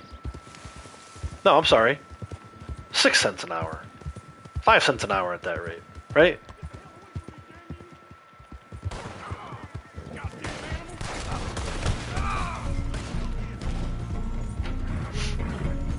I'm tired of it, man. I got tired of it. So, if you don't see me streaming for a while, or if it seems like maybe I got a different attitude, 90% of the time when I'm not on the mic during streams is because the family's home and I don't want the noise in the background. Usually it's early in the morning and they're sleeping. I'm trying not to wake them up.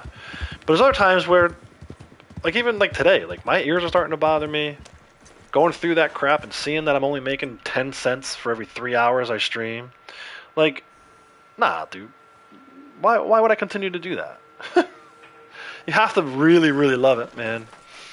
So, again, I'm sorry for so much negativity, but I'm going to wrap around back to the positivity, because that's what I do, the silver lining, right? I always find the silver lining. I always find the good in all the bad. When I hear stuff like that, if you're saying that I'm your favorite streamer, and I see you in here, and I see you supporting, that's all I need, man. Like, 1 out of every 20 who say that is fine, is good. Like, I don't need comments on all my videos. I don't even need to have people chatting all the time in chat. Just like 1 or 2 people who feel the way that you do is enough to keep me going. So again, thank you. And I'm sure Braytech feels the same way. Maybe not the whole same way. He probably doesn't feel the same way I do about like the whole rant I just did with the people coming in riding coattails because they wanted to be live while I was live, and they don't feel like starting their own channel, and when they do, they only get like 3 people watching, and they don't go through the struggle to increase that. Well, maybe Braytech doesn't feel the same way as that, but I know he feels the same way about people saying thank you, because I know how much he's struggled. He's probably struggled even more than I have, especially his struggles with YouTube are insane compared to some of the stuff that I was just talking about. I'm not going to go into detail, but I do know he's had some struggles with YouTube and Google, and you know, he was talking about the other day, stupid stuff that he got strikes on his channel for that involve violent video games. Hey, he said it specifically, so I won't ever say anything that him and I have discussed privately or that I know about from other discussions privately. He said it publicly the other day. That YouTube is okay with you literally taking a shotgun and blowing someone's head off, but the scene in GTA 5 with I think her name is Poppy Harlow, and the paparazzi, where the dude is kind of giving it to her from behind by the poolside, that was a problem. There's not even any nudity. Like, but yeah, slitting someone's throat or cutting someone's head off in Ghost of Yotai, YouTube's fine with that. So it's like, it's just a weird line to draw. Anyway, that was what he said the other day, and I agree with him 1,000%. And I also, I think he followed that up, if I'm remembering correctly, by talking about how he thinks that these games are going to start getting banned too. And I agree with that. They're not going to continue to allow us to play these games because of how overly sensitive everyone is. Graphic warning for violent video games. It's a friggin' video game, dude. It's zeros and ones that some programmer somewhere programmed into. Like, come on. It was an actual beheading. Okay, I get it. That should not be on YouTube. But, you know, half the stuff on Instagram is like porn. These social media sites are a joke, man. They like say one thing and do another. Look at the dating app ads we get on here. That's half as bad, if not almost as bad, as the scene we were talking about with Poppy Harlow and GTA 5. Like, I've seen some YouTube ads that shouldn't be allowed. But you want to censor video games, dude? Come on, man. You can't. It's all bullshit. At the end of the day, that's why I hate it. You want to censor video games? Fine, go ahead. But you can't do that on top of having ads that you have. It's hypocritical. And I know what's going to happen. My stream's going to get cut short because these bastards are not slick. Like, they're going to be like, oh, he's complaining about YouTube. On YouTube. Quick, shut him down. Shut him down. Stop his stream. I'm over it, man. I'm over it. How am I supposed to play Wolverine? Knowing that graphic content guidelines are most likely coming. People who built their entire careers around this stuff, that use this to feed thank God I don't use this channel to feed my family. We would never eat. And I have 1,500 subscribers, almost 1,600 subscribers. Where the hell is everybody? Right? It's kind of crazy that 21 people are watching right now. Only 21 people for 1,500 subscribers. That math ain't mathin', bro. Me too, man. I don't necessarily care how many people watch. It's just weird. It's hard for me as an observant, statistical, I guess, is that even a word? Statistical person. Like, I love stats. I can't help but look at stats and want to digest them. Right? Like, I don't know how Morgan's previous softball coach didn't know how to use, it's called Game Changer. There's an app that you can use to track stats. I don't know how you coach a team and don't track stats. I knew more about the team than he did, his own freaking team. He had players batting in the two hole in the lineup, which is a pretty important spot in the lineup, who didn't really have many hits all season. And he had Morgan, who was the second best hitter on the team, statistically speaking, right? If you look at batting average, batting like 7th, 8th. She was in a doubleheader game. She was hitting 6th in the first game. She had a huge RBI double, meaning she drove in runs. She put points on the board, right? I know people who don't even follow softball can follow that. Think of it as she scored a goal in soccer, okay? She was literally the second best player on the team, according to batting average, hitting, offensive statistics, right? The only girl who was ahead of her was a year older because she was 11. She probably should have been playing in an older division. And he's got her batting 6th, and she gets a double, drives in a run, puts points on the board, and then the second game, he moves her down 2 spots in the lineup, has her batting 8th. Like, dude, what? What? So anyway, that's how focused I am on statistics, right? Like, I knew Morgan was doing good because I was her dad, and I'm watching her hit all kinds of crazy hits. I don't know for sure how good she's doing. Does she lead the team in hits? Does she lead the team in average? I don't know until I go and look at, oh, they make an app for this, and it's free? It's free to look at the stats in a game? What? It's free for me to look at my YouTube stats, and it's very easy to do. Right? Again, I don't care about views, I don't care about likes, I don't care about subs. I do this because I enjoy it. It's fun for me, right? If it wasn't fun for me, I wouldn't do it. There's plenty of other stuff I could be doing right now. Right? I love Lego. I haven't built a Lego set and I can't tell you how long. Not because I'm mad at Lego. I just would rather be doing other stuff. And this is what counts, right? So the alcohol bottle is somewhere around here. There's a card I didn't have flagged, but I'm going to grab it. Where is the... Oh, the alcohol is on the chest. But it's a little frustrating when the stats are like thrown right in your face. It's like, hey, here's how many views you got today. Okay, cool. That was a pretty decent amount of views. 111, right? I said on my... Ghost of Yotai Part 29, 111. Where am I going? 111 views is decent. You know, those videos usually get around 100 on average, but usually it's 100 over time. 100 right out of the gate. Okay, cool. Let's upload another one. Let's upload Part 30 and release it. 6 views. Like, what? Why does one? It's the same game. If anything, to me, by the thumbnail, Part 30 looks more interesting than Part 29. I mean, Part 29 thumbnail's pretty good too. But not to the tune of 120 more views. Make it make sense. So I need someone to sit me down and go through it with me and make it make sense to me, because if not, I need to make it make sense to you and explain to you how frustrating it is. I don't know how much review Google and YouTube do on individual videos and individual subscribers, but it is broken. It is severely broken.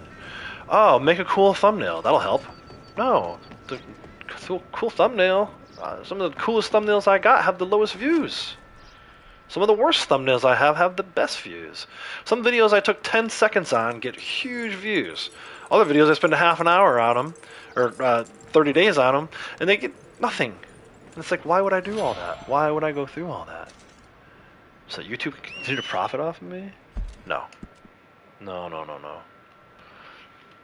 But anyway, like I said, it sounds like I'm being super negative right now, so I'm just gonna stop. I'm not. I'm just being real. I'm just trying to be real. Like, no one in their right mind should be trying to make money off of YouTube, because it's not possible.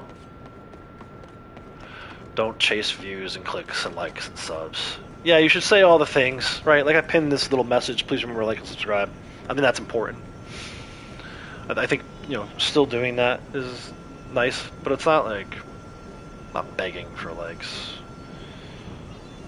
If 5 people watched, I wouldn't be upset. It's frustrating to me that I've been doing this for as long as I have and only 5 people are watching. There's other streamers who I know for a fact are not good people. They laugh and make fun of people with special needs. They laugh when their friends make fun of people with special needs. And when people who have special needs that are close to them leave their group, they don't ever feel the need to apologize for that. They blame me for being upset. They tried to freaking gaslight me for being upset that they told me they didn't make fun of people's special needs, and then it came out on video that they make fun of people's special needs. And then on top of it, they still have a channel. Their channel is still building subscribers. It doesn't make any sense to me, man. Why do bad people win and good people lose? All the time. So, I'll leave it at that. I don't want this to be a huge... It's already been a huge rant. Yeah, see, man, I wouldn't even go by that, dude. Just do your thing. Like, it's so fake. Like I just said, it's so... The view numbers, I think it's bot generated. And I think it's bot generated by YouTube. Like, I know Breakneck's been having trouble with bots in his streams where it's like all of a sudden he'll get 50 views, 50 viewers, 50 watching, 60 watching. I saw it the other day. It looks cool at first until you realize it's not actual real people because no one's subscribing, no one's liking. So it's like, perfect example that I just laid out for you. Ghost of Yotai playthrough part 29 has 127 views. When part 28 only has 16, and part 30, which I just released yesterday, so it needs time a little bit, but it has 6 views. If I go down the list, part 22 has 71, part 20 has 67. Apparently someone liked part 19, because that has 106. So, why? It's the same game. I'm the same player of the game. I have the same I didn't change my play style. Nobody knows what part of the game I'm in until they click on the thumbnail. And the thumbnails, I mean, to me, like I said, some of the best thumbnails have the fewer views. I got a full set. Yay. There's a heirloom here. It's probably over here. In that, there's a card in another room. So I say these things, I share these things, not because I'm like, oh my god, where are all the views? Why don't I have any views? No, it's just not legit. It can't possibly be legit that 100 something people would watch part 19 of a video series and then not watch any of the other parts. It's not real. It's like the fakest thing I've ever seen. John, how's it going? Welcome. Yeah, see, and that's the other thing, right? Sometimes you'll put likes down and they don't show up. I agree, Braytech. I agree with that. I agree with that 100%. Don't ask me how I know, but it might involve alternate accounts and me liking my own videos. Maybe. I'm not admitting to anything.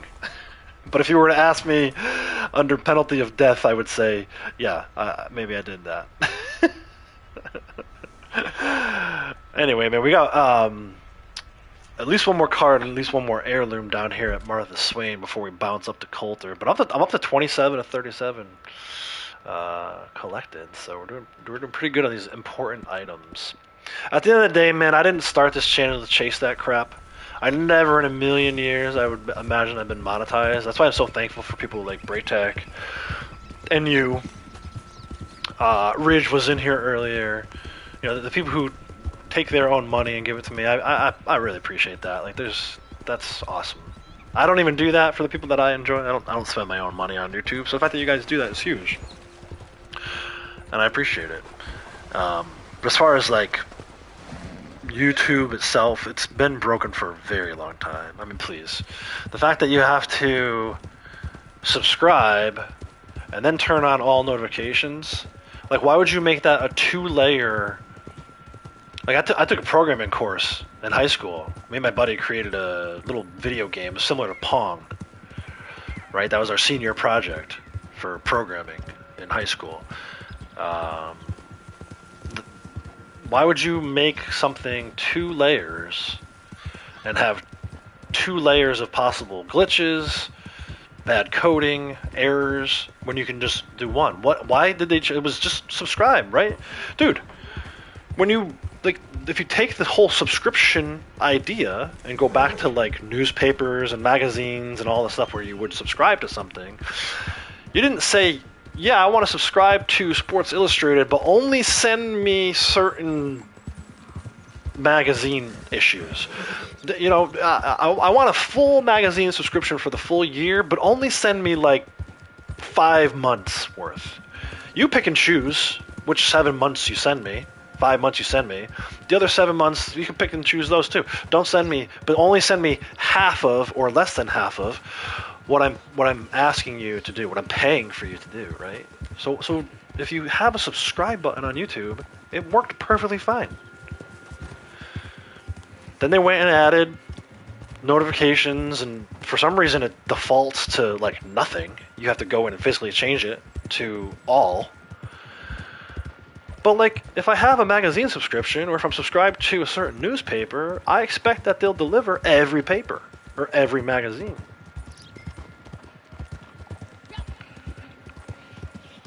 So it sucks that we even have to mention, like, don't forget to turn on all notifications. Maybe YouTube will notify you whenever I go live or post a video. I hate that fucking line, man. I hate that I have to add that line to every video I do. It drives me nuts. I hate saying it. But it has to be said, because YouTube ain't fucking doing their job.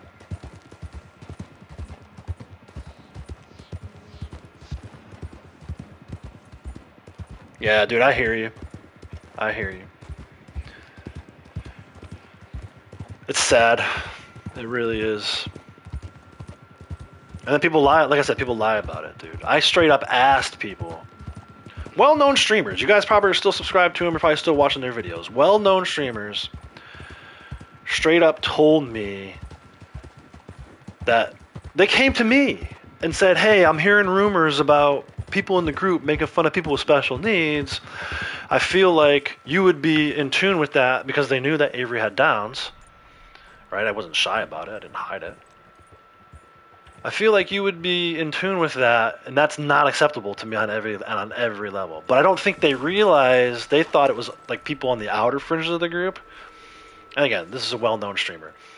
I don't think she realized that it was some of her closest friends who were the ones doing it. Someone she's very close with, in fact, inside of the game and outside of the game, was one of the 2 people who were using the R word to describe people on the internet. The exact quote was,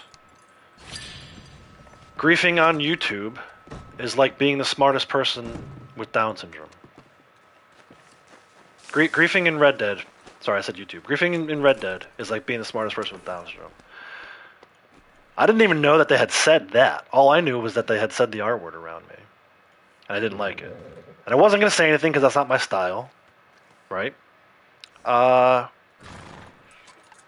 This person came to me and asked about it, so I laid it out. I laid out what was happening. And then nothing was done about it. It's not acceptable in any way. Okay, then what are you going to do about it? You're still friends with that person?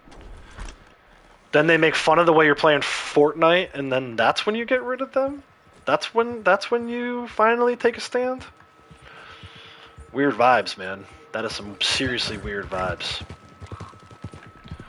And you're still, like, hanging out with all the time? The other person I tried to tell you about? That person's gonna message me and threaten my family? I'm not sitting around for that, dude. I was gone.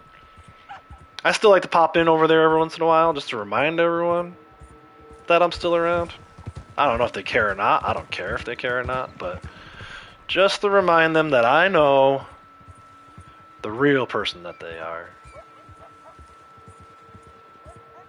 The fake ass Red Dead personality that they want to put up. I know. I know why you deleted all those videos. I know why she deleted all those videos from July of whatever year it was.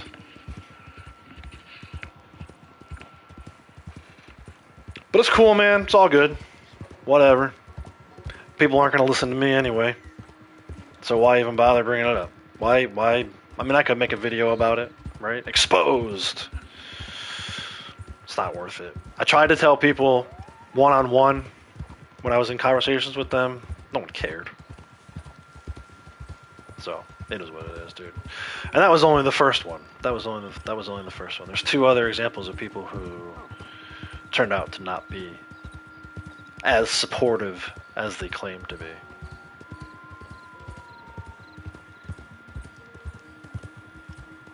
And actually, they talked so much shit about another streamer when I would talk to them individually.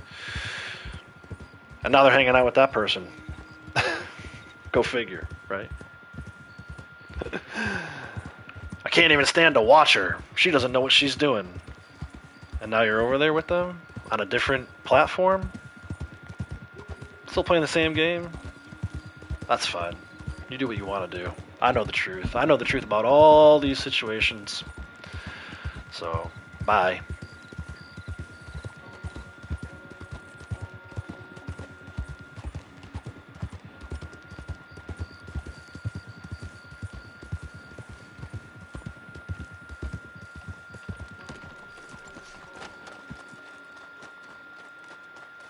Surprised there's no free roam bounty mission.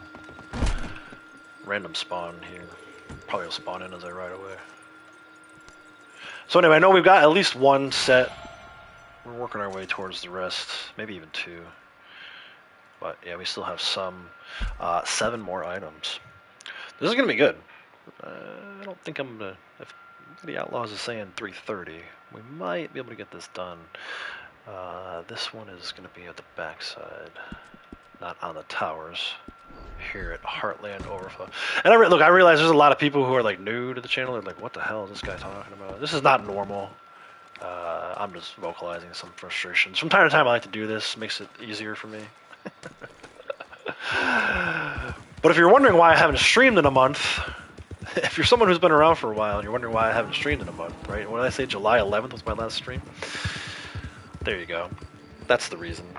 Has a little bit to do with the fact that Morgan's been so busy with softball tryouts and stuff, but ultimately it's just all this nonsense. It's like every time I try to do something, nonsense. I'm waiting for these bots to come in that Braytek's been having. I'm only at 23 watching. He usually gets like 53. Mr. Milk, how's it going, man? Damn, it's been a while since I've seen that name. Welcome, welcome.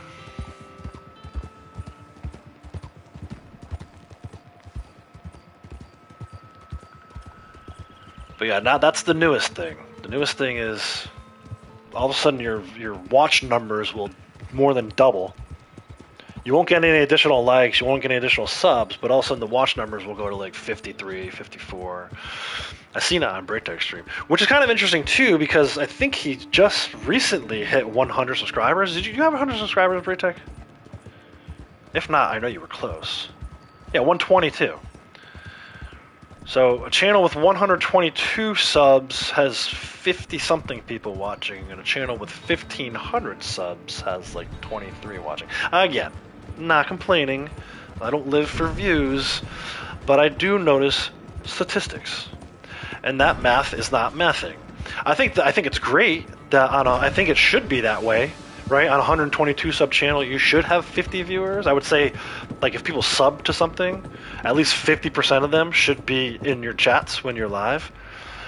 But I don't think if you have 1,500, almost 1,600, what's the math on that, right? So if I do, let's do it. 53 divided by 122 is 43.4%. So that's viewers divided by subs.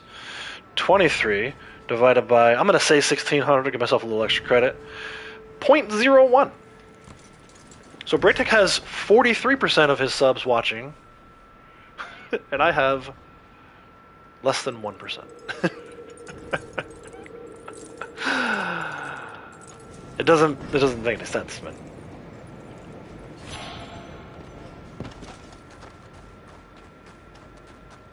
And again, I don't care.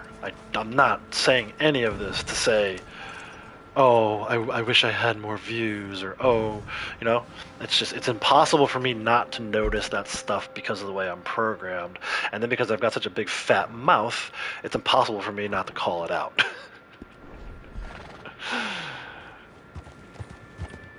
You big old fat mouth.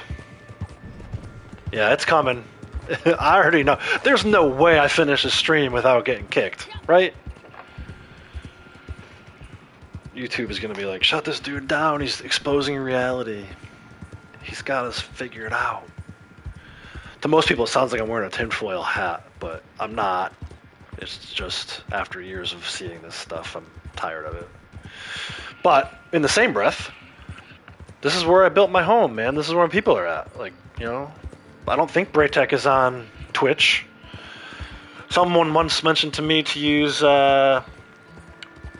what's the other? There's like a competitor that's similar to YouTube.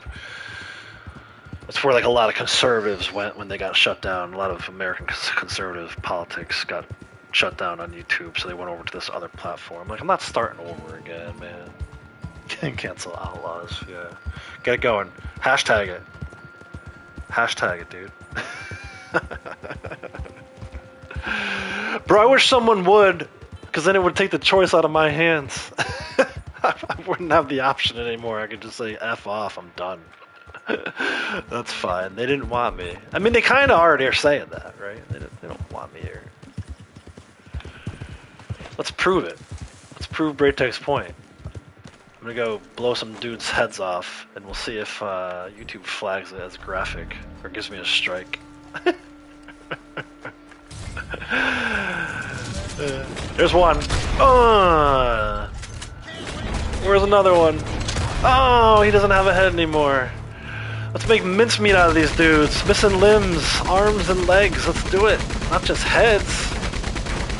Just heads is boring. Let's put some dudes through the meat grinder.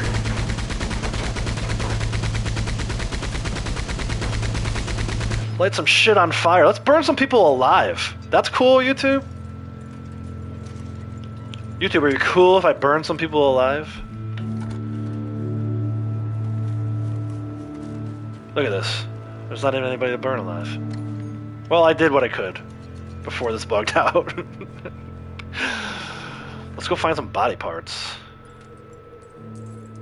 Maybe somebody's missing an arm or something. YouTube. Google. I committed violent acts against people who are trying to commit violent. Look at, oh, this dude's got a stub for a neck. Perfect. Here we go. Hold on. Let me make sure you can see it. Yeah. Is that acceptable, YouTube?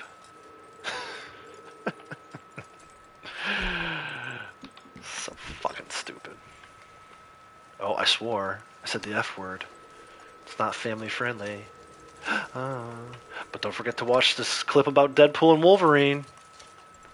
Because they paid for advertisement. Stumpy. It's Stumpy McGee. YouTube, are you cool with Stumpy? I love Stumpy. Do you love Stumpy too? We are so far off the rails right now, it's not even funny. But I love it, man. I love it. I love you guys. I love everyone here right now. If you're watching and you're lurking, I love you. I know not everyone wants to sub. Not everyone has to sub to be able to chat. That's fine. I get it. Lurk away, man. It won't matter anyway. YouTube ain't gonna pay me any more or any less. I'm not gonna get any more subs. I'm not gonna be able to grow my channel or not. So it's fine. Lurk away. Please, I love you. And I mean that. I know it sounds like sarcasm. Some people complain about lurkers. Not me. I love lurkers. Lurkers are just as good as subs. As long as you come back and keep lurking. Sub and lurk. Don't sub and lurk.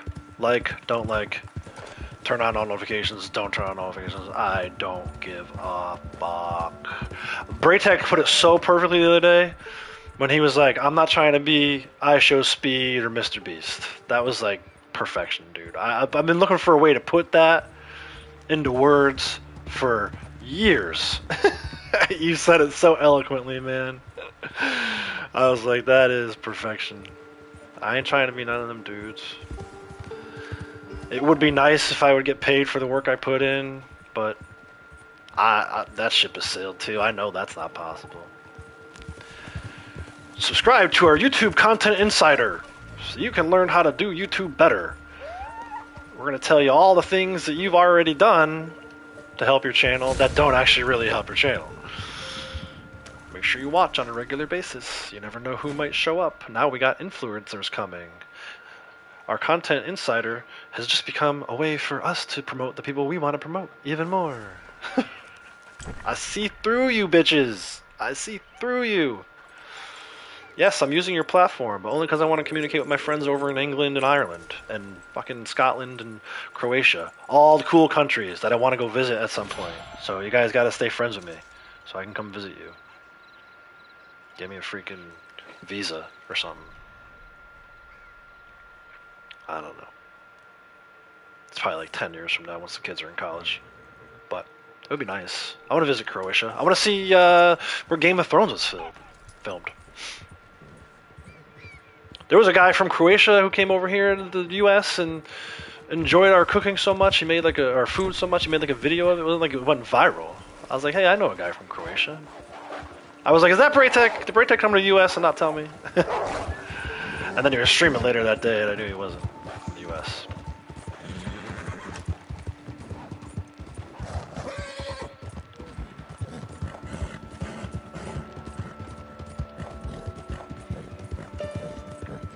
$318. What do I got? 5 left? 4. 4 more collectibles. Lady Outlaws. Stay away for a few more minutes, will you? Did I just go past? I went past this one. It's on the front bench up here, front porch. Last time this lady was sitting on it. Remember that time this lady was sitting on it? I think Braytech was here for that. I know people like Rowdy and them were still around at the time. Rowdy got a kick out of that. This lady was sitting on the bench, keeping my card warm for me. Oh, man. Yeah, England, Ireland, Scotland, Croatia, those are all the cool countries. Dude, no knock on India, but that's the only country I've been to outside of the U.S. And I would love to go to more. Not just because India is kind of like a weird place to have as only your one place either. I mean, I got to see Taj Mahal, which not too many Americans can say that. Not too many people in the world can say that. It's like one of the 8 wonders of the world, right? That was a great experience. I'm so thankful for that. But the overall trip to India was kind of meh. It was mostly work and trying not to drink the water or the ice and shit my brains out. Even the ice water, dude. Right? Because don't drink the water. Okay, well then don't have the ice in your soda either. Don't even have the soda. Have something bottled. better be taking something bottled. Go to India.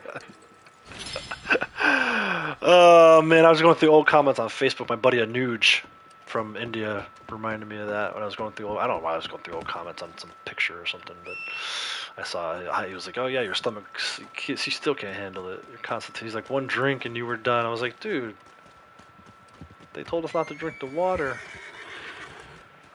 It didn't make sense not to drink the ice until things started happening."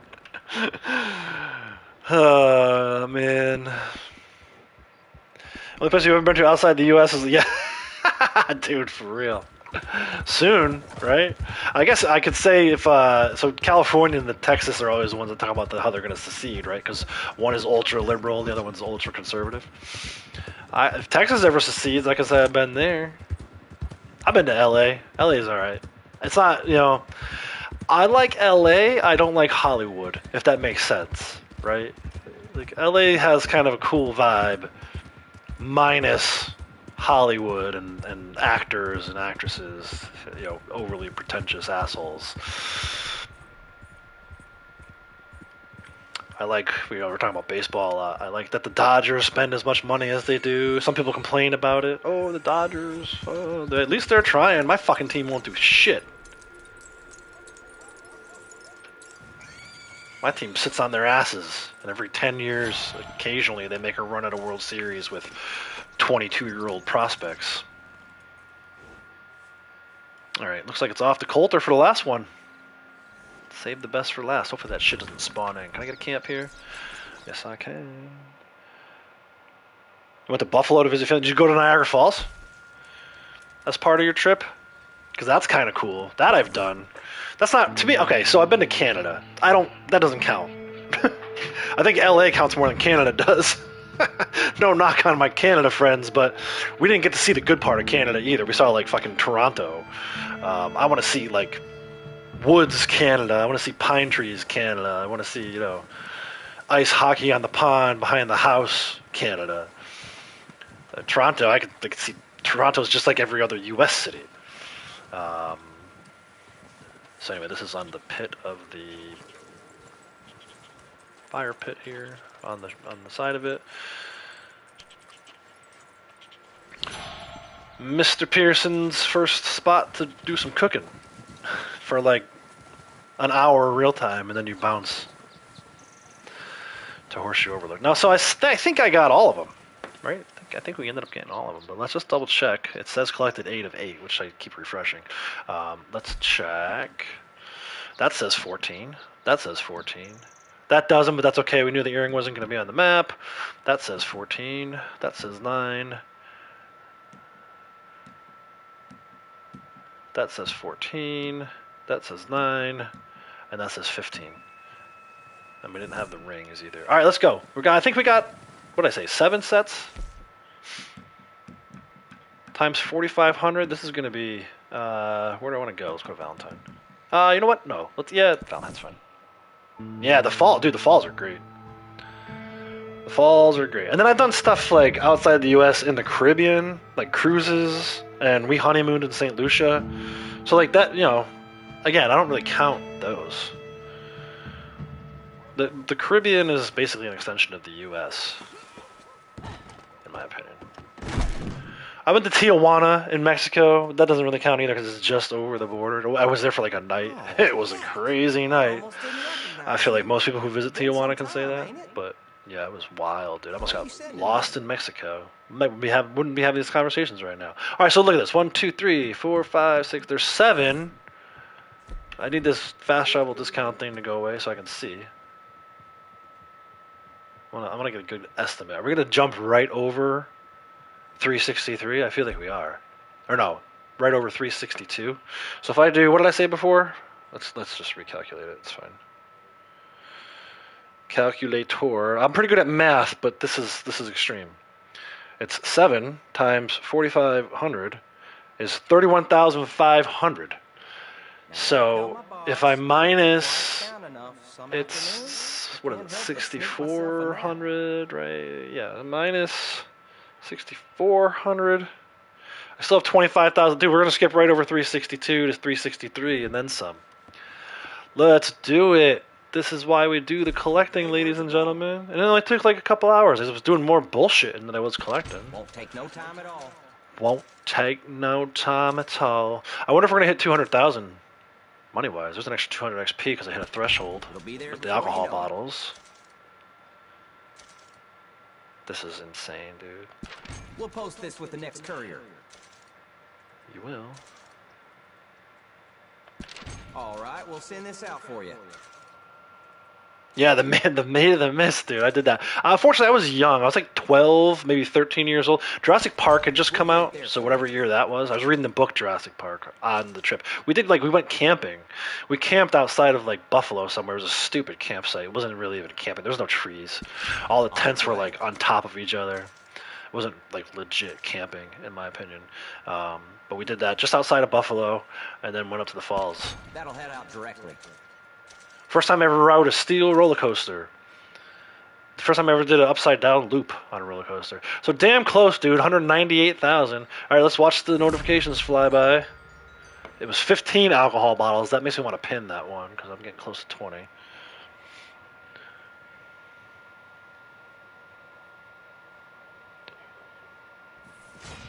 Yeah, I guess if you were born and raised around it, Mr. Milk, that would be a little too much. I have family who kind of embrace it. They're originally from here, Connecticut, and then they moved to Florida. My uncle hated Florida because of the humidity, but they're in Huntington Beach now, so not too far from Hollywood. Far enough removed, I think, where you don't get too much of that shit. Yeah, there you go, 363, bro. Yeah. 363 and then some. I don't think it's going to hit 364. No, I didn't think so. But how far? So I'm just under halfway to 364. I think I started today at what, 361? Kind of like a. So basically, we did 2 ranks today. That's what I've been doing. And then at this point, if I had more time, which I feel like maybe I have a little more time. What are we doing? What does my stream timer say? 4 hours and 50. I'm gonna stop it at 5 hours. We're close enough to 5 hours. Oh, nice.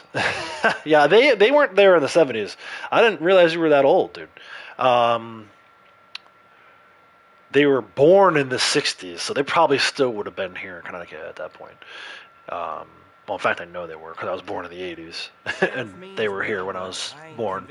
They left when I was little to go to Florida and then settle in Huntington Beach. It's all right. I like it there. The only thing out there is the freaking pizza. It sucks so bad compared to what we're used to. So a lot of people talk about New York versus Chicago. New Haven, Connecticut has the best pizza. All the old Italians who came over in the 30s, Ellis Island and all that stuff. They settled in New Haven and then created these 3 pizza places that are like visiting Mecca for pizzaholics, right? Yeah. Then you go from that to like, I can eat New York. I like Chicago, but anywhere else, the further you get away from New Haven, Connecticut, the worse the pizza gets to me. 71. Yeah, so yeah, you're a little older than the people I'm talking about. But that's my family, man. My aunt and uncle live out there. They don't have any kids, so I was like their firstborn nephew, and they're awesome people. We don't get to see them often enough, unfortunately. I thought they were. So my cousin passed away a couple weeks back. We weren't terribly close, but I was close with his father, my uncle, and his mother. My aunt, I feel so bad for her. First of all, no parent should have to bury their child. No parent should have to bury their child under the circumstances that my aunt and uncle just did. This is one of the things I kind of was hoping to avoid talking about today, but we're at the end of the stream, so I'll leave you guys with this sort of story. My cousin and I weren't close. We only saw each other once in a while, but my aunt and uncle would come to all Morgan softball games. We had just seen them, gosh, I think it was like 5 days before he passed, right? So we saw them either Saturday or Sunday, because Morgan had games both days. I can't remember which day we saw them. It was probably Sunday. And then they hadn't heard from him all day on like Friday. So they did like a wellness check Saturday morning, and my aunt did it, and she found him dead in his bed, passed away in his bed. But yeah, just kind of talking about family, my aunts and uncles. Life is weird, man. Like, I remember when I was younger, family was everything. Like, and it still is, at least for my immediate family, like my wife, my kids, my mom, even my dad, who did some awful things to my mom and kind of behind my mom's back. I love them unconditionally, right? Extended family, I would say the same, but it's just we've fallen apart over the years. Like, I don't talk to my aunt and uncle on one side, my mom's sister and her husband. Other than at the last two funerals we went to, the aunt and uncle who lost their son, my cousin, extremely close with them. I'll probably see him again coming up here soon. Morgan has more games starting back up. They come to Morgan's games. They're really the only family who still does. So, heartbreaking, devastating. All the stuff I was talking about earlier today with like YouTube and all the bullshit that went on in the Red Dead groups, it doesn't matter, man. Like I've been saying all along, it doesn't matter. That's not real life. Like, yes, I come here to escape from real life, but what is a view or a like or a subscription on YouTube versus the passing of a child, right? You're in your 60s. Your son, who's 35, passes away. You couldn't reach him for several days. You go in the house to check on him, and he's dead. Like, that's the real thing, right? That's the big picture. So I'll leave you guys with that. I want to do a toast to my cousin. We do this from time to time when I hit major milestones within the game. But today I felt like doing this. I didn't plan on this until like the last 5 minutes. His name was Jordan. Good kid, man. Like I said, he's about 9 years younger than me. So early on, maybe kind of like having a younger brother, we fell out of touch. He had a lot of struggles. He had some kind of rare disorder that kind of falls on the autism spectrum. I've talked about him here before. You may remember me telling like the story about the maps, like how I lived in Dallas a couple years, and he knew I came home for Christmas. After the first 6 months in Dallas, I came home from Christmas. He knew the layout of Dallas, and he knew all the areas I was hanging out in, like the bar areas, better than I did because he knew the maps. So he was kind of obsessed with, in a good way, how things were connected, whether they were maps or streets, national parks. He loved to see how things kind of fit in place. So one of the things I will say positive about YouTube is we get to have this connection, right? I mean, I'm behind a screen. You don't see me. You can hear my voice. But the fact that I can talk to and interact with people from other parts of the world, Croatia, England, Ireland, India, and other parts of the country, LA, right? That's cool to me, man. It's a good thing. In the end, it's a good thing. I wish it were better than it is because it could be a great thing. But at the end of the day, those of you who are listening to me right now, I appreciate you. And, for Jordan, right? For Jordan. He was one of a kind. And he will be missed. So I'm going to end with that. I know it's kind of a somber note to end with. It's not as exciting as making 4,500 XP for every collector set.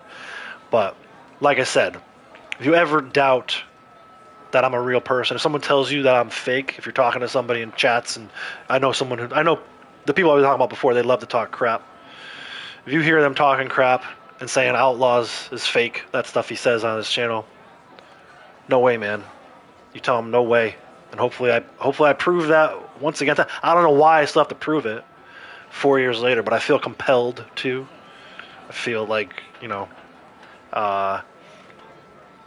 there's just too much nonsense. There's been too much nonsense. There continues to be too much nonsense. I just want it all to go away. I don't know how to make it all go away. I don't want to turn off chat completely. It was great today, right? There was no nonsense in here today. Fun nonsense, like Braytek saying he's 69. That's fun stuff, right? I too am 69 in my mind. I appreciate that, Ghost. Like I said, I feel more for my aunt and uncle. They're like the greatest people I know. My uncle's a deacon in the Catholic Church. Super nice guy. He's always thinking of other people before himself. So is my aunt. My aunt was a huge advocate for my cousin when he was younger and going through his struggles of growing up with autism. Not major autism, but certainly on the spectrum. He didn't talk until he was almost 6 years old, and when he did, it was kind of like babbly. He ended up being able to, like, he would say grace at dinner. He himself, my cousin Jordan, was a very religious person, and whatever you think about religion and faith, it's fine. It's besides the point. He just was a good. I say kid. He was 35 years old, but he'll always be a kid to me because I remember him being like 6 years old and me being like 13, 15, whatever. I feel for my aunt and uncle, man. I truly, truly feel for my aunt and uncle. I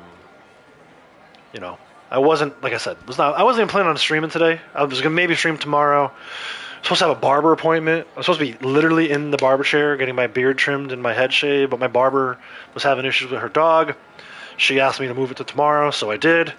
So I said I moved the stream up today. Wasn't even planning on streaming today. Definitely was not planning about talking about any of this stuff. But I'm glad I did. I think it's important, A, for me to talk about it to get it off my chest and off my mind.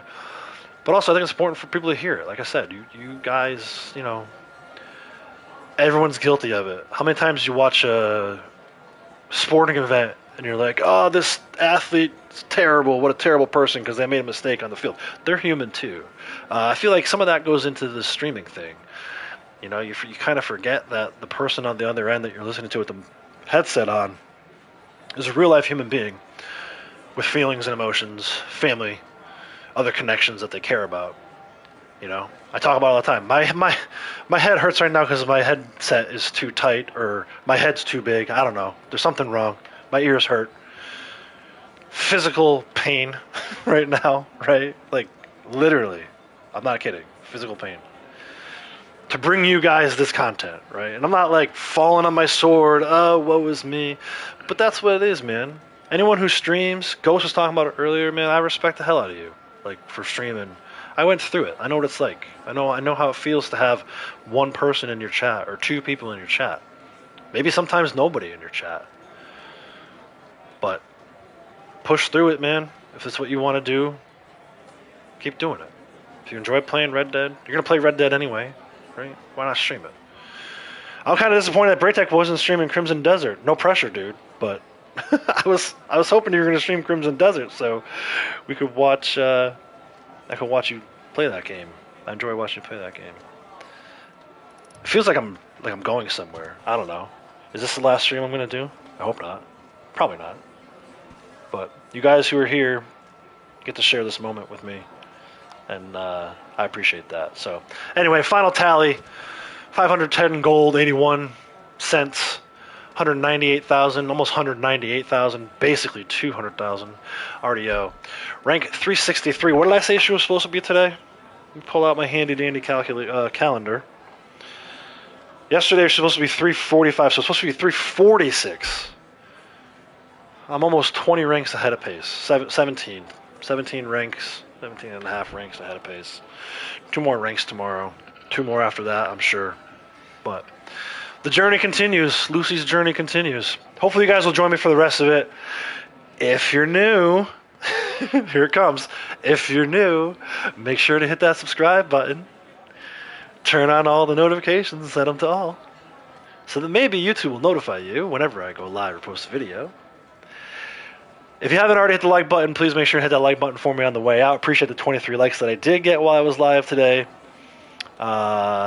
22, 23 watching at some point. Appreciate you.